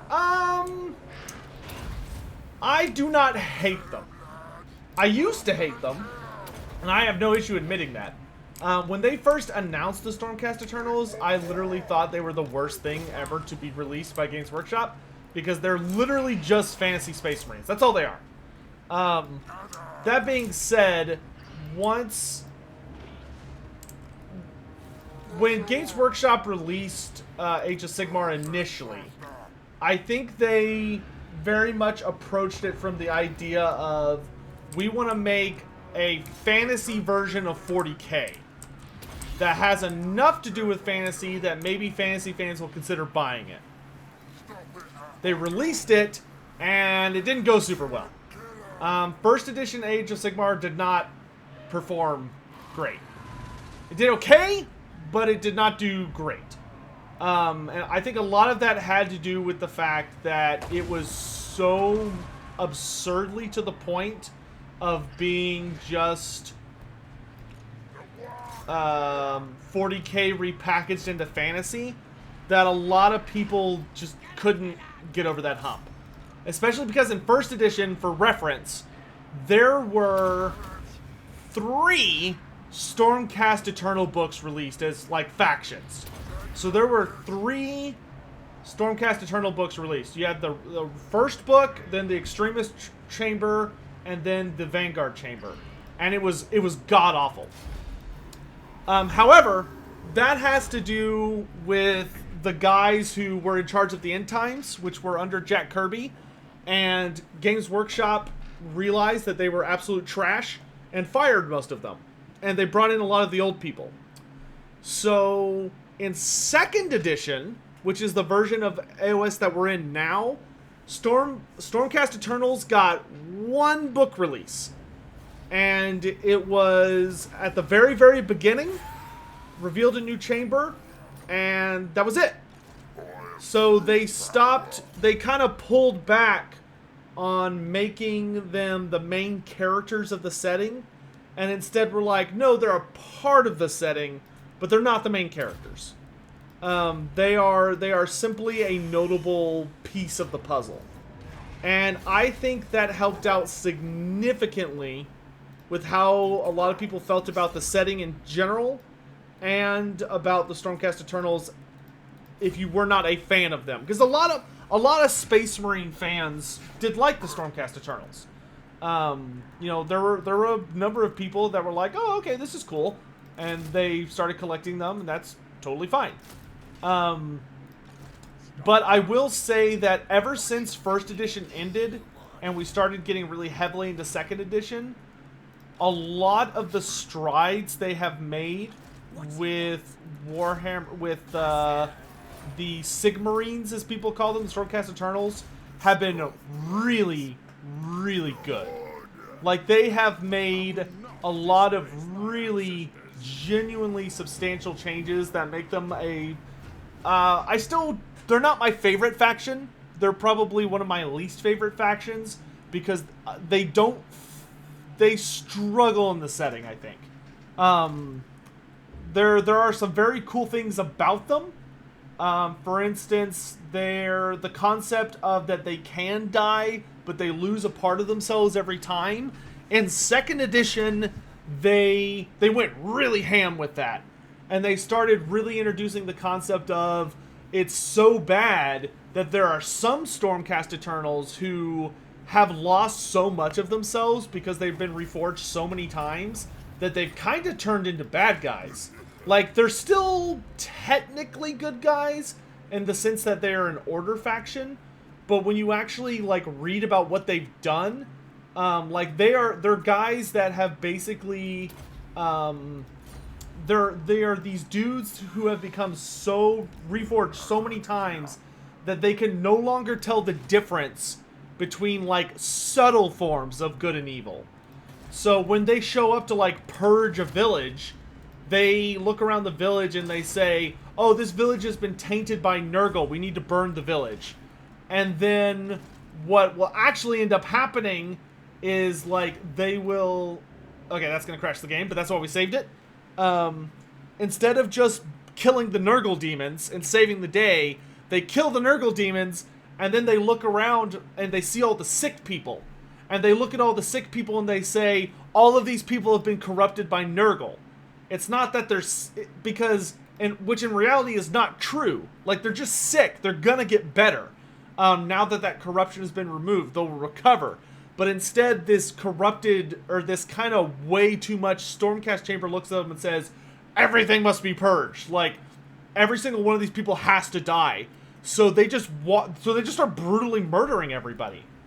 But that's not at all what Stormcasts are normally like. That's what makes it really interesting. And there have been some stories about Stormcasts who have lost themselves in really tragic ways. A lot of one of the biggest differences, in my opinion, between a Stormcast Eternal and a Space Marine is that Stormcasts are much more human. Stormcasts, they have a past they're very emotionally tied to. They care a lot about where they came from. They're very big on understanding and trying to, like, genuinely help people. They are not the kind of army that would show up and say, you know, for the greater good, I'm gonna, like, blow up this planet or this city in order to stop chaos from having it. They would never perform exterminatus on a city. They would walk up and say, oh man, there's a lot of shit going on in this city and there's a lot of chaos stuff in here. We're gonna fight side by side with these people and make sure that, like, they're as good as they can be. Or they're gonna sacrifice themselves to do everything in their power to protect. They're like these super ridiculous guardians. But second edition introduced the concept that some of them have started to kind of go awry. Some of the Stormcast Eternals have begun to lose their purpose due to being reforged.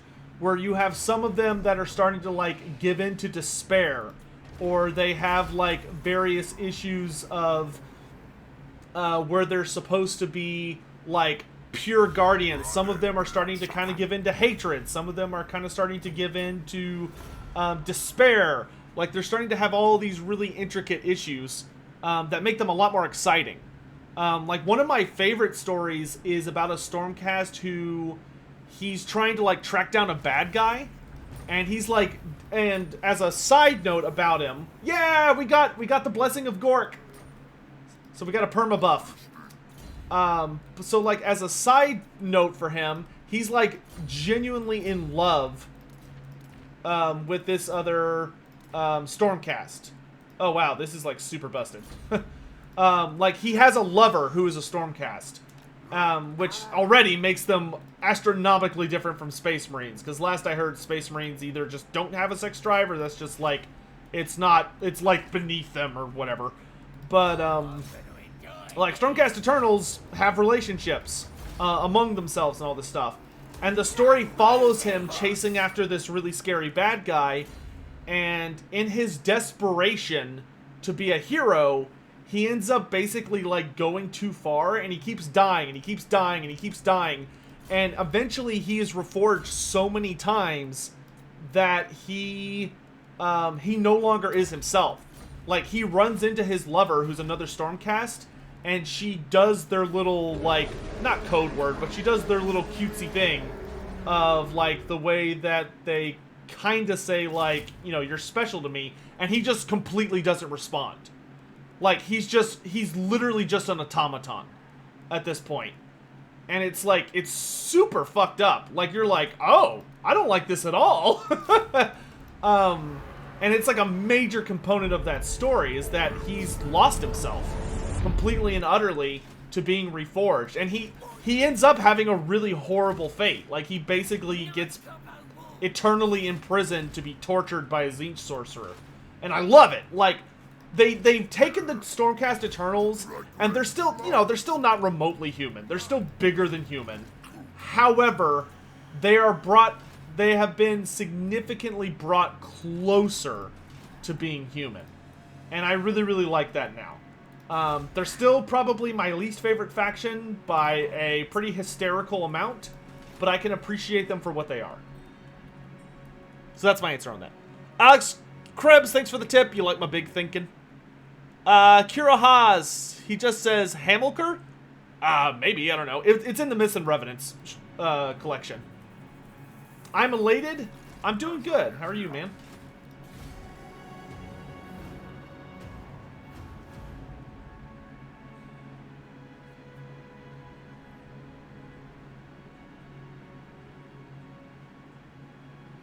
Any good stories you could recommend that I could listen to on Audible? I do not know what the Audible library is for Warhammer Fantasy. I know there is a ton of Audible books for Warhammer 40,000, but I do not know of any for regular fantasy off the top of my head. What's my favorite faction? Lizardmen. Who would win, a Stormcast Eternal or a Space Marine?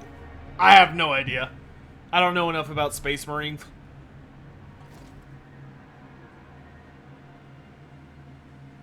Like, I think a Stormcast Eternal, maybe, because they're more like demigods. That use, like, legit magic. So, but yeah, I don't know.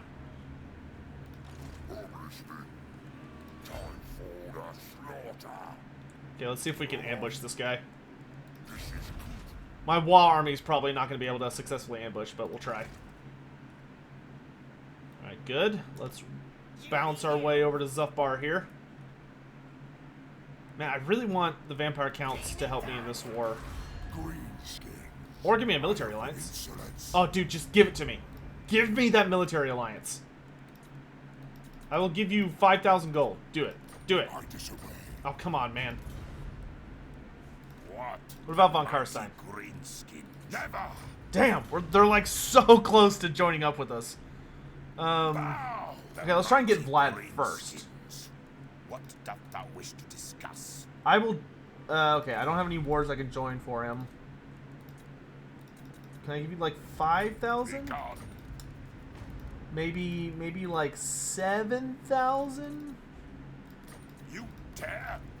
Okay, I'm not willing to go above 10. Cretin. Ugh.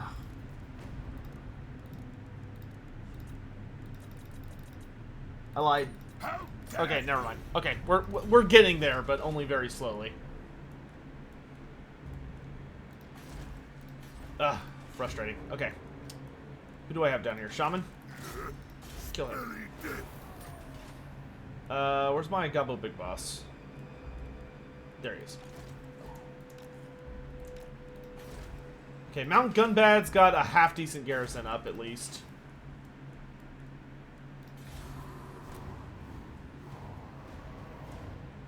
Is it true that Warhammer Fantasy is a lost planet inside the 40k universe? No.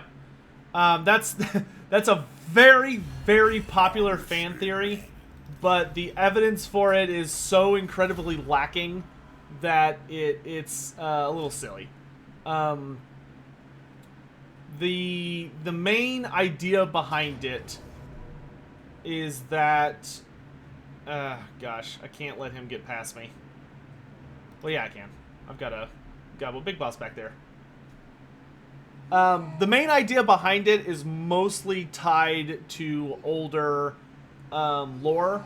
There used to be some pretty strict connections between 40k and fantasy way back in the day.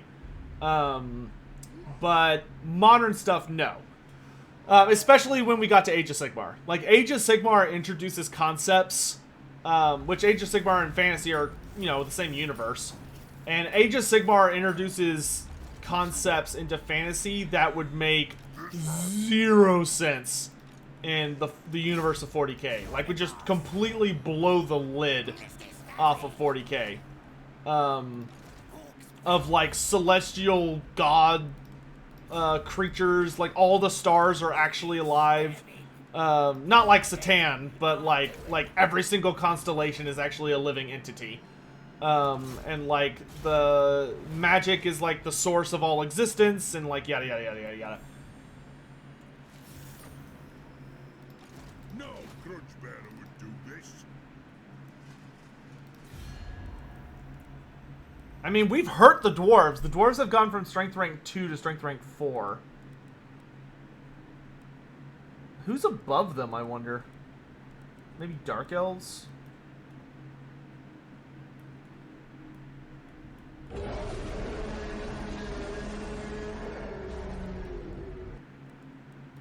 I am the mighty Greenskins. What doth thou wish to discuss? Yes, yes. Maybe if I started giving him money, we can work something out. Or maybe I just need to get like a third army and just boost my strength rank up considerably.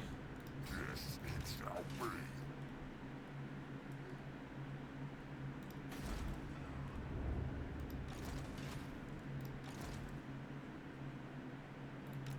Oaken our stags, ready for bossing. Krell's whispering.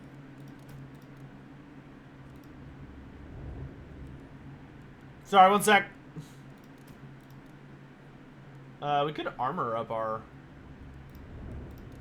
orc archers. That way they're way less susceptible to range damage. That'll be nice.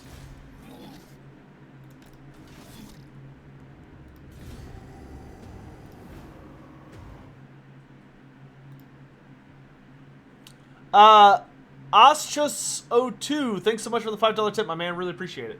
No message, but thank you.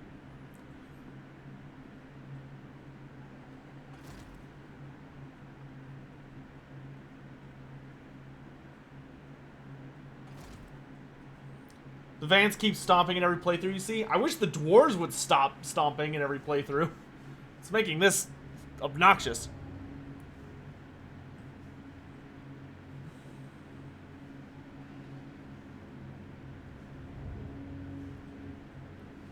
Do I think the Merworm should be in the High Elf roster? Yes. The Merworm should 100% be in the High Elf roster. I don't know why they haven't done it yet. I was actually really, really hoping this DLC was going to give us the Merworm. I am true power. because I need it. God, I fucking hate running around in the mountains. Like, you're so painfully slow. Here we go. How am I, like, not on directly on top of him already? I didn't mark it. Good lord. What you want, best idea? Yeah, don't let him get away.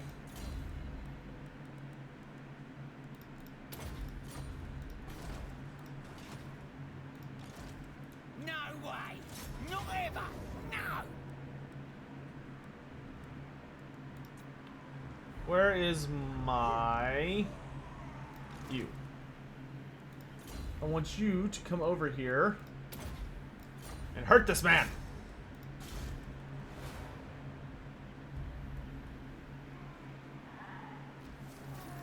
Okay, there's another army coming, so I don't have the luxury of waiting until next turn. So I do need to fight that this turn.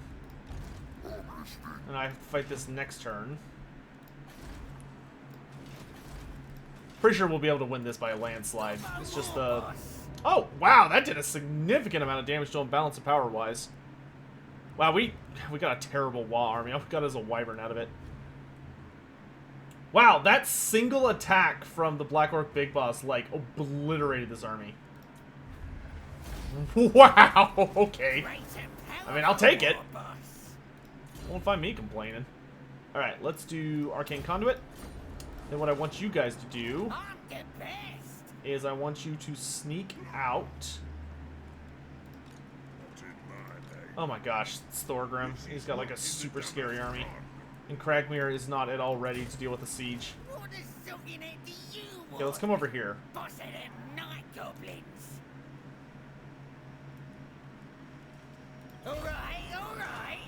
He's probably going to take Kragmir, but if he does that, I can snipe Zufbar from under him.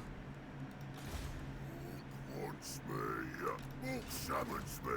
We're going to have to get like a third army, I think. Talk to me, beast. Spit out thy base demand. Moderate? Dude, I will give you all of my money if you go to war with the dwarves. Yes! Oh, thank you, God! The vampire counts are at war with the dwarves. It's happening! It's happening! Frickin' finally! Oh. It's a god frickin' damn miracle. Oh, thank you. Thank you. That was the best 20,000 gold ever spent. Because now Thorgrim's going to be scared. Oh. It's freaking time for the Grand Alliance.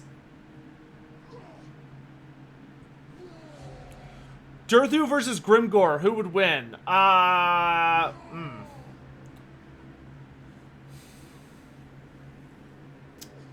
Honestly, as much as I loathe to say it, I'm pretty sure Grimgor would win against Durthu.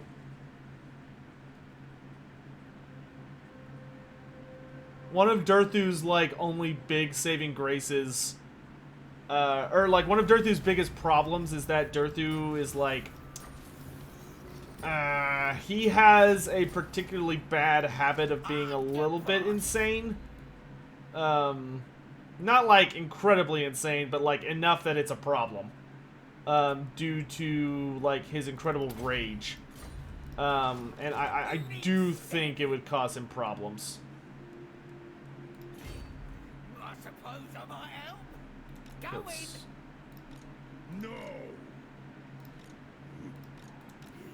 War boss, innit? I'm well nasty. Getting it done. Wait, no, not the settlement itself. The army. Yeah, no, you're not getting away. How the fuck? Why is my movement so... Oh, right, because I have a Waaagh. I keep fucking forgetting about that. Waaaghs make you, like, stupid slow. I don't want to underway, though, because if I underway, he's going to potentially, like, catch one of my armies, but not both of them. But, like, even with the minus a billion% I'm getting from this Goblin Big Boss, he's still outrunning me. That's making me way too slow. Like, that's obnoxious. If you get a successful block army chance on somebody, it should be like a guaranteed catch. I'll ignore that. Feel the power. Got another wave coming. Oh, I'm so happy the vampire counts are at war with them, though.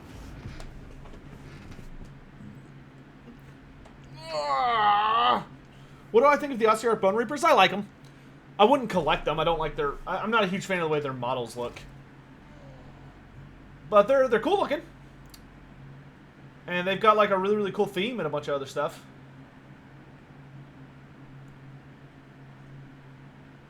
Okay, Manfred is ambushing somewhere near Zuthbar, so that's kind of cool.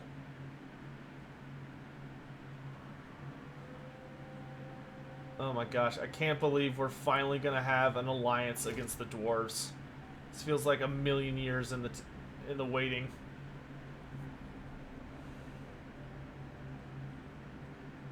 All I can hope is that like the dwarves will start to feel the punishment.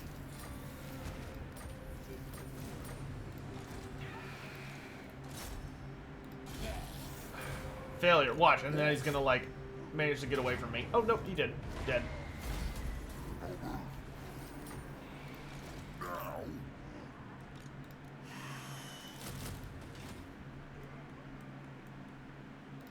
I'll take Sigmar's throne.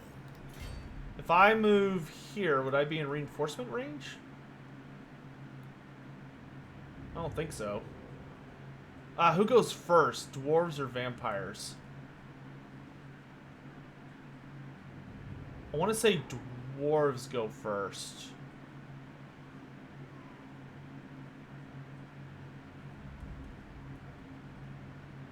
Yeah, I'm just gonna worry about backing Manfred up. Boing, boing, boing, boing. Oh, I'm gonna enjoy this. Boing, boing, boing. No happening. I'm gonna march stance, so I'm right behind him. I got your back, bro. I got your back. Let's frickin' do this.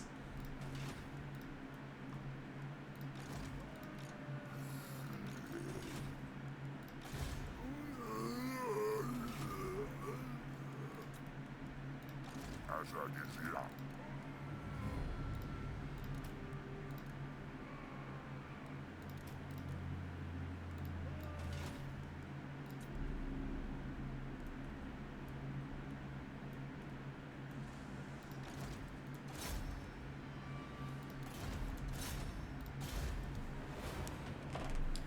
Are there any vampire dwarves? No. Dwarves cannot be vampires. Only human-like creatures that were made from the same base qualities as humans. So, like, humans, halflings, and ogres could become vampires. But like, lizardmen, elves, and dwarves cannot. Do high elves shave? I don't know.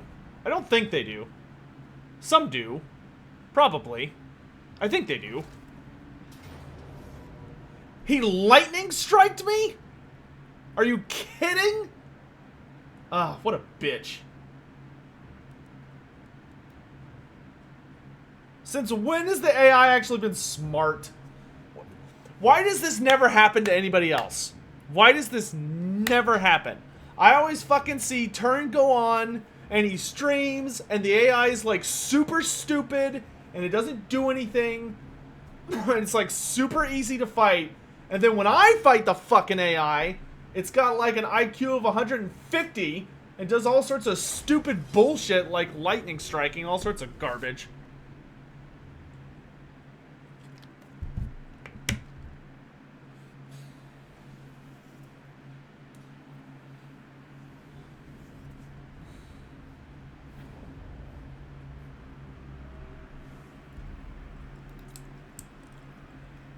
Alright. Same thing as last time. Where is he? I can't see him. That means he's probably in that forest. I have to think. What would be the best way to handle this?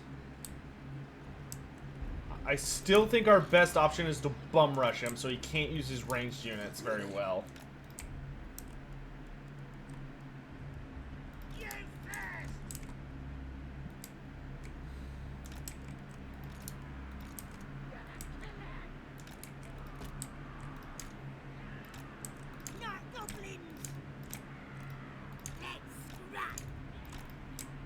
Get an easy map, though? I don't really think it's that easy of a map, because the problem is the dwarves, like, have so much ranged fire. Well, actually, you might be right. Maybe, especially with my fanatics, maybe the best thing would be to just hide. Let him start trying to cross the bridge.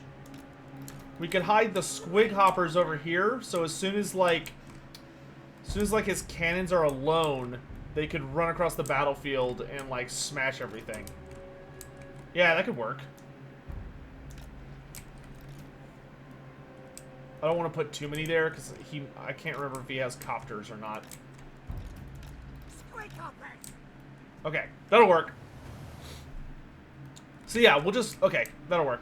We'll just make, like, a big line of gobos.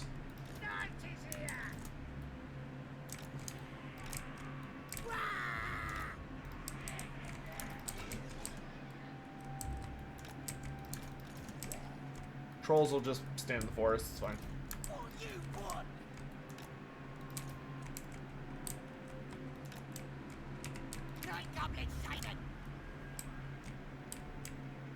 Alright.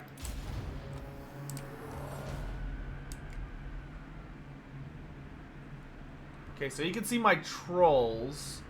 Oh man, the odds of him finding those squigs seem very high. Hopefully he'll just keep going that way.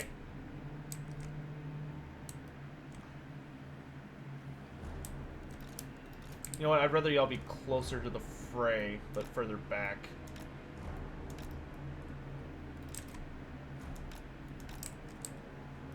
Don't see me. Don't see me. Don't.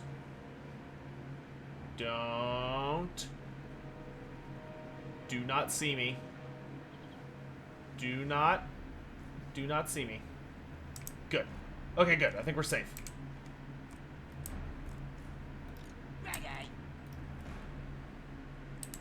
Now we wait patiently.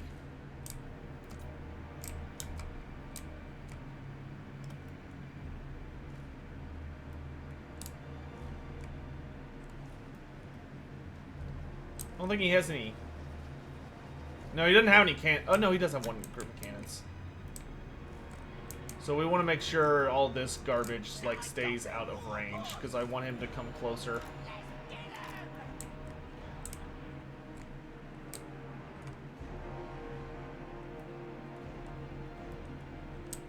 Yeah, stealth squigs.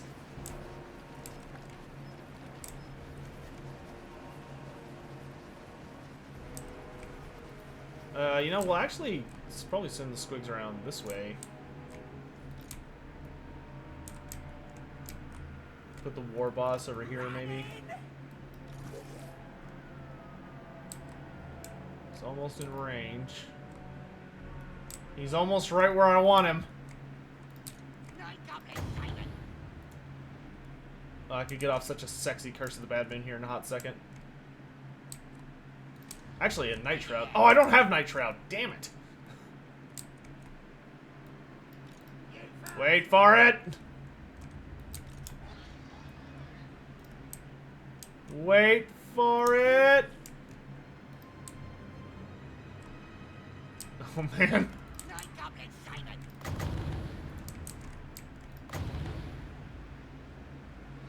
There. Okay.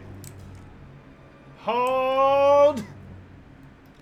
Hold!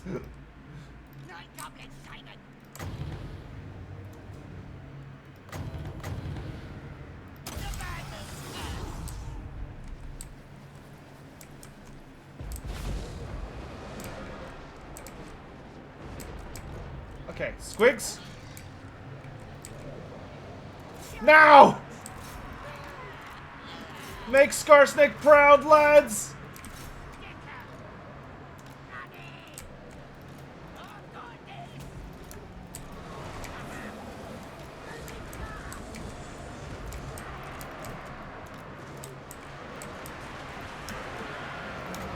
Release fanatics!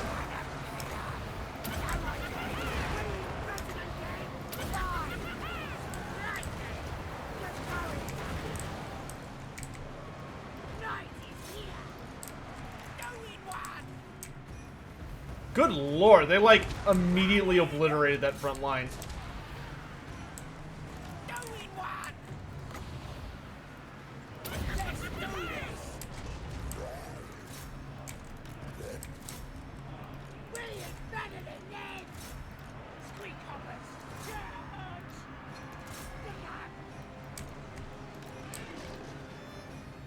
Okay, I don't know where those are going, but we're gonna turn around and fire.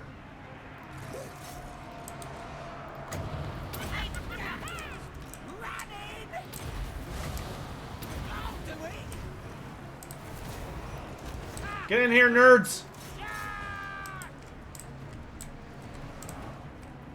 Night Gobos, rally! Into the fray!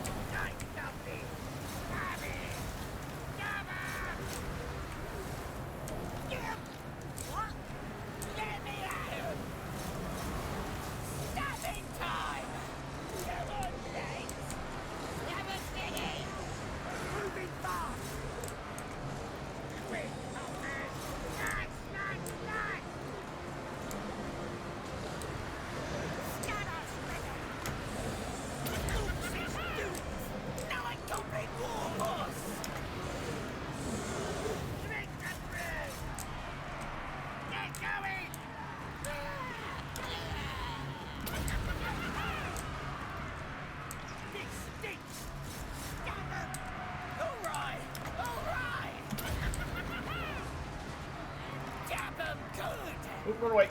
Run away.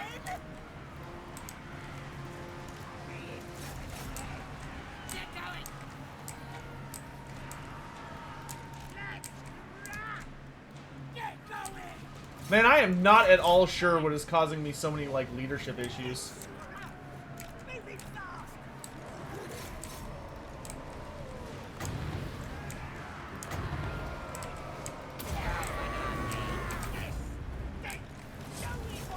I mean, it looks like there's a lot of fire damage coming from places, but the only thing I see that has any stuff left are those things.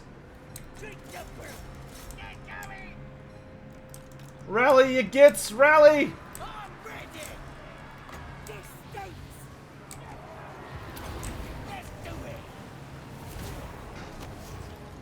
Okay, let's save Thorgrim for last. God, there's still like a massive contingent of shit.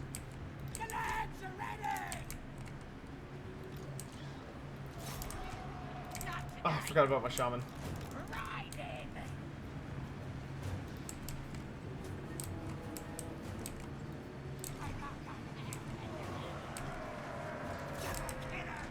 Hopefully this will weaken this army enough for Manfred to just, like, finish it off. Now, I don't know what we took, like, so much leadership damage from. Because I did a pretty good job of, like, taking out all the major threats, like, pretty quick. I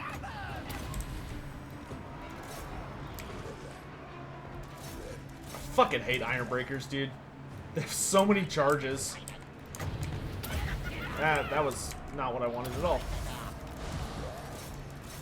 Like, it has to be the Ironbreakers. That's the only thing I can think of.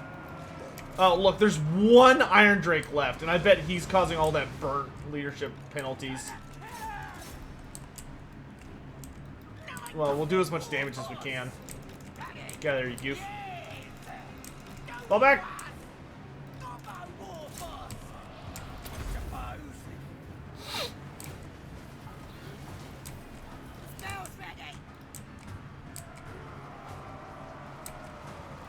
I cannot believe the AI fucking lightning striked me. It just blew my mind. You know what it probably honestly is that my 2 skill points for Lord's Mod. I'm actually 100% sure that's what it is. Because I think the thing is that the AI normally doesn't have enough skill points to, like, have the understanding to do that. To, like, get all of the best skills and stuff. Because the thing is, if you're doing 2 skill points for Lords only, then inevitably you're gonna get enough skill points to basically have everything. I think that's what's happening. Ah, get out of here, you piece of garbage. Come on, let's get out of here.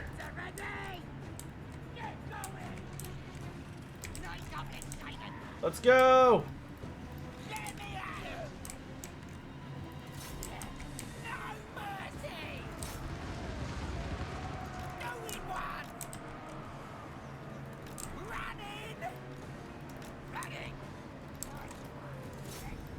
Fucking army losses! Hurry up! Trying to prevent my shaman from dying.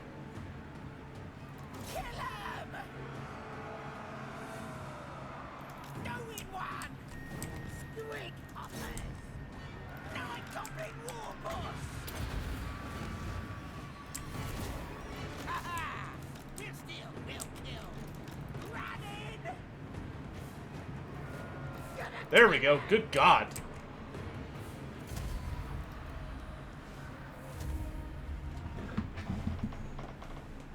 Oh, but I marched! Oh, that just occurred to me. No wonder I lost. I was sitting there trying to figure out. I was like, why can't I retreat? Why are my guys breaking so easy? It's because I marched. So all of my stupid little troops were exhausted that entire time. That's why they did that. That's why I couldn't run away. Ugh. Man, all I can hope is Manfred fucking, like, avenges me. No, that's fine.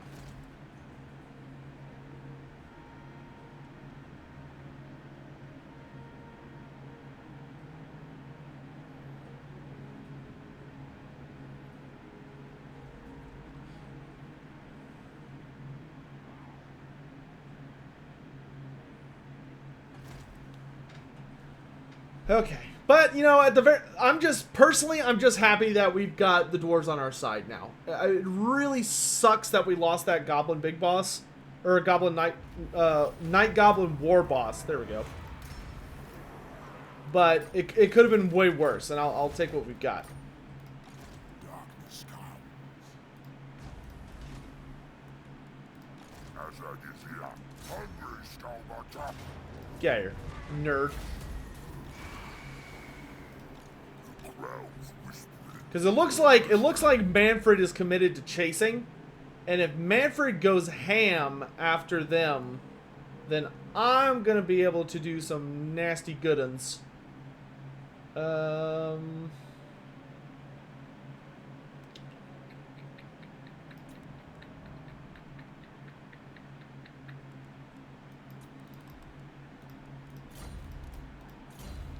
Like, I actually have options now.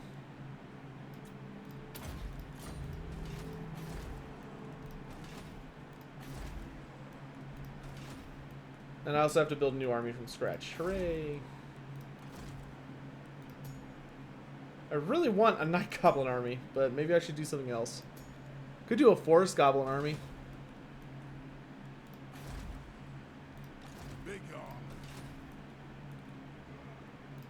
I am true power.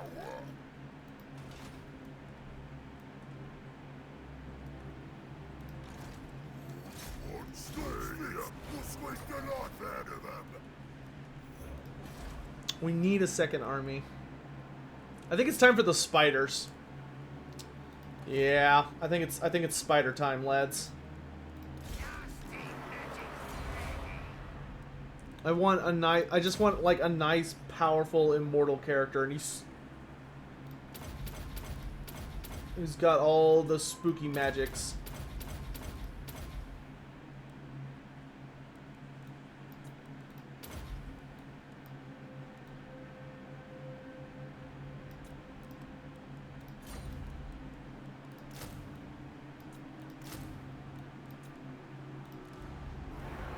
And what I usually like to do is spiders and river trolls is the combo I usually go.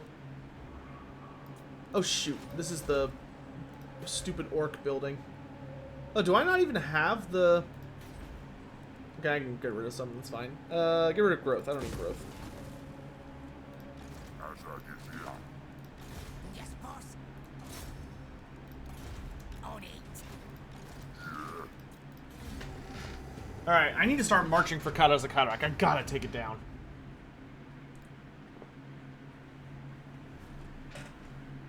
If we could take down Karazakarak, that would instantly change the path of this war, because I bet he does not have as good of another base somewhere. Pfft, Manfred's gonna die. Yeah. Well, at least the dwarves are hurt by it. And now I am free to march south. Yeah, I'm just gonna abandon the Zufbar province. Screw it.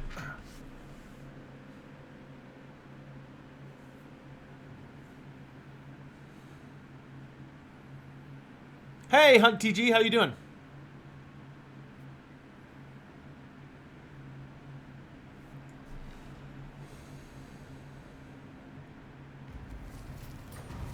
Azhag, how is your wall looking? You can use like one more turn of healing. You're coming with me. You know what? Screw it. I don't care about the wall. We're going for it. We're going for it. I don't want to wait any longer.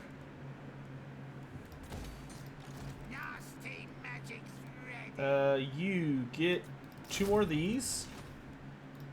And then you're gonna need a Goblin Big Boss. Determined's pretty good. Need a Psych. Stalker, Bloody Blade, Double Scavenge. And I would also like a Giant River Troll Hag.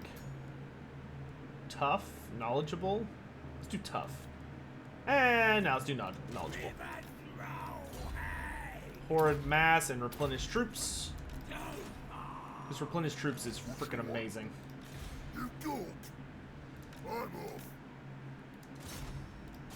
Yeah, I want a better idea what's going on over here. Oh, you're back. Nice! Wasn't expecting him to actually get that. You just do your best to soften those dwarves up so they can't hurt our dear ally.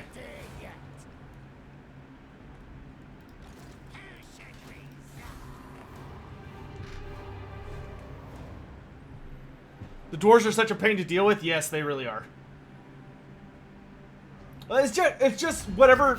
It's not really even just the dwarves. I think it's just whatever faction happens to be really, really powerful.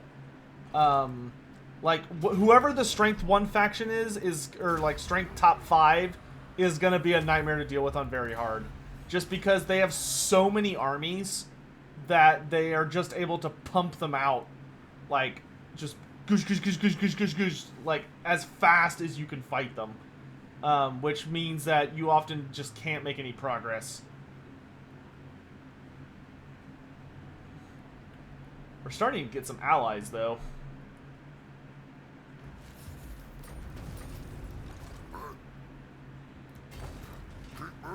There's 1 dwarf army between me and Karazakarak, I think. Sending my shaman over here to investigate. Yes. And it's not a very good army, because it's got very little range, which means Azhag can bully the crap out of it.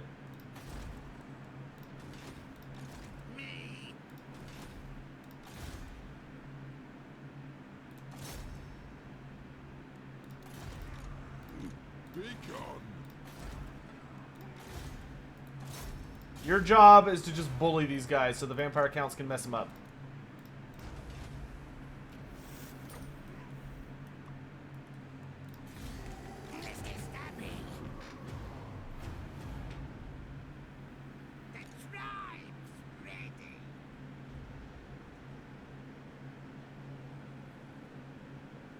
In the lore, what race suffers the most in battle due to the advancements of the other races? I would say the race that tends to suffer because they don't advance while their enemies do the most is, I would say the Beastmen. Yeah, I would say Beastmen. Okay. Okay, if we're lucky, the dwarves will be too busy consolidating over there to properly deal with me. And then I can strike and cut out their hearts.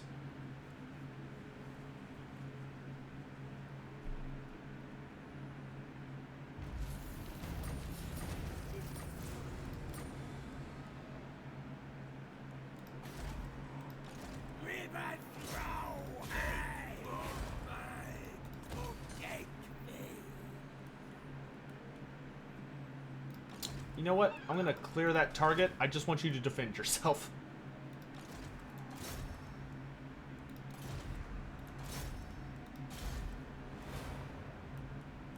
Like our big boss getting in his cardio. Nice! Keep it up, Elbog.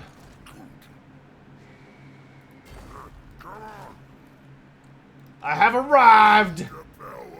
Filthy dwarf. Use me. Mork says what? And I am here to ruin your A1 day.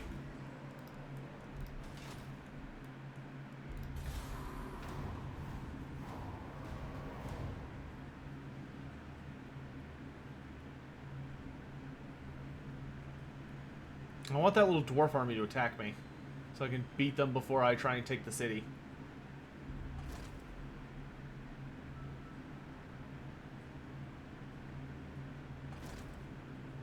I can't even just tell what happened. Oh no! The vampires lost! Oh my god, I hate the vampire capital. It's like one of the most obnoxious capitals. Because it's like, it's so difficult to properly defend it. But hey, hopefully this is giving me the opening I need. If I can just get an attack on, if I could just get an attack on Karazakarak without being, like, rudely interrupted. Oh, are you kidding me? Freaking Border Prince army. What the hell are you doing here? You should not be here. The power of the big war.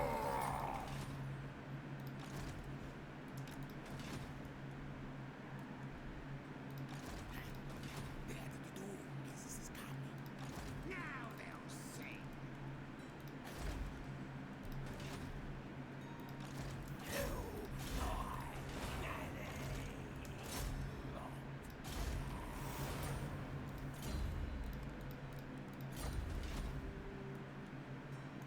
What are the properties of Bretonnian silver?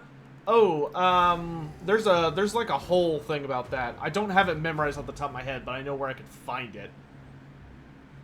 I'd have to address that at a later point. Yeah, it literally looks like the vampire counts just left Drakenhof, and then the dwarves just walked up and destroyed it. Hopefully, they will, like, respond. Yes, I will kill you, and then eat you. Good. Now there's no army defending Karazakarak. Well, except for that stupid-ass Border Prince army, but I'm not threatened by that. I don't think it even has any guns. I think it was just, like, knights and greatswords. The only thing I can think is that the vampire counts are, like, so focused on fighting the Chaos armies right now. Up north. Yeah, you better run, little bitch. No more!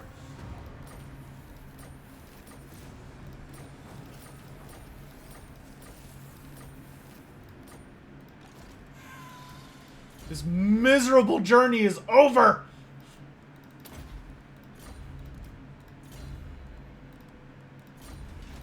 I am true power. This is good. This will please the Grrrr. Karazakarak! Your death is here!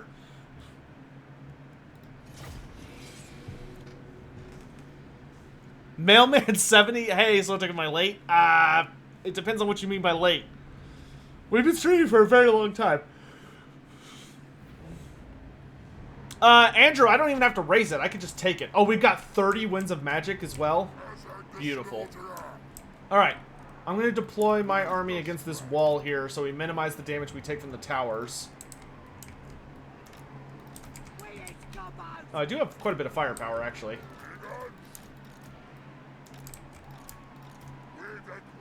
And then we're going to have our Waaagh just, like, swarm the walls.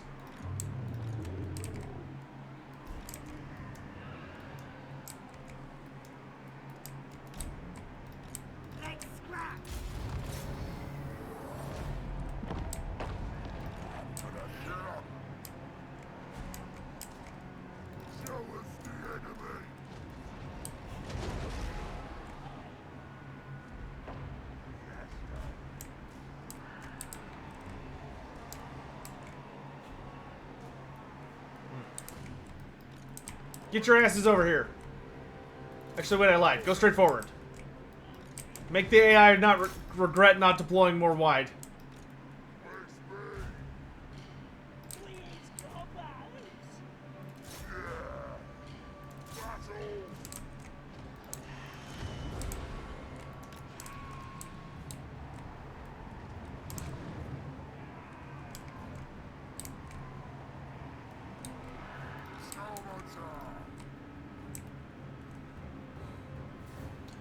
Hey, you're the guy that plays Warhammer well. Thanks. I always skip battles, they just aren't fun. Well, the balance of power would not let me skip this one and still win, so not really an option. Alright, Azhag, let's get to work. We got Dawi to kill.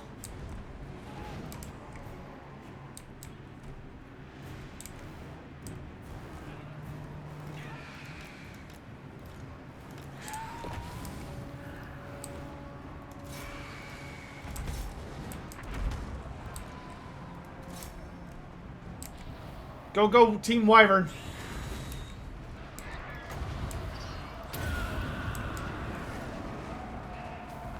Almost down.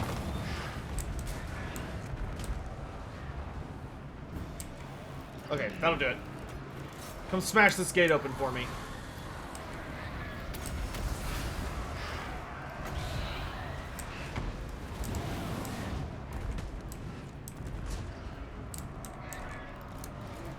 Pigs to the gates! Forward!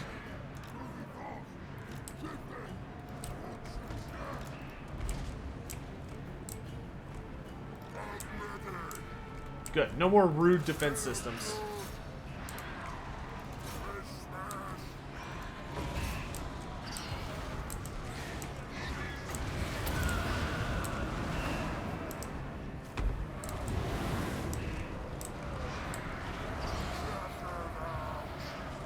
Death has come for the Dwarven realms.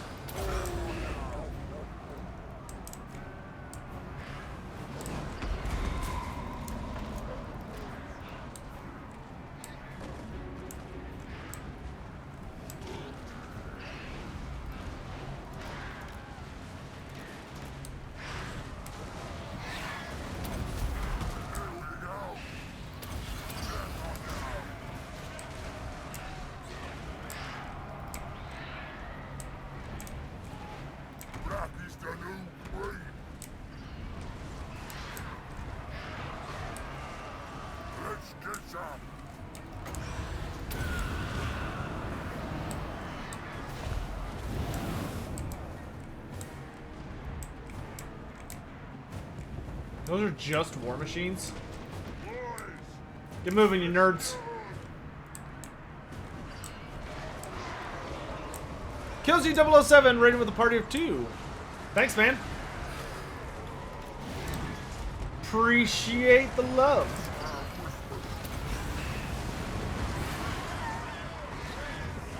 God, I'm so sick of dwarves, chat. So sick of dwarves. Alright, Azhag. Up, up, up.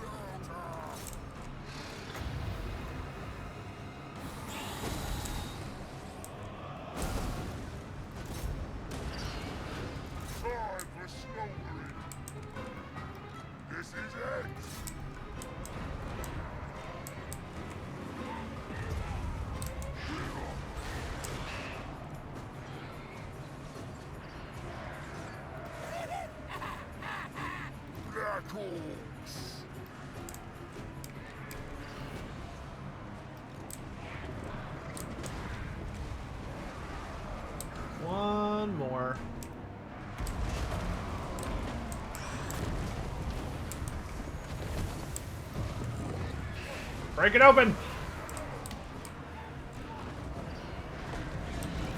Yeah!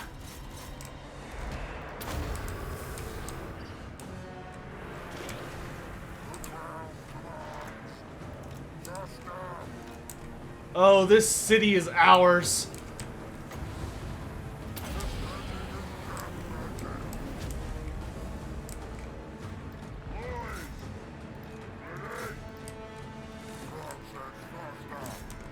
Hello, little dwarf. Who do I think what do I think what Nagash would have done with Azhag if he returned the crown? Nagash would have killed him. if Azhag had returned with the crown, Nagash would have tried to possess his body, and if that failed, he would have tried to kill him. No doubt. The war is here. Time for slaughtering. Flush it out. Round of slaughtering.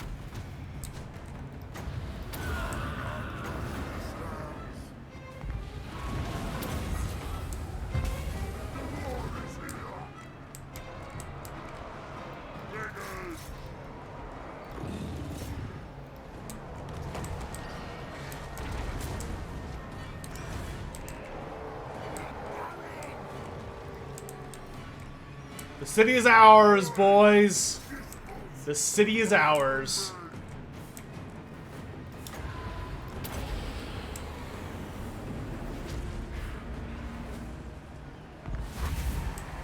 Does Azhag love battle as much as Grimgor? Yeah. Every greenskin loves a good scrap. Oh, it's ours! Finally! Finally! The heart of the Dwarf Empire belongs to us. They're slayers. Ugh, go deal with them. What?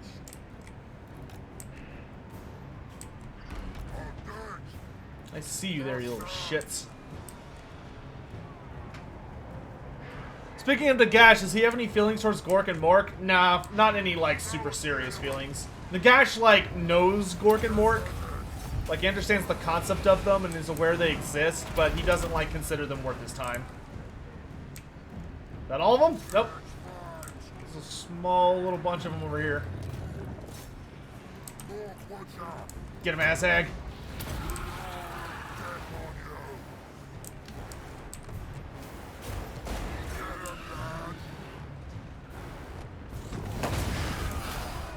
Good throw.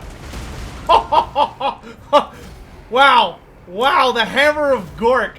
The hammer of Gork got him. But yeah, the city is mine.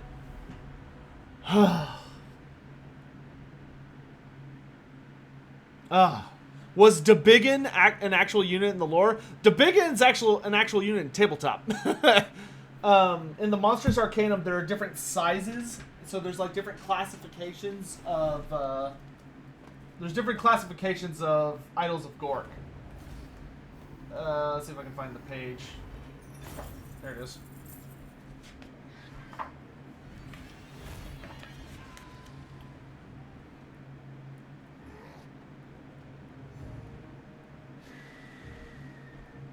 Oh, maybe not. Let's see. It goes Rock Pile, Rogue Idol, Great Idol. Is there one called Debiggen?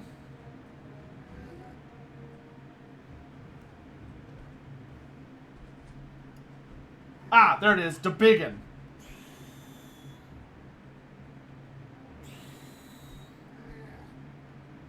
Debiggen is literally just a...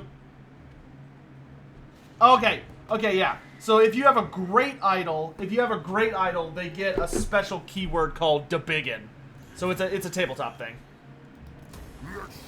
Oh, it's mine. It's mine.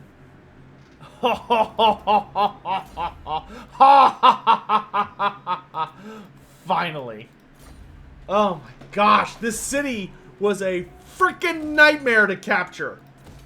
But now it's all mine. And no one else's. I am true power.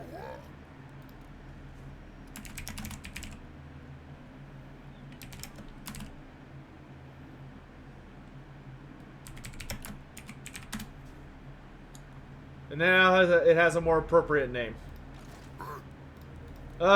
Good God, what a nightmare that was. And now it's the Stunty Death Pit for now and ever.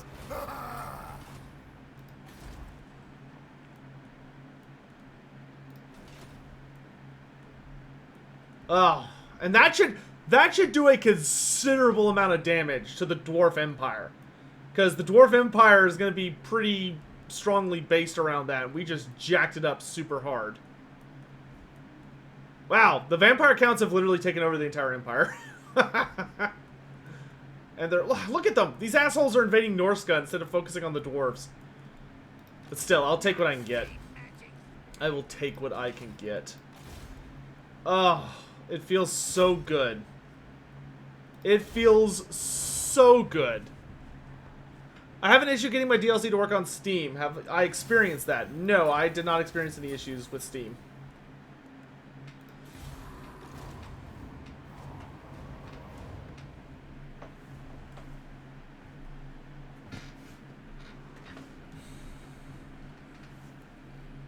Damn, those stats on the Black Orc Big Boss are beefy? Yeah. Yeah, they are. Under slaughter is a good name. Bear it in mind when you start talking. No, I'm not joining your war against freaking Grimgore. No, thank you. I have enough wars as it is. Oh, I can't believe we got him. I can't believe we got him.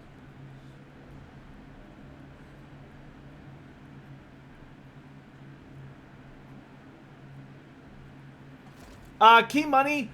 It's Nurgle's manse, or Nurgle's little mansion in the Garden of Nurgle is like a colossal rotting house that is like, it has the appearance and almost the feel of like a quaint little hut, but in reality is like a horrific like manifestation of his powers.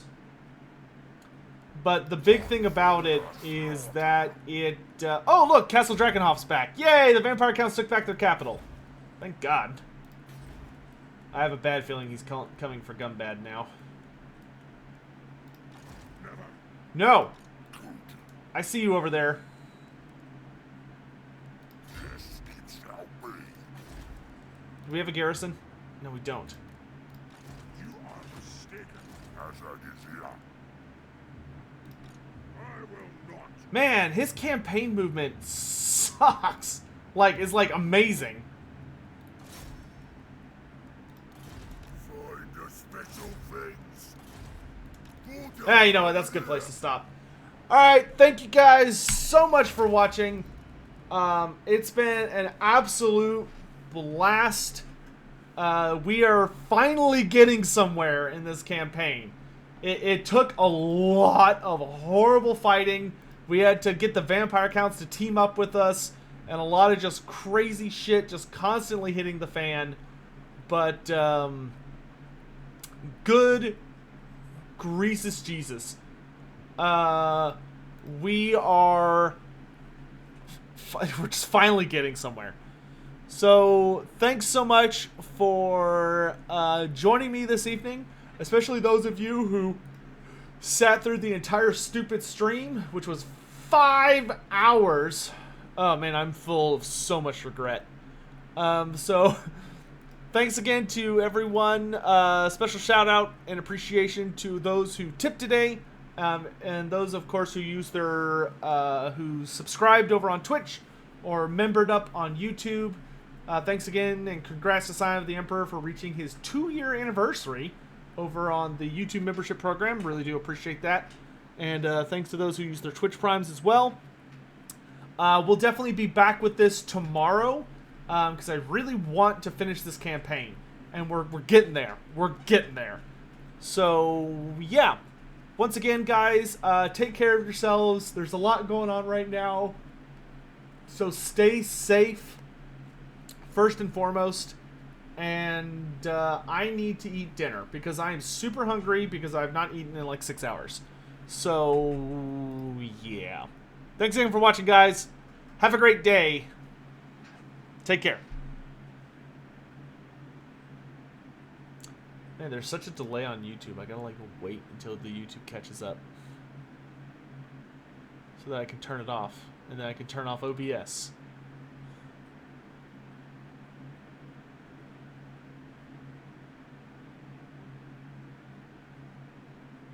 Do the salute.